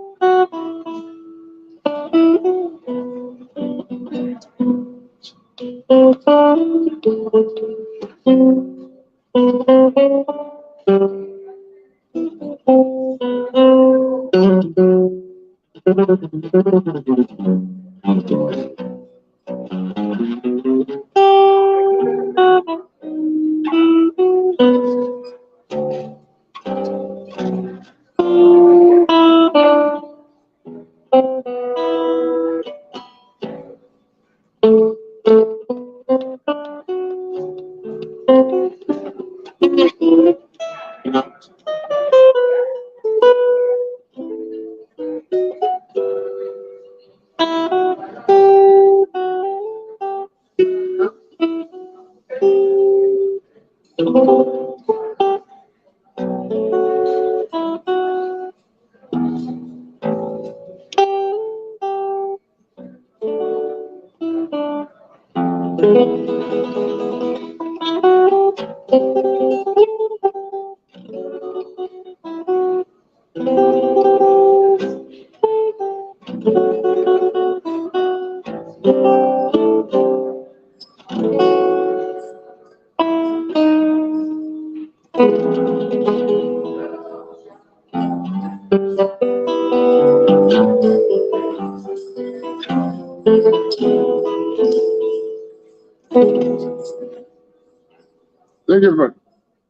Thank you for watching. If you're enjoying what you're hearing, if you're watching on YouTube or even on here, I appreciate you guys. And please share my live stream with everybody. And if you enjoy what you're doing, please support me by, I have my PayPal and Venmo and all that right there showing for you. And also, I have products and everything else that you would like. So I appreciate you guys, and thank you very much for watching. And I'm going to continue now with some more songs. That was called Black Orpheus. And I have a mask on because I'm actually in a hospital, everybody. And I really appreciate you guys for watching. And that was Black Orpheus. The song before that was, let me think about that. It was pretty fast. And this is my Eastman 7-string guitar. So I'll be going live all the time from here every Thursday if I'm available in town here at Inglewood Hospital in New Jersey. And if you have any requests, let me know. I appreciate Marina for watching. And thank you. I can't understand, but I think that's either Cyrillic or Greek or something. I can't read your name, but thank you for loving my stuff, everybody.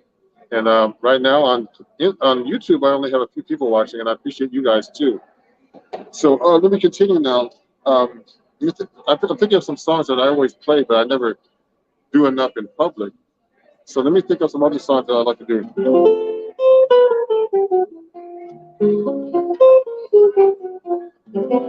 Also on YouTube, I take super chats too. I appreciate it.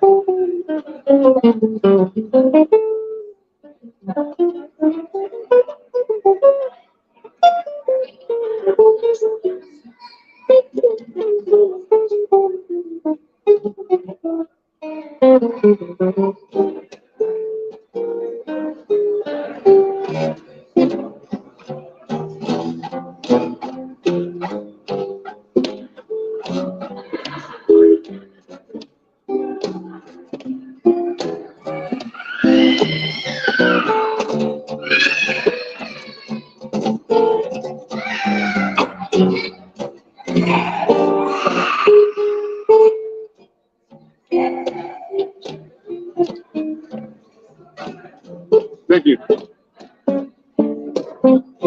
Thank you.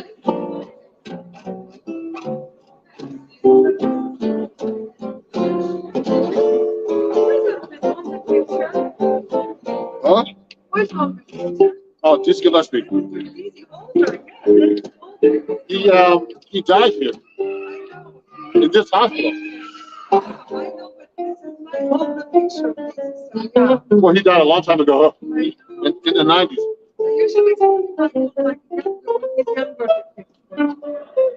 Yeah, thank you for watching. And these are my CDs and stuff.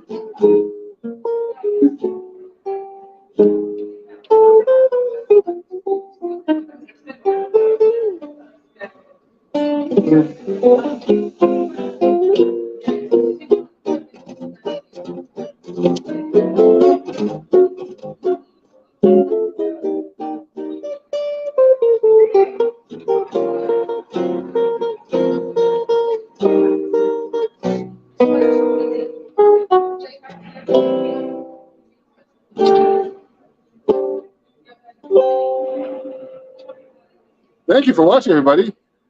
And I really appreciate everybody that's watching. You guys are great.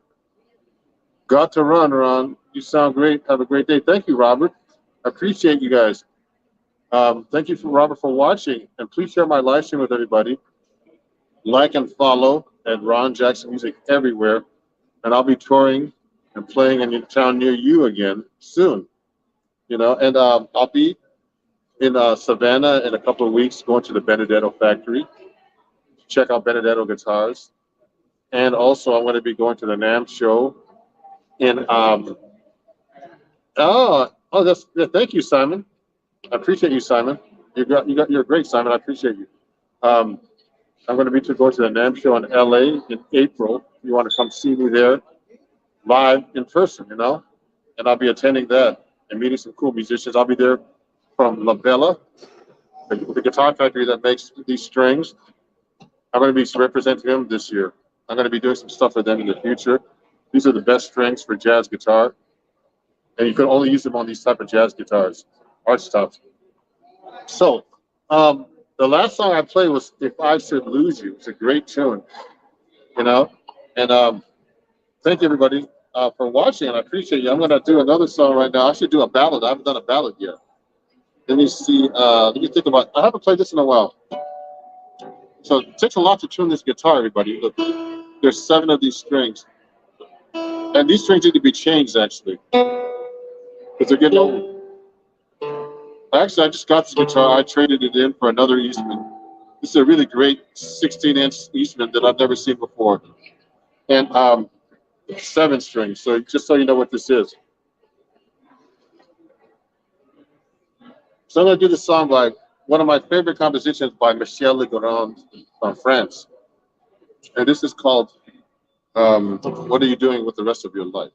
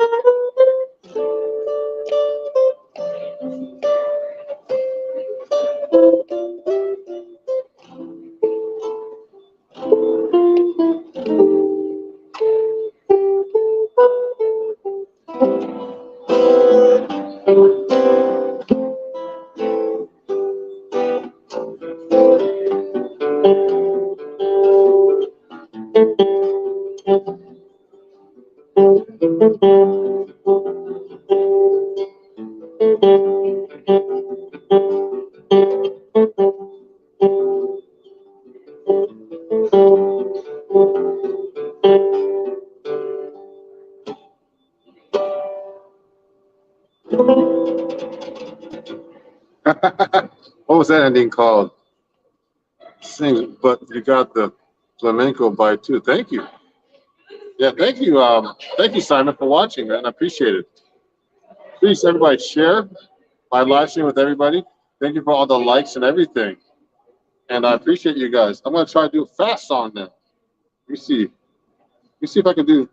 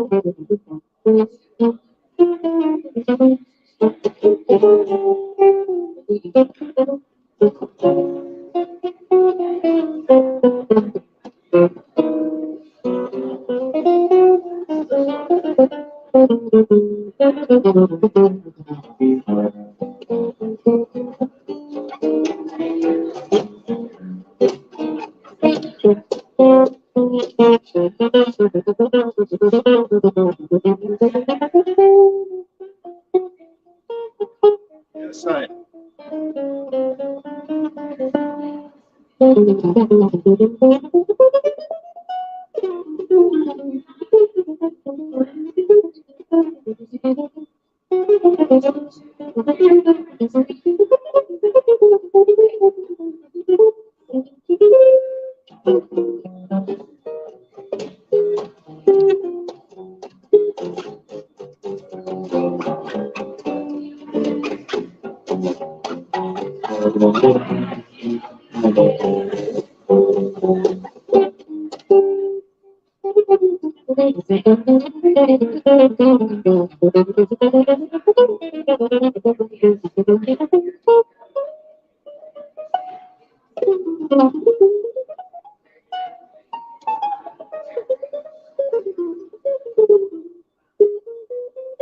That's good.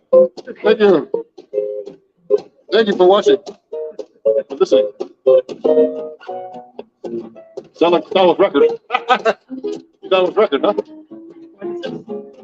Donna Lee. Donna Lee.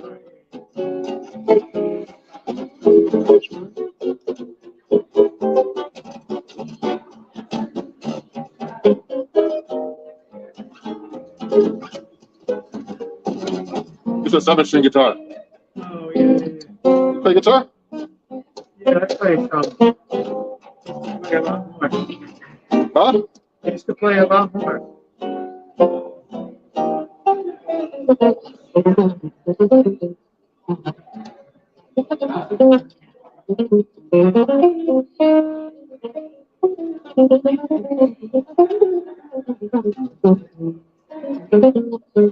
No.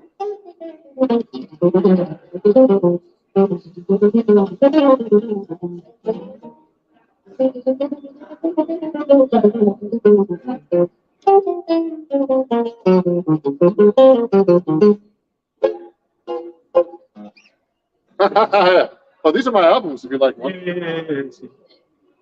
Or my vinyls, my chord books, all kinds of cool things. You know, if you're into playing guitar and stuff. I write for Acoustic Guitar Magazine. Oh, yes, Yeah, yes, yes. I'm a writer for them, and this is published through How Leonard Music. I have some Yeah. chord melody lessons in here, and I take credit cards if you like one. Yeah. I do everything. Because, you know, to support my business. Thank you. I appreciate you guys. And I have my fans watching right here too on YouTube. On YouTube, huh? Yeah, I'm right at Ron Jackson. I'll give you my card too. Thank you. Yeah, you should know. Hey everybody, hope everybody's doing well. It's Ron Jackson here, and one of my friends is saying hi to me. Take a couple of cards, yeah, and you know, keep in touch. Huh? Check you out on YouTube. Yeah, yeah, I'm on YouTube. Ron Jackson Music. Ron Jackson. Music. It's all like everything is the same. Ron Jackson Music. Thank you. They're trying to play Huh? Stella by Starlight. Oh yeah, I'll do that for you. What's this? I have an arrangement for that on my website if you want to get it. Oh, yeah. It's on my website. You know, I sell it. I sell it on there.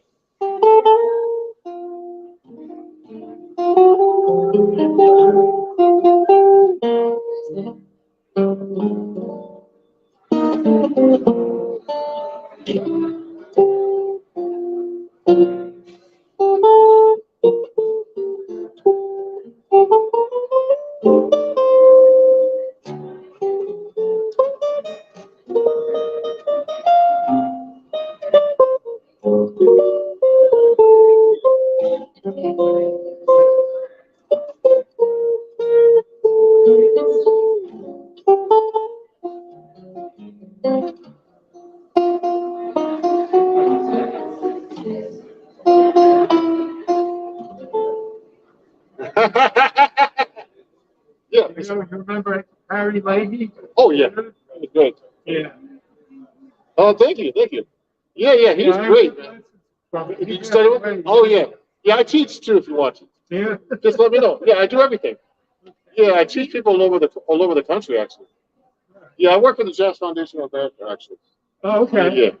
I'm considered a volunteer, but also, you know, yeah, that's why Jessica Gillespie used to go here. Oh, you know Dr. Frank Porter? Oh, yes, of course. He's a friend of mine.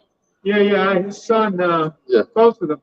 I know both his sons. Oh, yeah, he was like a big supporter. And he was a guitar player for a long time. Greg and the other son, in IT. Yeah, I met him. I spoke to him. Yeah, I spoke to we him. used to hang a lot. His sons used to come see me play a lot in the city. Yeah, yeah, yeah. And Gene Bertoncini. Oh, yeah, he's great. Yeah. Oh, he's the master. I used to study with Bucky Pizzarelli. Oh, yeah. That's why I play Seventh Street. Yes, yes. You know? What's your name? Mike Lizzie. Good to meet you, Mike. I Yeah, yeah, keep in touch, definitely. will. Yeah, yeah. And I'm live streaming still, but you know we'll talk and keep in touch. Thank you. All right. Thank you, everybody. Yeah, thank you for watching, everybody. Do you have chord shapes to form lines? Hey, Simon. So sorry about that. I was talking to a fan of mine. Just go to my website, and I have lessons on there that are very cheap. You can just pick one up. This is not like a lesson day. I will do the question and answer, but just go to my website and check it out. I have everything about chord shapes on my website. You know, basic chord shapes and stuff like that. That's really basic. But I'm starting an ebook soon, everybody, so you can check it out. I'm putting a lot of stuff on my website and ramping up my whole, database and doing some ebooks about jazz guitar playing, 7-string guitar playing, and all that. You know, and so Simon, just go to my website. I have a bunch of chord shapes up there already. You can learn all the basic triads and all the seventh chords that you can. Okay, so you just go to my website. They're very cheap, the lessons, and I'm gonna put an ebook about that soon, everybody. So be on the lookout about that. Thank you. And I'm gonna continue with that song Zelle because my fan that would walk by requested it. Ready?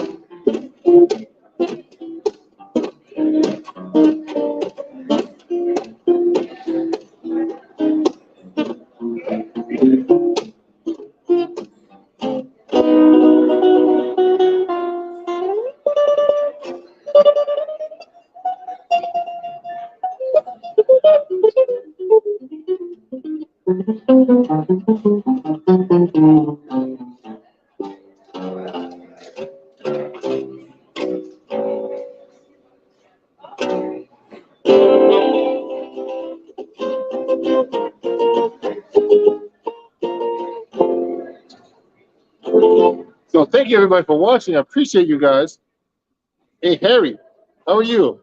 You recommend flat wound strings for jazz? Yes, I do. This is what I use. I use Labella jazz tapes, and they're great strings. Everybody, I appreciate you guys. And also let me see, Mariani. Thank you for the oasis of peace and beauty. Spain loves you. Yeah, I've played in Spain many times, Marina, and so I'll be coming over there again. I appreciate you guys. If you like what I do today, if you'd like to donate, please go to my PayPal right here that's scrolling over at Ron Jackson Music or Venmo or Cash App or Zelle, whatever you like to use. And if you, I'm kind of accept donations. And also, if you're on YouTube, I accept super chat, and I really appreciate you guys. I'm gonna go now. I'll be live streaming again on Saturday, taking questions and answers. This coming Saturday, I think at 2 p.m. Okay, this Saturday 2 p.m. on my YouTube channel again. I appreciate you guys watching, and you can watch the playback of this right after this. Okay, and I'm Ron Jackson. Please share my live stream everywhere. Share my page. You can follow me anywhere: YouTube, Twitter, Instagram, TikTok, every place, Facebook at Ron Jackson Music, and I'll be going live all the time now for you guys, everywhere I'm playing in the world, and constantly every day with my different lessons and everything. And also, I'm going to go to my Patreon at Ron Jackson Music if you want to get lessons and things like that to learn how to play 7-string and 6-string guitar, or on my website. And I appreciate you guys for watching, and I'm going to end it now. And thanks so much for all your support, everybody. You guys are great. I appreciate my audience all over the world, and I'll be coming to Europe very soon. I'm supposed to go to Portugal. I'm trying to work it out in July to go to Spain and Portugal, and that part of Europe, and even the UK. in the summer and in the fall. Okay, so we'll keep in touch, everybody. And thanks so much for watching. So yes, recommend flat round strings for jazz guitar, definitely. George Benson, everybody uses it. Okay, these type of strings. And have a great day, everybody. Bye bye. Thank you. A little warm up. What's that? I'm coming from the other fork. I live on the North Fork, yeah. Yes, indeed. No, I take the ferry boat. Known as the other fork. Yeah. Oh, really? Okay. You know, to drive around is like an hour and 15, 20 minutes each way. So, take the ferry. It costs a couple ducats, but it's okay. It's a nice, you know.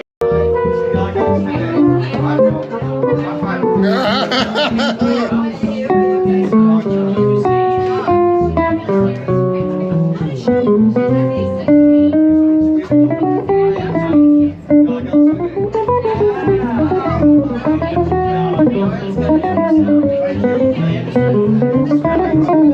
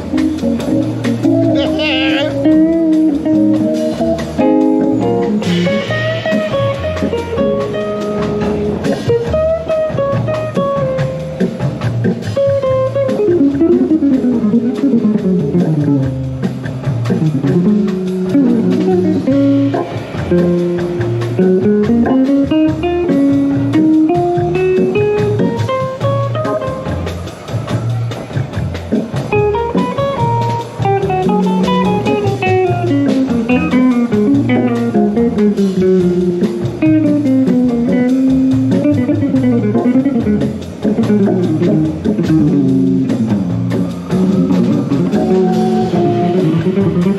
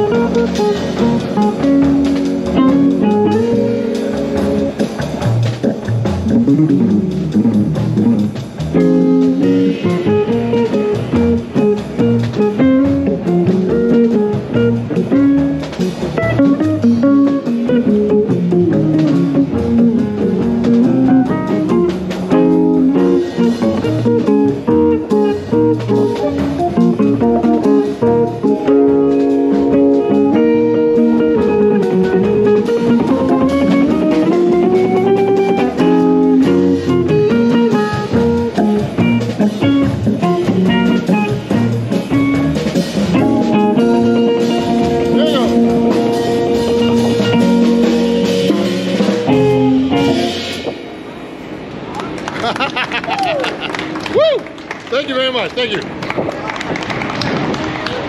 Is Moose and Moose next? Yeah.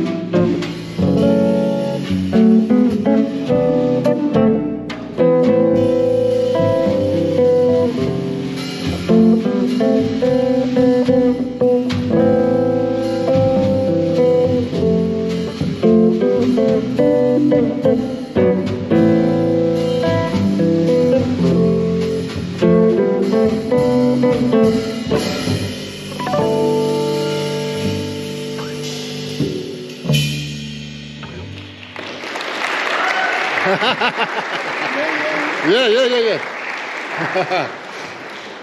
Hi, this is Ron Jackson, and this is my Patreon only lesson on basic barcode shapes and how to change them, part 1.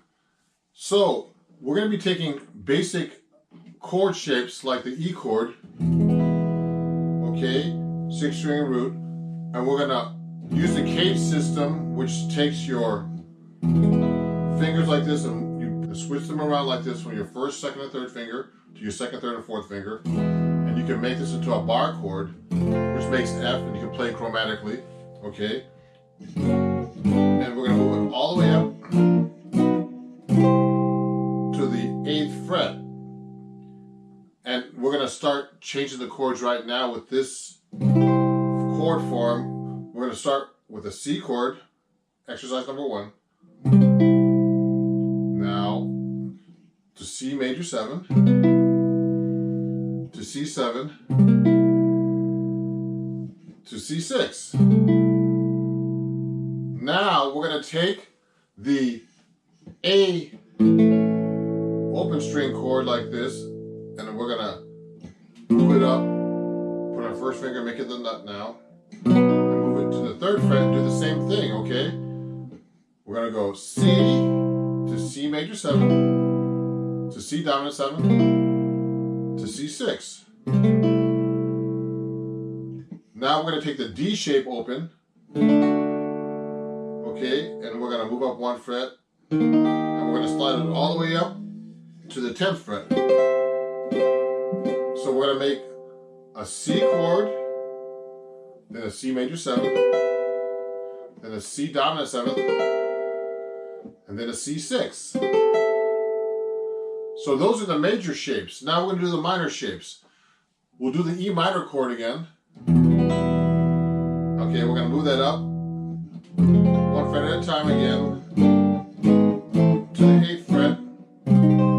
So we're going to do C minor major 7, C minor 7, and then C minor 6. Or you can do C minor 6 like this. Okay?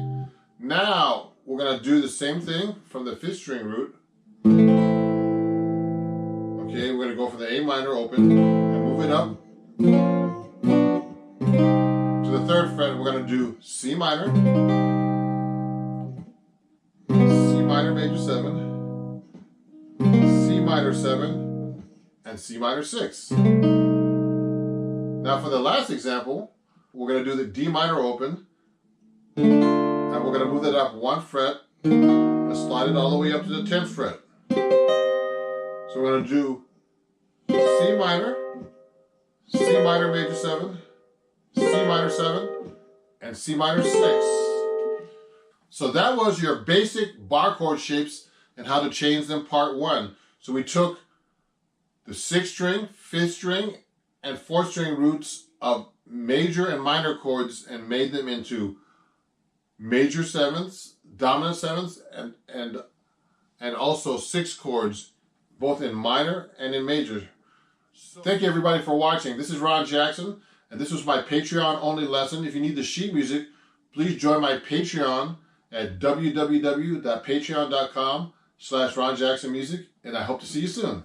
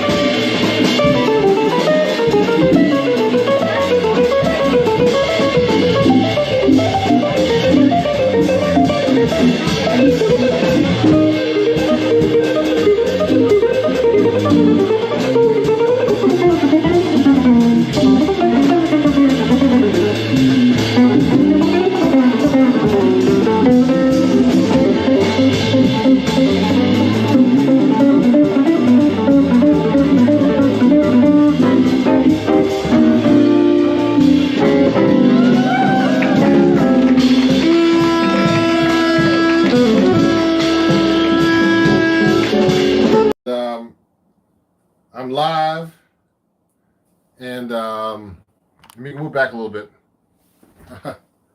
I can't move back too far because of all these guitars behind me. But I wanted to take off the green screen in the back and just start showing you my guitar collection. A lot of people have been asking me, man, show us your guitars, man. Like, show you what?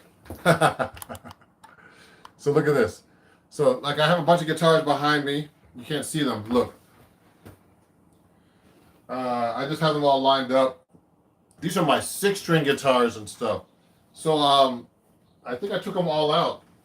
I have 1, 2, 3, 4. Well, this is a 12-string.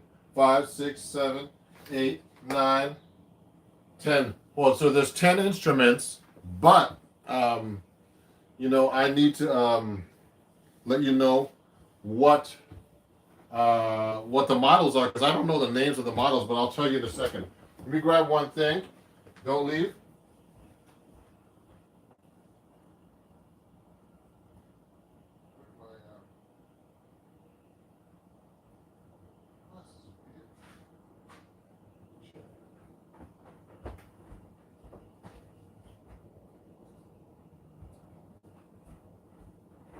So there's a missing guitar, but I have it.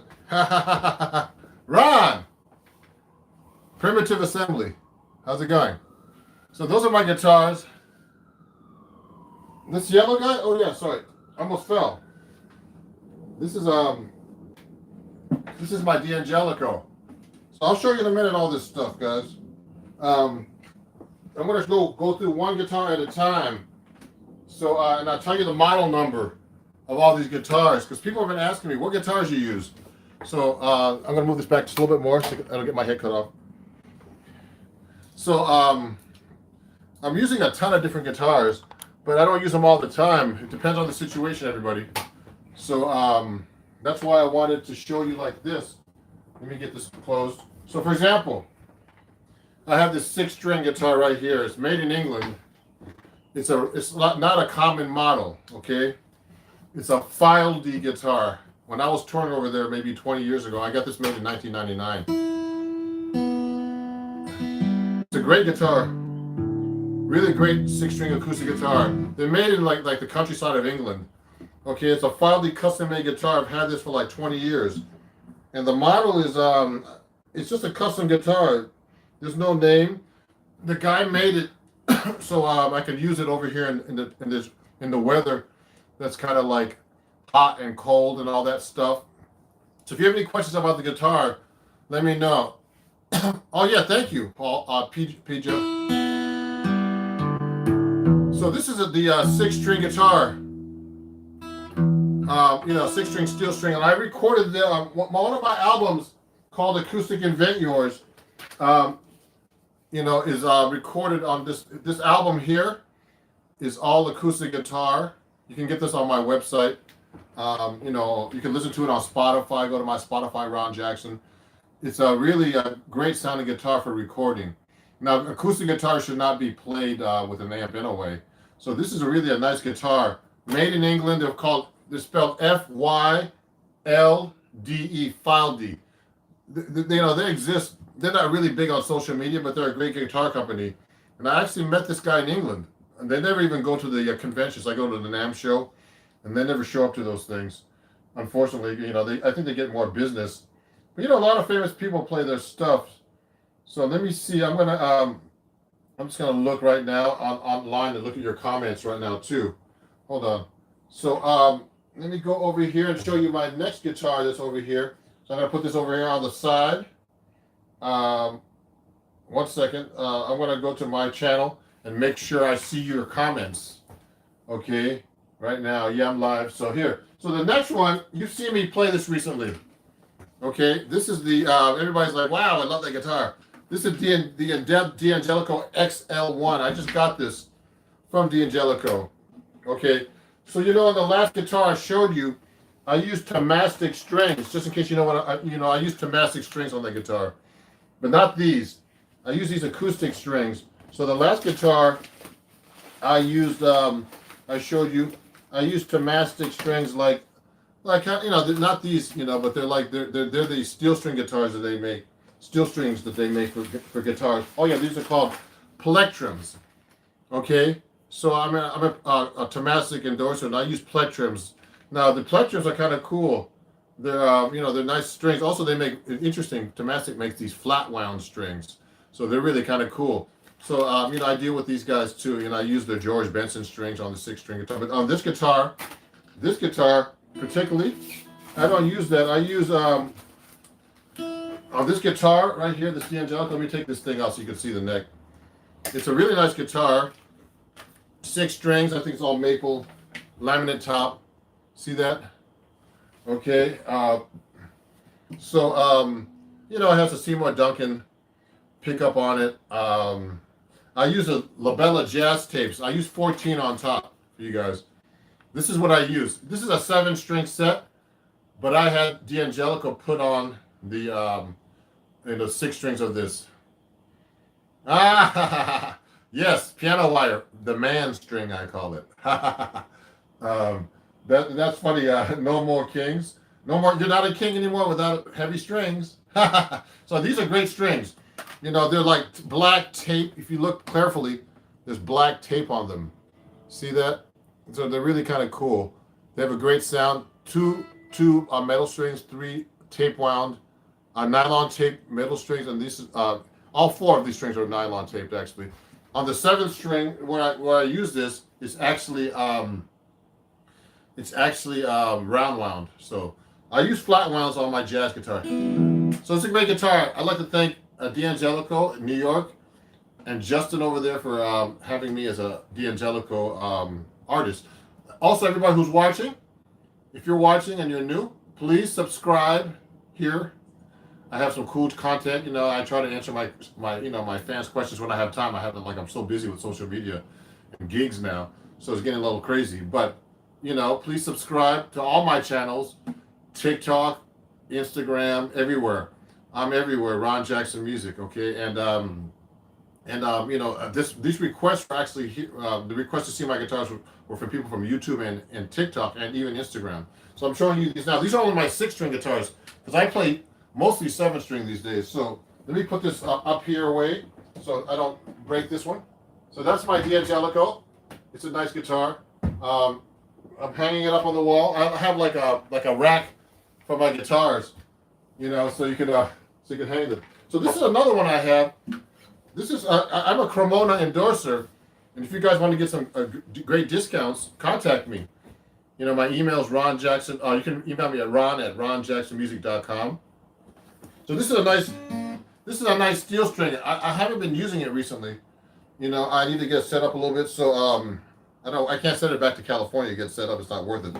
That's where the Cremona America's Cremona USA is. This is called a Cremona M20E. It's a really great steel string guitar, and you can plug it in. There's not much electronics. It has a volume and tone control right in here. Wow. Yeah, they make violins too. Yeah, Cremona makes violins. So if you want to get a good deal, contact me by email, and I'll get you a good deal for the guitar. Actually, one of my patrons is purchasing a Varia guitar through me, so I'm like a guitar dealer for Cremona. So take a look at this. So these are great. It has a volume and tone right here in the middle. I forget what this is made out of wood, but what wood this is made out of. But look it up online. It's a M20E. I'm going to show you. I'm going to put these on the descriptions after. Yeah. These are sync strings. So I need to set up. There's a little buzzing of it. It's not bad actually. So I have to get this set up a little bit. That's all, and I'll play it more. So this is a great guitar. I'm going to put it over here. So that's a Cremona. So that's my second guitar. That's my third guitar I showed you guys. If you want to see the other ones, do I want to sell that one? I don't know. You know what? I have like 4 or 5 steel string guitars. If you're really, do you want to sell it? Dovla wants me to sell it. Where do you live? It's not a cheap guitar, so it's not like a cheap guitar. It's like over $1,000, I think. So if you want to, possibly. Now this is a really cool guitar. I never used this guitar hardly either. It's a Fender 12 string, a Fender JG12CE/12 string. So I rarely use this Fender 12 string. I just have it hanging on the wall, but I keep it in good condition. Just so you guys know, here's my humidifiers. I learned this from one of my students. Save money. Don't give that money to Diadario. So this is a great method for humidifying your guitars. You basically take a Ziploc bag like this and just punch holes in it with a fork, put a sponge in there, and it humidifies the guitar. So I've been doing that for a while. Yeah, 12-string guitar is not hard, everybody. Just so you know, 12 string is basically like a 6-string. The strings are doubled. See, they're doubled. Okay? All the strings are doubled. Like these are octaves, and some of these are just double notes, and the rest are in octaves. So it's not that bad. So this is like someone gave me this like Planet Waves, I think, like humidifier. I replaced it with these things inside, sponges. So so that's how I humidify my guitars, and I have a humidifier too, so they don't like crack open. Okay. So this is my 12 string. So that's my 4th guitar I'm showing you, and it has full EQ and everything. Is there a battery in this thing? Nope, I don't have a battery because I haven't been using it. So it's a great guitar, and I've rarely used it, but I'll be using it soon on something, I'm sure. I've had this for like 20 years. I got this from a friend that when I was a really well-known guitar player in the 70s. His name was David Spinoza. He actually did a lot of recording sessions. Like he was playing with all kinds of people, like James Brown, and he did all. And I was doing a lot of Broadway, and I met him on someone recommended him to me, who was playing Broadway, and I was playing Broadway a lot at that time. So I was subbing for him, and he, he was a really cool guy. He was a session guy, so he was one of these guys who knew how to play really well in the studio, but you know, if you ask him to do a gig like me, and he didn't know any tunes, you know, and he's one of these guys that could just read the notes. So he was great, man, amazing player. David Spinoza, check him out. He's everywhere, and he's retired now, but he's a really great musician. So anyway, let me keep going. So this is another guitar. So I have a bunch of Cremonas. Hey, Shiva, greetings, everybody. Now, someone's asking me how old are these guitars. So just to let you know, this Cremona I got, I'm a Cremona endorser, so I'll tell you in a second. So this one, let me tell you the model of this one first. So this one's a Soloist S65C. Now this is an inexpensive guitar. I think this is like maybe, I'm not quite sure. It's between $200 and $600. That's not expensive for a guitar. And it's a great straight up nylon string. You know.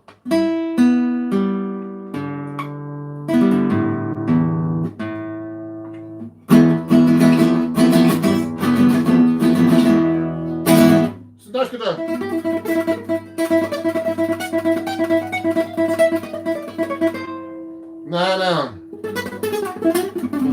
Okay, it's a really nice guitar, and I use this a lot for teaching and practicing.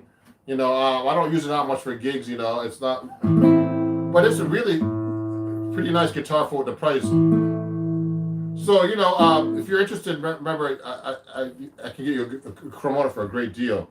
Yeah, that's a nice cost. Yeah, it's very nice. Hey, Dario sent me some recordings. Really nice guitar player, man, and he's trying to play jazz. So remember, everybody, to play jazz, you definitely need to listen and study with a good teacher like myself. So just so you know. So this is pretty nice. So this is not expensive guitar, the Soloist S65C. So this is probably about 2 or 3 years old. I haven't had this that long. So the first guitar I showed you, this one, this guitar, this steel string, someone's asking me, I've had this for like 20 years, at least. Okay, I got this in 2000 maybe, 2001. Okay, and this one, this handmade guitar, custom guitar from England, this File D guitar I was telling you about earlier, this is from 1999, this guitar. So, you know, I actually like hit it against the door one day. It has a little gouge here, but you know, that's just cosmetic. But this is a workhorse guitar, man. I've had this on many records, recordings. A really great guitar. So, that's a great guitar if you want to consider it. You know, they're hard to find, and they're expensive guitars. You know, they're from England, so really, really nice guitars. So here's another guitar I've had for years, and this is called this is an Aria guitar. Okay, it's an Aria concert guitar AC80. I got this from Aria in 1997 or something. You know, I was an Aria endorser, so they gave me this guitar. It's a really nice nylon. Now I'm thinking about selling this guitar if anybody's interested. The thing is, this has this chronic problem here of there's this like little tiny crack here, but it's superficial. I've always been trying to get it fixed, like a Guitar Center everywhere. They glue it, but it's nothing. Doesn't affect the guitar. It's kind of weird. It's on top, but that's about it. It's a nice guitar. This guitar's worth about $1,000. So you know, it's funny, guys. So this is a AC80, completely acoustic guitar, and I've used this on the album, my acoustic guitar album I showed you a minute ago, called this one. I use this guitar on this album too. Some of the album. Acoustic Adventure. So go check out my albums, please, everybody. And if you're watching and you're new, please subscribe. And please subscribe to all my channels at Ron Jackson Music. Everything is Ron Jackson Music, even my payments and everything. Okay. So this guitar is really great, except for that one thing. But it's a really nice. Really has a nice sound.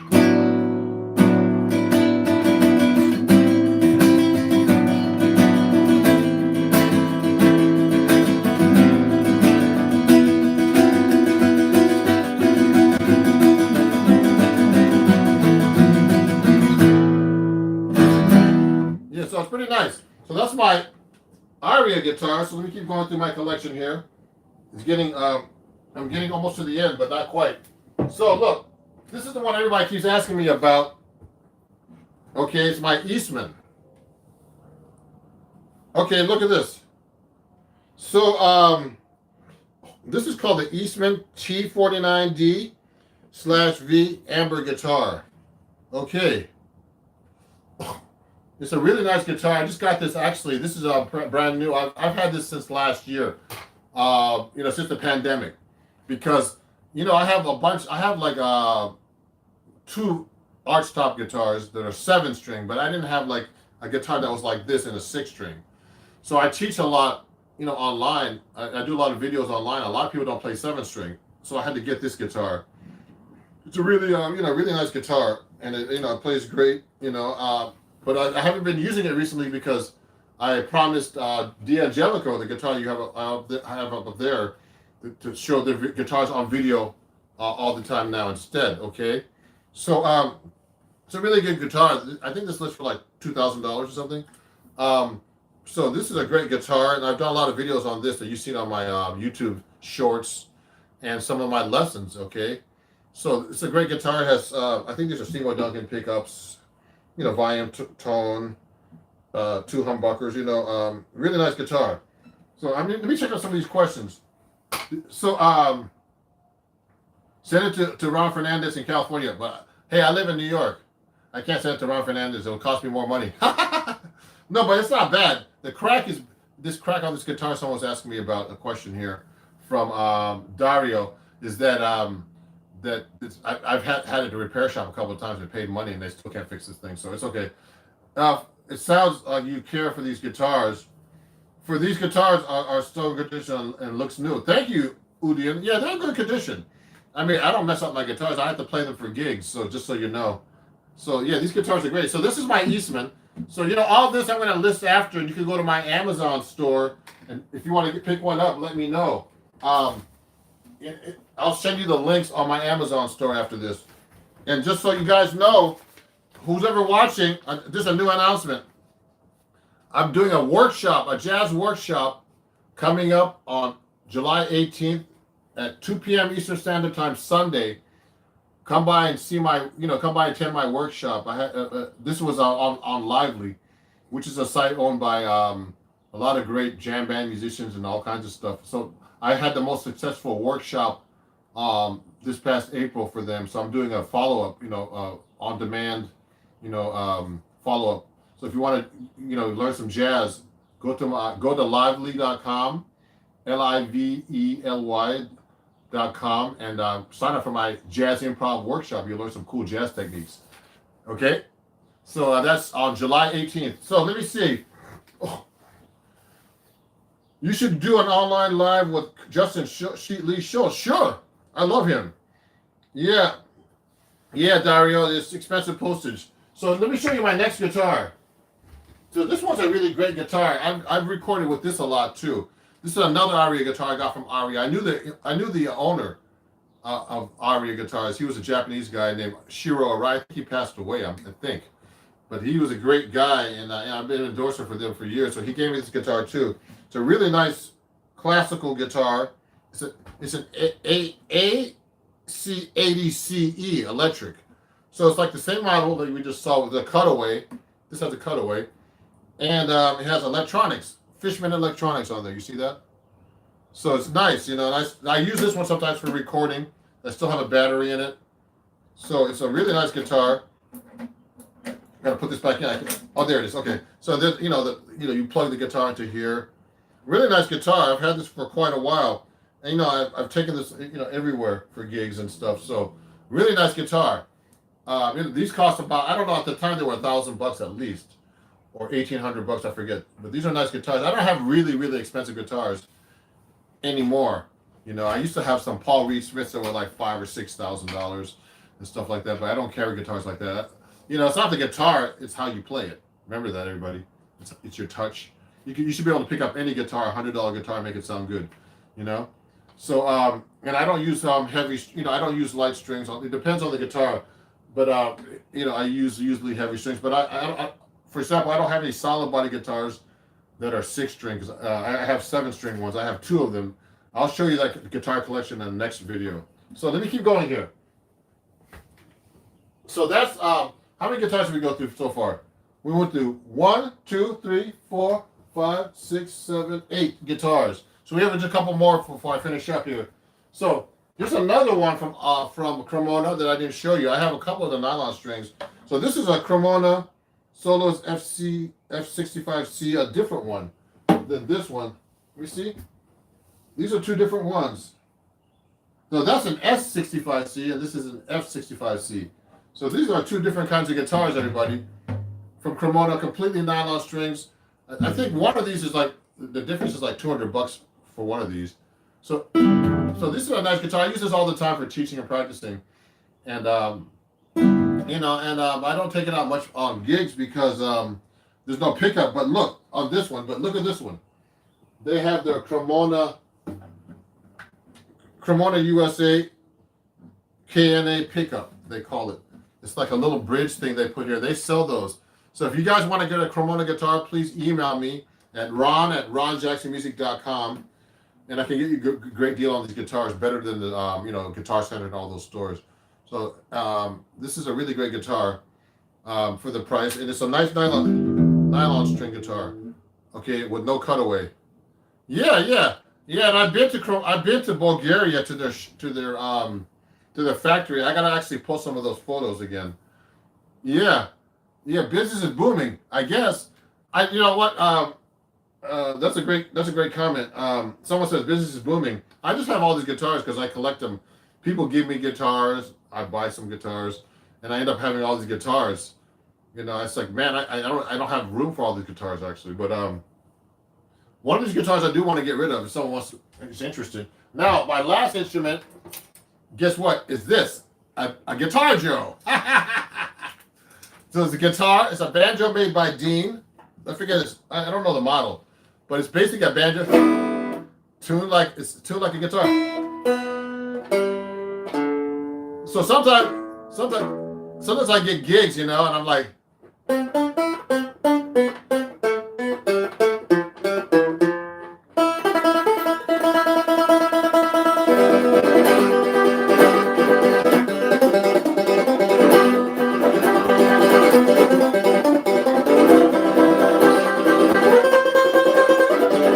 So I got like my little Guitar Joe. So it's like it's a 6-string guitar tuned up like a banjo. It's from Dean. So it's a really nice Guitar Joe, I call it. They call me Sloppy Joe on guitar. So yeah, it's a really so this actually is funny. I was on a gig and the whole cover broke off. This came out of this thing here, you know. But I fixed it myself. You know, the repairman told me just try to fix it yourself, and I did. I was able to glue it back together. But it's actually pretty nice, this thing, for what it is. You know, it cost me a couple $100. I found it somewhere, like Guitar Center or something. So these are nice little instruments. So that's my guitar collection. You know, if you have any questions, yeah, I did it with glue, and you know, and I glued things together. So if you need a Cremona guitar, let me know. You know, I have a couple of other announcements. You know, look, if you want to join my my Patreon, actually last time I did a YouTube live, someone joined my Patreon. You could just go to patreon.com and join me at patreon.com/RonJacksonMusic. Okay, and also I use Hendrickson amps, and please share this code if you want to buy Hendrickson amp. You know, they're the small amps. I don't have them right here with me to show you because it's downstairs. But you can use my code Ron Jackson and save 5%. That's a lot of money for the amps because they're not cheap amps, but they're great amps.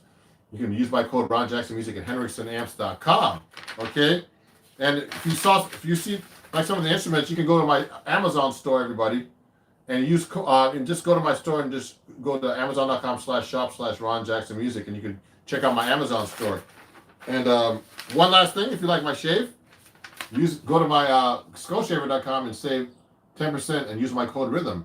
Okay, Father's Day is coming up, so you can get something for your father, for yourself. So you know, so that's my guitar collection, everybody. Thank you for watching, and I'm glad you you know, I hope you enjoyed the show. So those are all my 6-string guitars. That was a fan request, and you know, I'm going to list the guitars after. So if you want to pick them up at my Amazon store, or you know, you want to check them out, or you want to contact me, you know, I can put my contact information over there too. So I might want to get rid of one of these things. So thanks everybody for watching my live again. You guys are a great audience. Thank you for having. I just got to 25,000 followers, subscribers on YouTube. Thank you. So please share my videos, everybody. Subscribe if you don't already. And thank you for all. I try to give you honest and real content with no BS. So I really appreciate you guys, and we'll see you guys soon. There's a question here before I finish. Do you prefer tube amplifiers over transistor, or does that even matter? You know what's really funny? Someone just asked me, do I prefer tube amplifiers? That's actually, you know what? I prefer tubes, but you know what I just got? Everybody check them out. I got 2 Fender Tone Master amps. They are both actually transistor, but they sound exactly like tubes. So I've been using them at gigs, and they sound wonderful. So go check them out, okay? And I used them on gigs recently. They sound great. They're great to record with, and they're half the weight of a Fender twin reverb. So I got one like a Princeton type one, and I got a twin reverb one. And if you like the show, I'm also taking donations here at the end. So just go to PayPal and Venmo and Cash App. It's all Ron Jackson Music. Everything's Ron Jackson Music if you'd like to donate anything today for this live stream. And I appreciate you guys, okay? And follow me everywhere and donate everywhere at Ron Jackson Music. And I'll see you guys soon. And thanks a lot. It was really fun. And I got to share my guitar collection. Have a great day. Okay, bye-bye.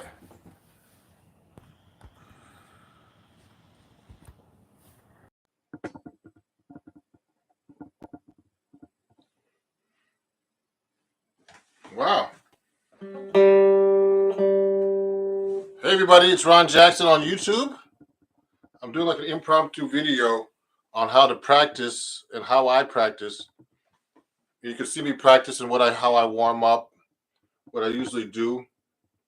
Trying to get the background good. I'm gonna go live now also on TikTok and on Instagram.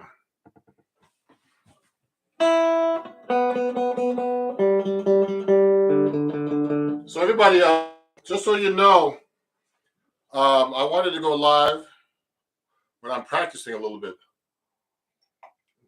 so you can see how I actually practice and what I do. Now, what's interesting is if you have any questions, please let me know.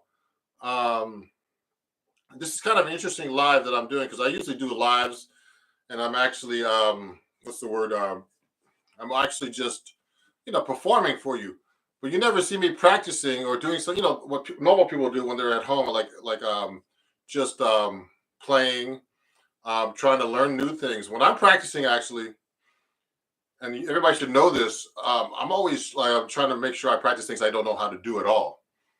I play. This is a 7-string guitar, okay, and what's happening is I'm still learning how to use the 7th string, which is the lowest string here, okay.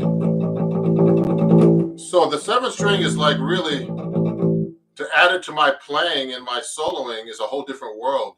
So that's one thing I like to practice when I start warming up. Trying to incorporate it in arpeggios. So this is like a practice session. Me practicing, actually. I haven't touched the guitar all day. I was trying to touch it early. I got up around 9:30. I was doing all kinds of business and whatever. That's what happens when you're a musician. So I wanted to do something really different for a live stream for once. And I'm actually streaming to 3 different places, everybody.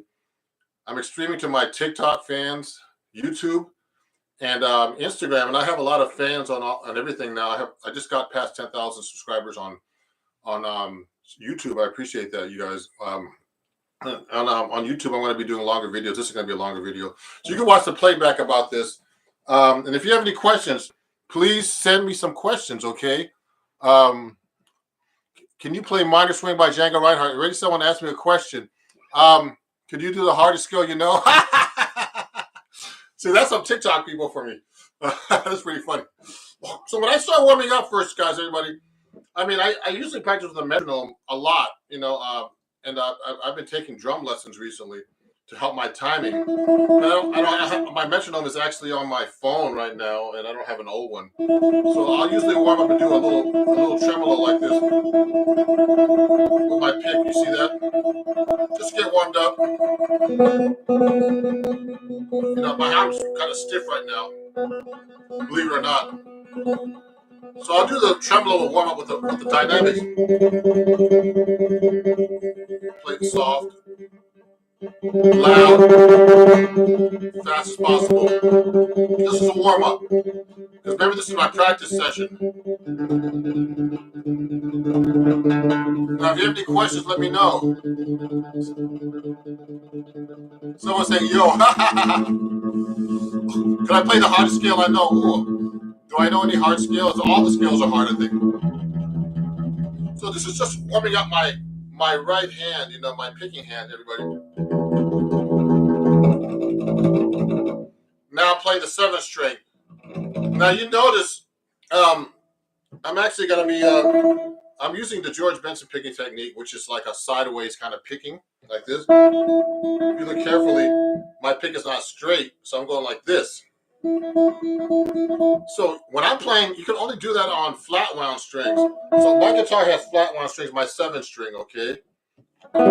All 6 strings except for the low A, I tune to low A's, E, A, D, G, B, E, and it's a low A. So there is a wound string. So I can't go sideways on that when I'm picking. I have to go straight. So I have to adjust. You hear the difference?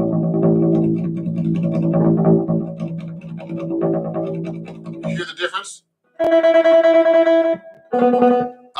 So there's a lot of questions you guys are asking already. Can't see my pick? Here it is.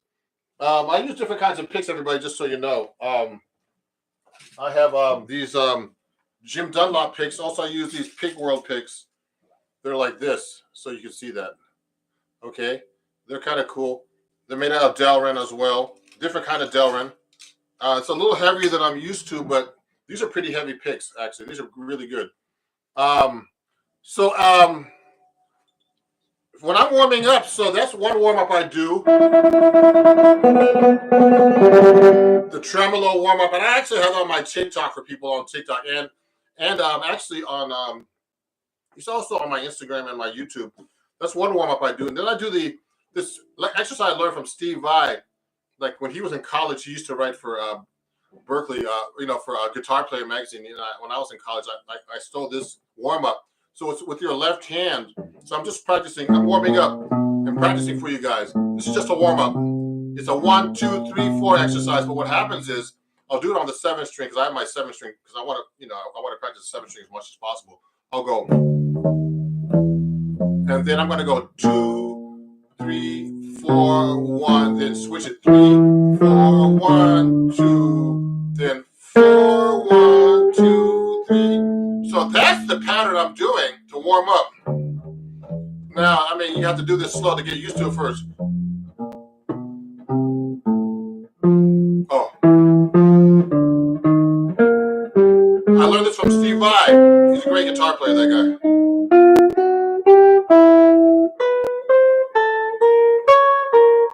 Now, you see, when I place my fingers, I keep them close. I'm warming up, and I'm practicing for you guys today, just so you see how I practice.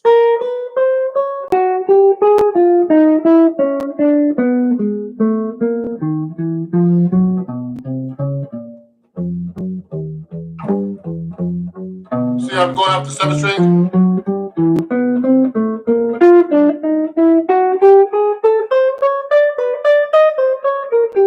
So that's a good warm-up. Remember to practice slow. Use a metronome. I don't have a metronome right now because I'm actually it's on my phone and actually on my computer. I'm using 3 devices to stream to right now. TikTok, Instagram, and YouTube. So please follow me if you don't already. Actually, just in case, okay? So let me see. I'm just going to see if I can answer a couple of questions here. Someone was asking me what kind of guitar is this. This is an Eastman. I can remember the name. It's an Eastman 7 string. It's an AR 810 CE 7 string, okay? And if you want to get the 7 string and study with me, please, let me know, and I'll do that for you. Now, this is really an impromptu, how I practice kind of workshop. Let me see if I can answer a question. Are there any neo-jazz guitar players that you hold high respect? Who's that guy? I got to think about some neo-soul guitar players. This is guy, what's his name? Sparky or something. Anyway, one of those guys is great. A lot of those guys are great. So, hello from Cincinnati. Hey, Cincinnati. That's great. I just did an interview with the great Dan Wilson from Akron over there, on my Sunday evening jazz. Someone was asking about giant steps. We'll get to that stuff later maybe. I'm just warming up, so I'm practicing. So that's an exercise I do that I actually do. Remember, when you practice, always practice things you cannot do. So this is a warm-up. This is actually a warm-up that I can do, but it's not easy because I have to think about it. Plus, I'm playing 7th string. The 7th string I'm not as good with as the 6th string. But, so I'm going to go backwards this time. So this other warm-up, when I warm up for, practicing, I haven't touched the guitar all day, is going 4, 2, 3, 1. And what I do is you place all your fingers down like that. Then I'm going to switch 4, 3, 2, 1, 3, 2, 1, 4, 2, 1, 3, 4. Then 1, 3. I want 1, 4, 3, 2. Wow. So it's like this. Then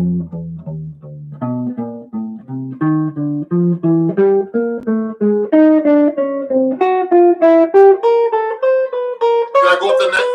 Then I keep going up the neck like that.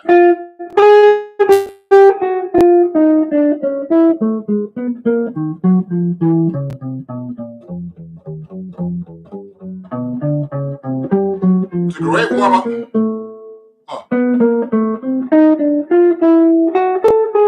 So what I'm doing is it's kind of hard to talk and play and concentrate, but that's a good warm-up for me to do. I do slow.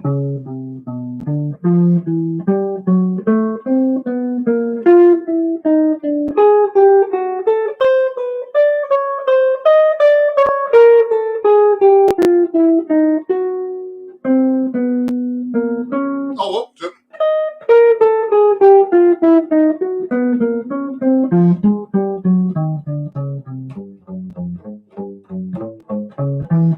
Etc.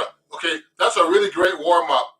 So this is something I learned from Steve Vai, the amazing guitar player that did everything with Frank Zappa up to wherever. So that's a great warm-up. So remember, I'm practicing things as a warm-up and things I can't do very easily. So another thing I've been working on recently, I've been working a lot. I learn a lot from my students. So what happens is a lot of times I'll be doing a workshop and they'll be asking me all these crazy questions like play giant steps or whatever. Let me see. Someone's asking me, is there guitar players that that don't play jazz I respect? Oh, I just said Steve Vai, Frank Zappa, Eddie Van Halen. There's a lot of great guitar players I like. Okay, let me see what other questions there are here. I was trying not to make this a question and answer kind of thing, but there's all kinds of guitar players I love, man. That don't play jazz. Tons, all kinds of. Someone was talking about the guitar player from Avenged Sevenfold. What's his name? Some kind of weird name, but I checked him out. He's great. There's all kinds of great guitar players I like that aren't jazz. So anyway, another thing I like to do is I'm practicing scales right now. I use one of the things I like to do is I'm trying to learn 7th string. So I like to do like a lot of exercises I can't do on the 7th string. Like I'm very good at doing arpeggios like this, 3 octaves. That's an E minor arpeggio. Okay, now that's up for a 6th string. But if I want to add the 7th string, I gotta go E, B, because I have a low A, so people don't know what I'm playing.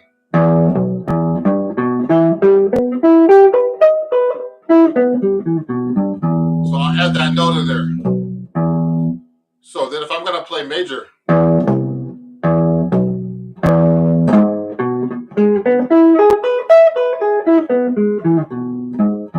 so I work a lot of like strange, arpeggios like that. They're not strange. These are just real basic things. And I'll transpose them. So I'll go up another half step, F minor.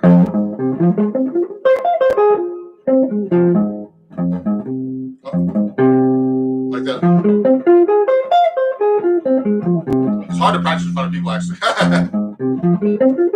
if I'm going to play that on 7th string, I'm going to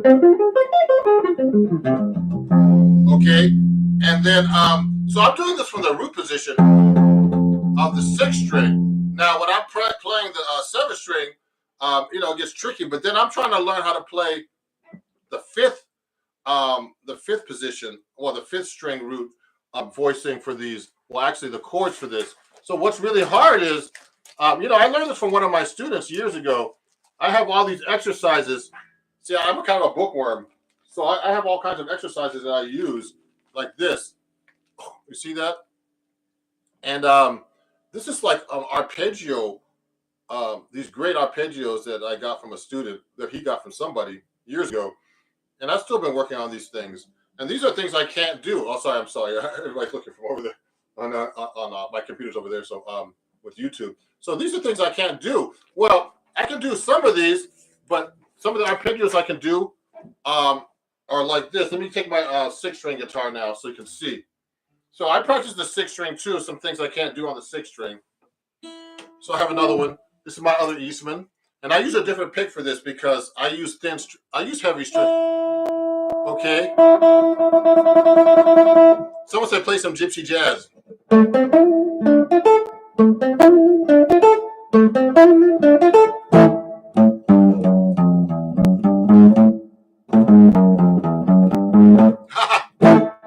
So I was just doing a little bit of a minor swing.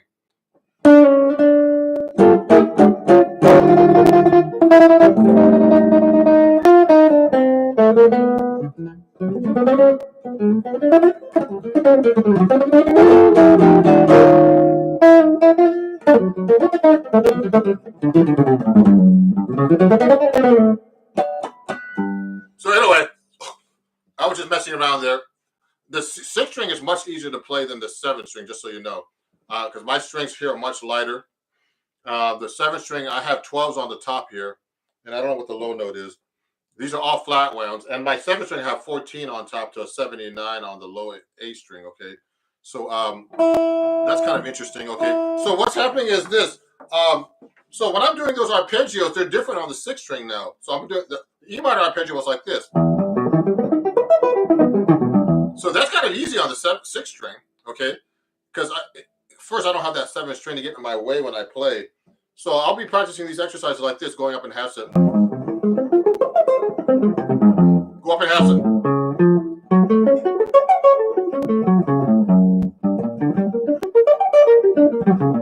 Etc. Etc. I mean, you should do them slower than I'm doing. But the ones that I don't know as well, I'm still getting warmed up here, is the ones that go like this. So if I'm playing a C major arpeggio, starting on the fifth,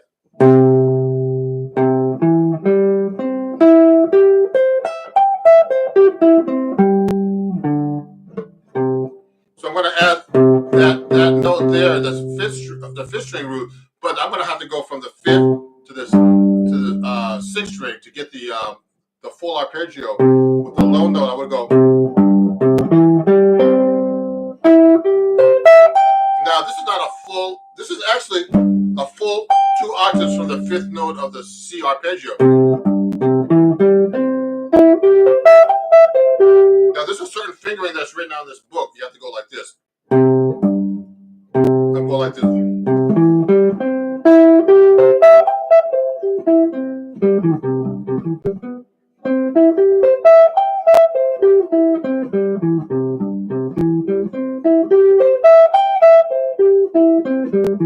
So this is one I don't know as well. And the goal is to be able to play this in different keys. Oops. See, I don't know that.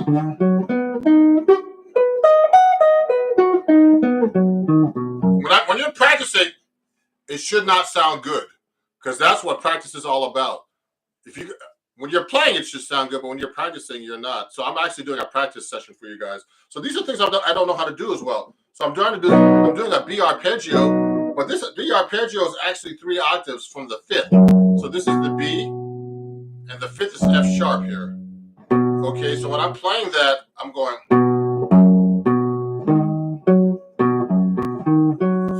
Okay, there's another octave. Another octave. So those are the octaves. So So that's 3 octaves, okay, all together. And I'm doing that up and down the fingerboard.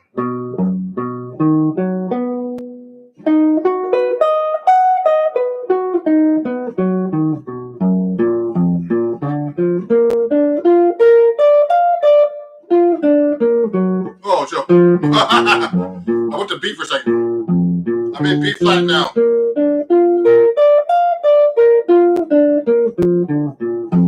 Okay, now these exercises my student gave me a long time ago are in minor as well, so I'll be practicing that in minor, so I'll go like this. So I'm in C back to C minor.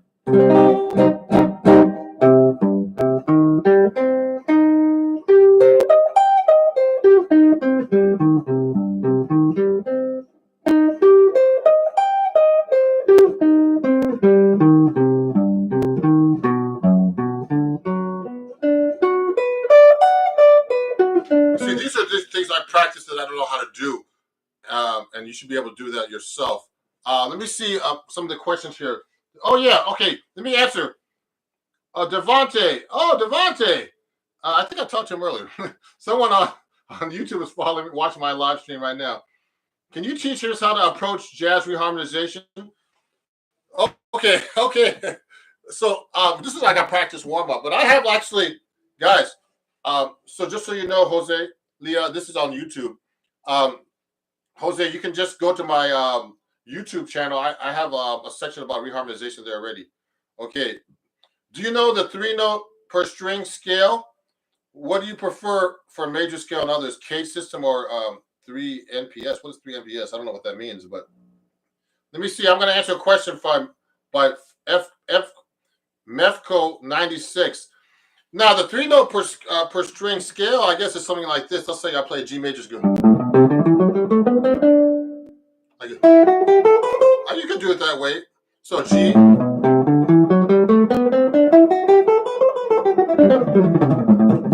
And you know what's really good about that?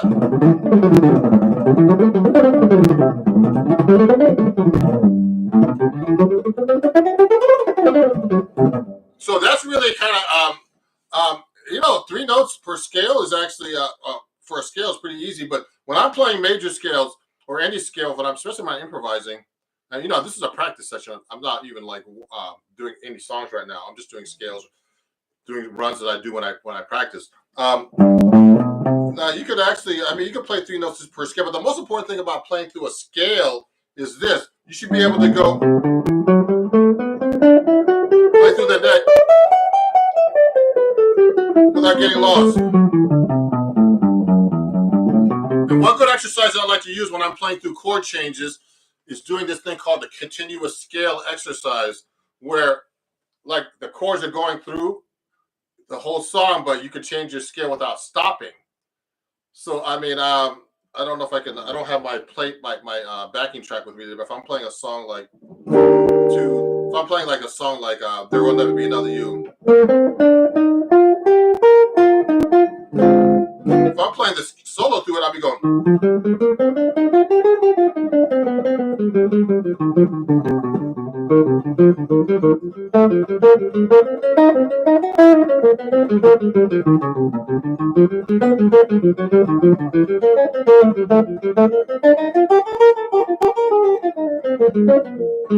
So what I just basically did was I'm just playing through the song without stopping.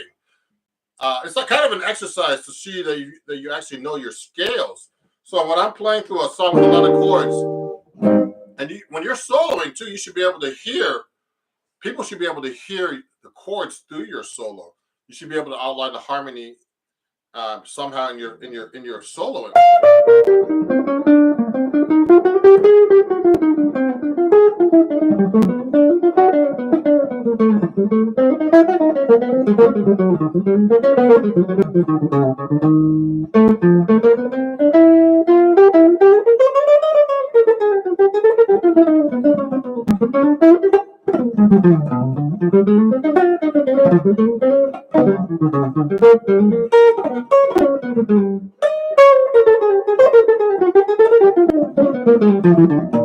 What I'm just basically doing, I'm just playing through the changes, all the kind of jazz lines I know. Okay, But it's a scale exercise. I would just go 1, 2, 3, 4. This is doing another video.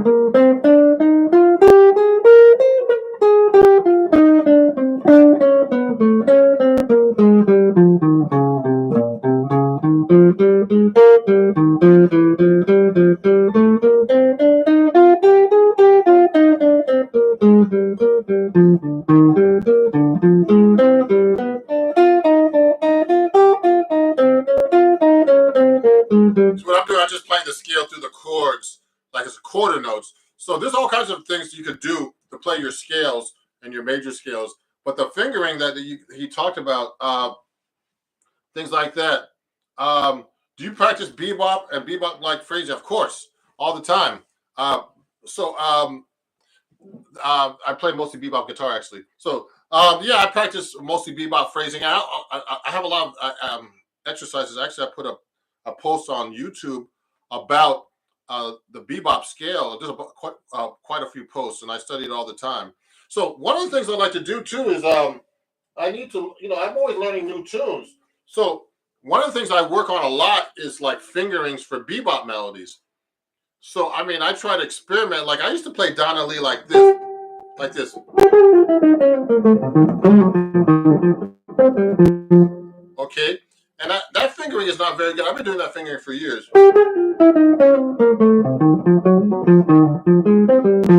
So when I started doing it, I started changing the fingering on that. So I have to relearn the melody because you got to get it up to tempo. So one thing I like to do is, one thing I did, I just started going.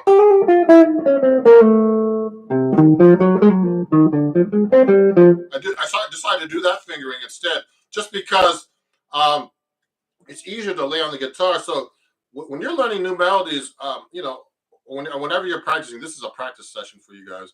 I'm trying to be able to play things that I can't do, and execute them.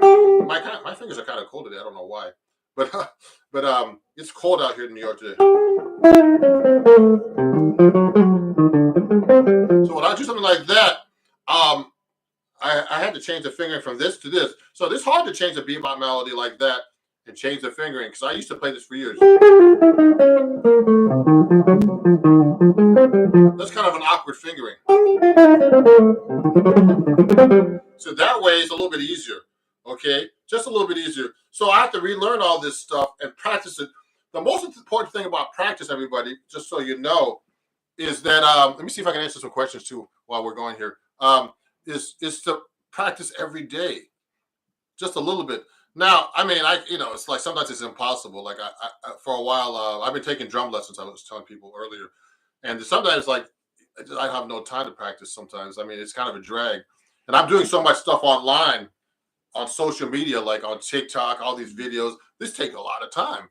So and answering questions, from my fans and everything, my followers, and it's hard to keep up with this. I need to keep up with my playing too. So sometimes I get really pissed and I have to practice, and I stop, say I got to practice today or practice for a couple hours. But the most important thing is if you're learning something new, you got to practice it every day so it becomes embedded in your mind. I've been teaching for years, and I know it works because I do it myself. If I'm learning some new music, I'm always learning only new stuff, only new stuff I can't do, things I can't do, things I haven't been able to do. Now, how do you value good melodic phrasing? And an earworm is my fave to compose. Ooh. So when I'm doing melodic phrasing, that's someone asked that on TikTok. You develop that after a while from a lot of jazz playing and playing in general. I tell my students is trial and error. So you got to play over tapes and all kinds of stuff. Play with bands, play with other people, record yourself. The recording never lies about your playing. And that's one important thing I like to tell people is like when you record yourself, it's very important. I mean, it's a really important aspect of learning how to sound better because when you hear your recording, it doesn't lie. Only person that lies to you about your playing is yourself, actually. So I know when I'm playing something wrong, and it's really weird. I'll be playing something like I'll be doing sometimes I'll be performing. I said I think I played terrible, but everybody says you sound great, man. I'm like, yeah, come on. So but then I listened back and I said, wow, it sounds actually pretty good because I'm a big, your biggest judge of playing is yourself. if you listen to your recording, you'll hear everything that you don't want to hear. And so record as much as you can. Like I watch my video playbacks all the time, and I go, "Oh man, I messed that up." But these little mistakes. I mean, I'll be recording sometimes in recording sessions, and one time I made a little mistake, and I was like, "Oh, I don't like that. I gotta change that." No, the bass player, really great bass player, well-known bass player, said to me, "That?" He was like, "That was like to him it was nothing, but to me it was a big thing. It was like a little mistake."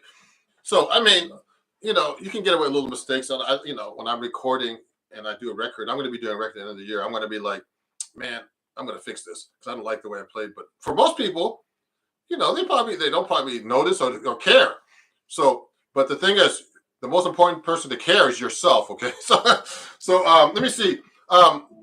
There's some questions I want to ask. There's so many questions coming at me.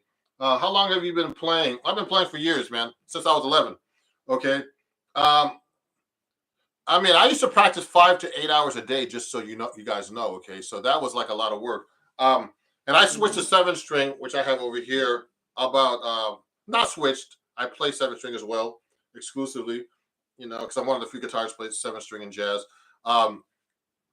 Since like 2011, 2012, that's when I started. I'm still learning it. So, what do you think of Barry Harris method? So, someone just asked me about Barry Harris. I used to attend his class on and off for 20 years.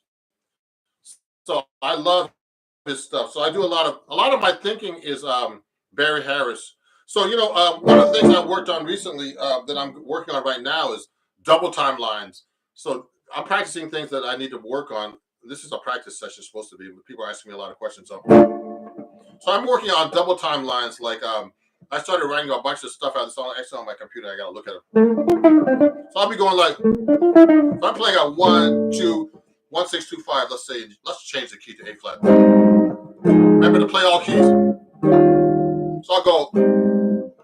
So one of my students was asking me, man, can you write out some double time lines? So I mean, I have a Patreon account, just in case you guys don't know, and there you can actually what's the word? You could actually check out some of the music I write and stuff like that. But he asked me to start writing some lines out. So I started thinking, man, when I'm doing double time, you got to have this stuff really worked out. So like I had to go.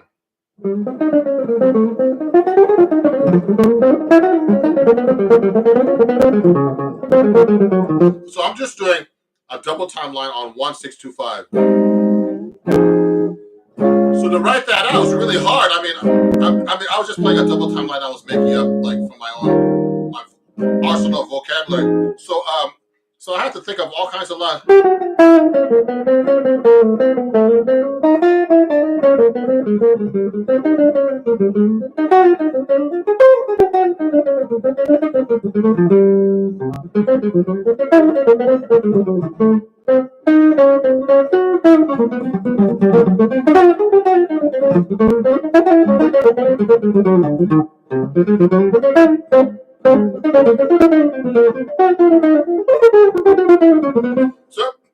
So basically, I'm just practicing some double time lines over a 1, 6, 2, 5. But I'm also doing a lot of reharmonization. I'll go 1, like A flat major 7 to F minor 7, to B flat minor 7 to E flat 7. Okay, and I'll change it to dominant to make it to F7 to B flat 7, and then E flat 7 to change the lineup. So, but the thing is, you have to have these lines kind of worked out if you want to do double time playing. So that's another thing I've been working on is when I'm practicing is figure out what lines I use to be able to do my double time lines. Because I take it for granted that I know how to play them. I got to show my students how to do that. And I want to show my students how to do that. So I'm starting to write some of these things off of my Patreon account. If you want to join that, it's at www.patreon.com/RonJacksonMusic. And there, I'm starting to put all these kind of ideas and writing them down for my students to learn. And so another thing I like to do is I like to actually do a lot of stuff, learn stuff I don't know at all. So I use this book right here called The Jazz Theory Book by Mark Levine. So there's a lot of concepts that I don't know about. Like first thing I like to work on is like I did an article for Acoustic Guitar Magazine actually that came out in the January-February issue. It was on the harmonic and melodic minor. No, I think that's out now actually. It's in the current issue.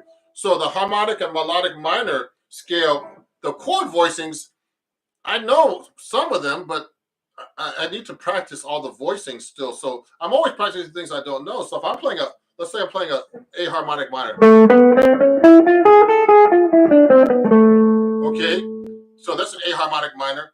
Now you got to figure out the chords for all that. So you got to be able to play that in thirds.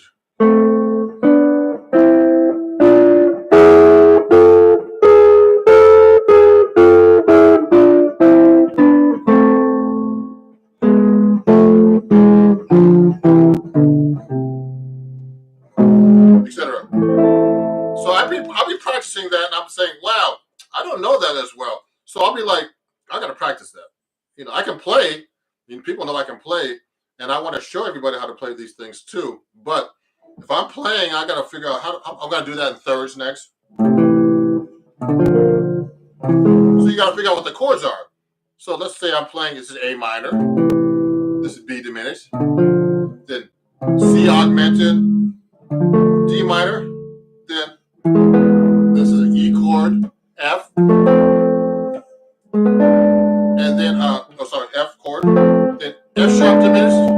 So you got to be able to play that. I mean, you know, if you really want to know the scale, you got to really get into it. So I don't know this as well. So I'm practicing this stuff.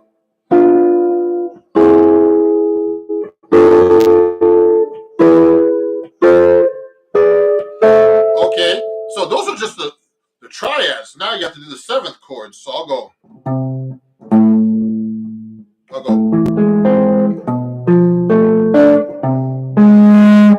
Oh, my guitar feedback. These are dominants for the chord. The first chord now is A minor, major 7. You got to play it everywhere too. Then B minor 7 flat 5, and then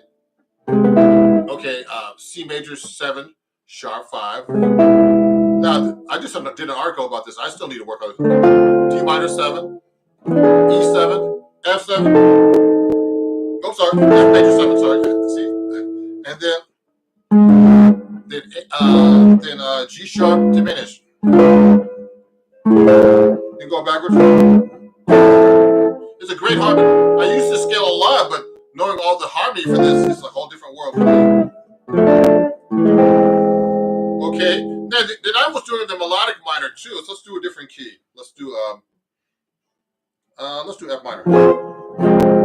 See, I want to make sure I do different keys. I'll go across to D minor actually, so I can change this whole thing up.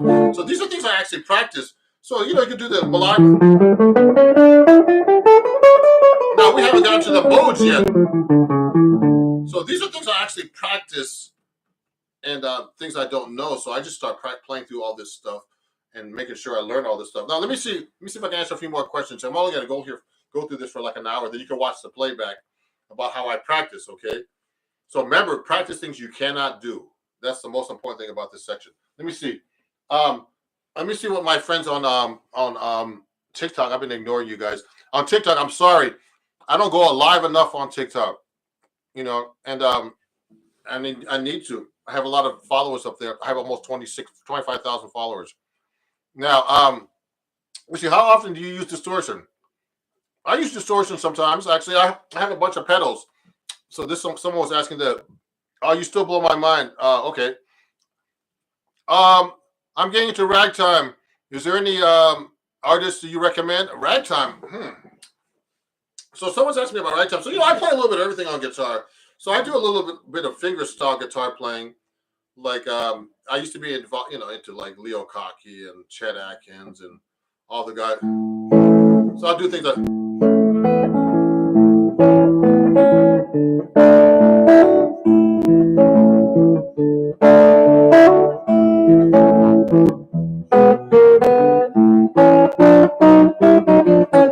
So this is one of my songs actually.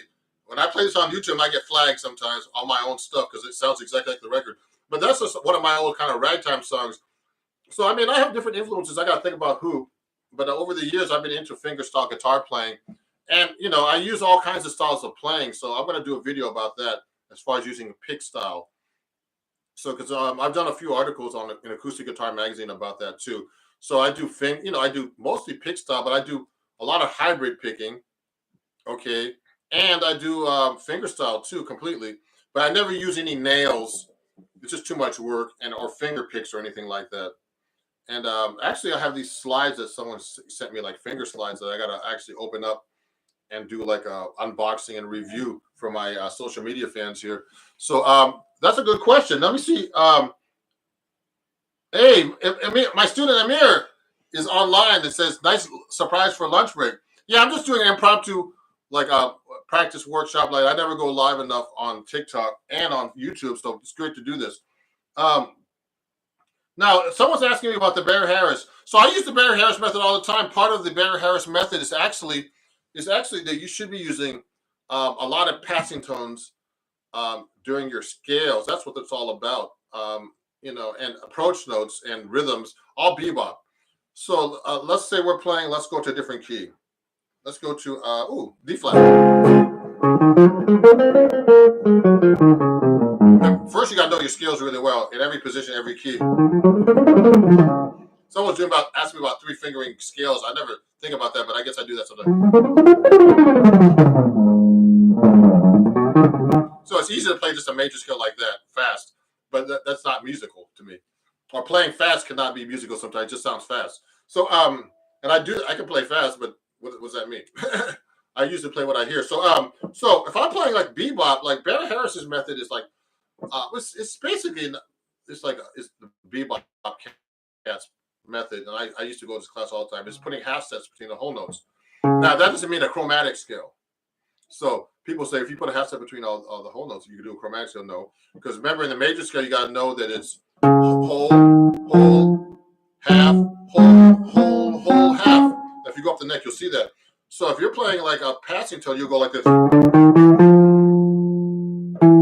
Going up, I'm passing to the second. So this note in between is not a tension. It's called a passing tone because it's off the beat. So if I'm counting, I'm going 1 and 2 and 3 and 4 and 1. So what these passing tones do, it helps you create cool melodic lines. It also keeps the rhythm steady and even when you're playing eighth notes, particularly, which is like the basic rhythm for the most common rhythm for jazz actually is the eighth note. So I like to. I mean, but this is a whole class or whole lifetime of work to work on too. So that's the concept, and also doing approach notes. So if I'm playing a D flat major chord, to be able to do approach notes like approaching each chord step. This is a real basic one, the half step, and mixing up those approach notes with the half step.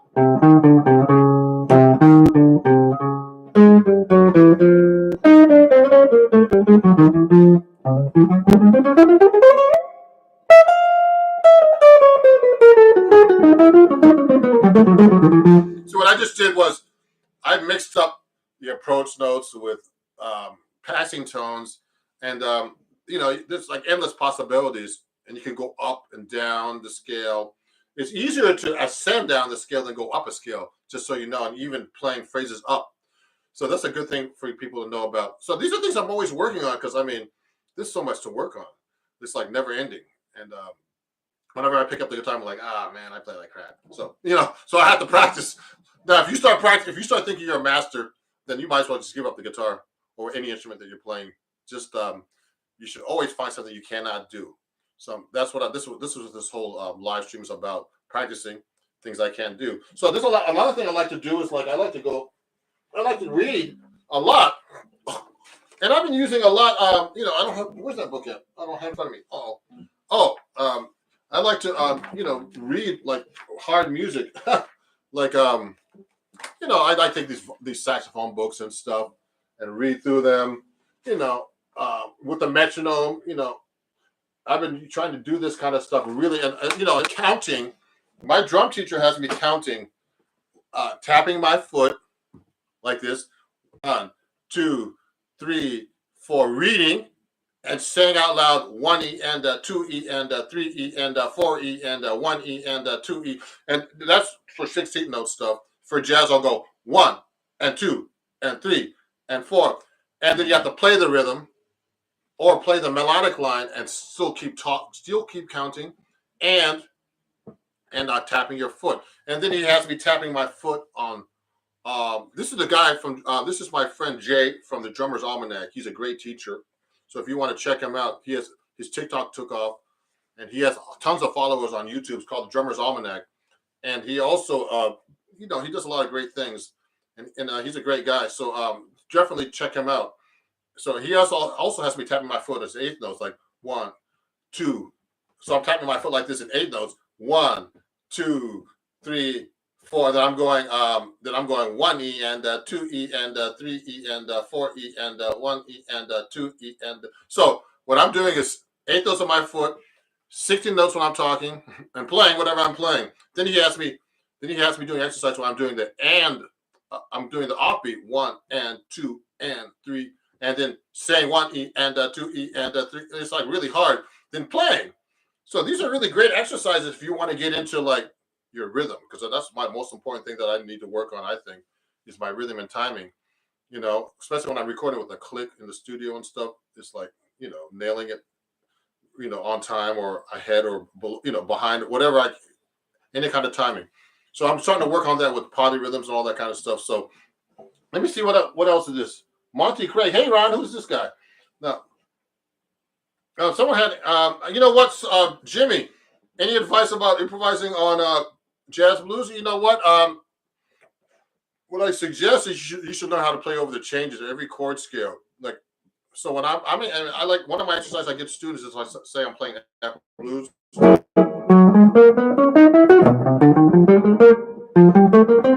so I was in a different key.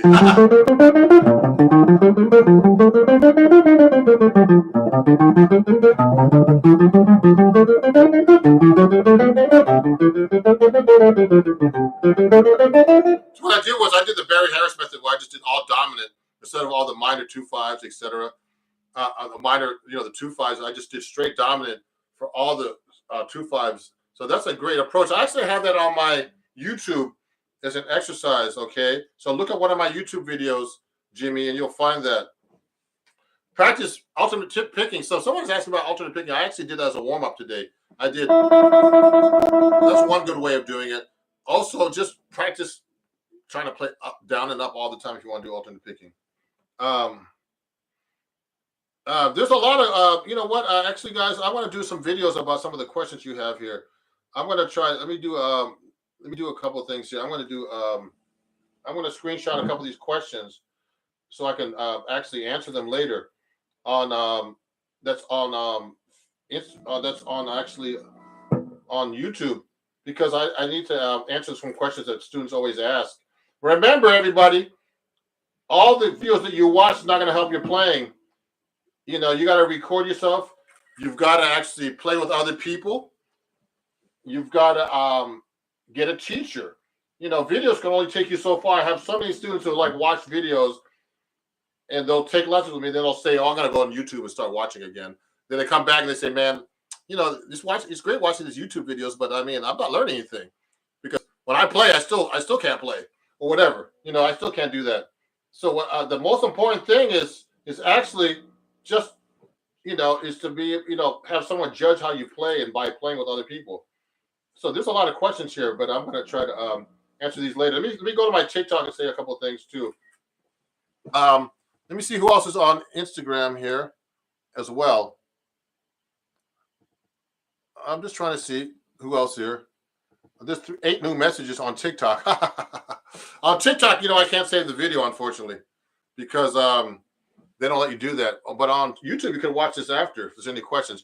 I'm actually getting tired, guys. So I was supposed to be practicing for you guys, but I'm answering a lot of questions.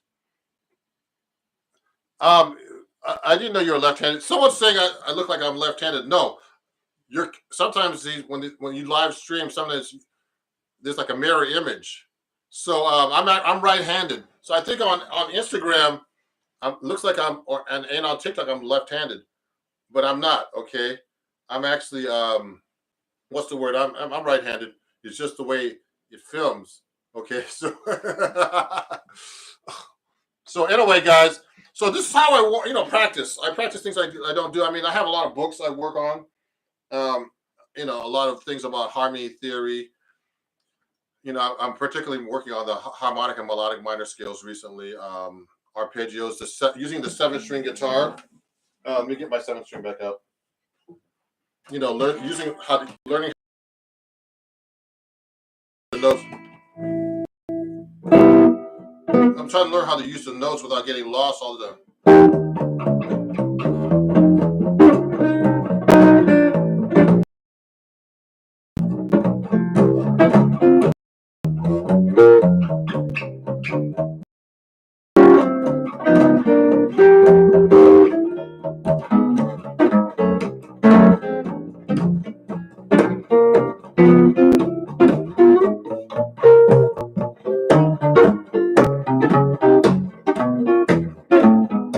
So things like that, not getting lost when I'm actually playing, is a great thing to do. And also using my 7th string as a melodic note is another thing I'm trying to work on really hard. So if I'm playing a solo, it's easy to play a solo on this 1st string.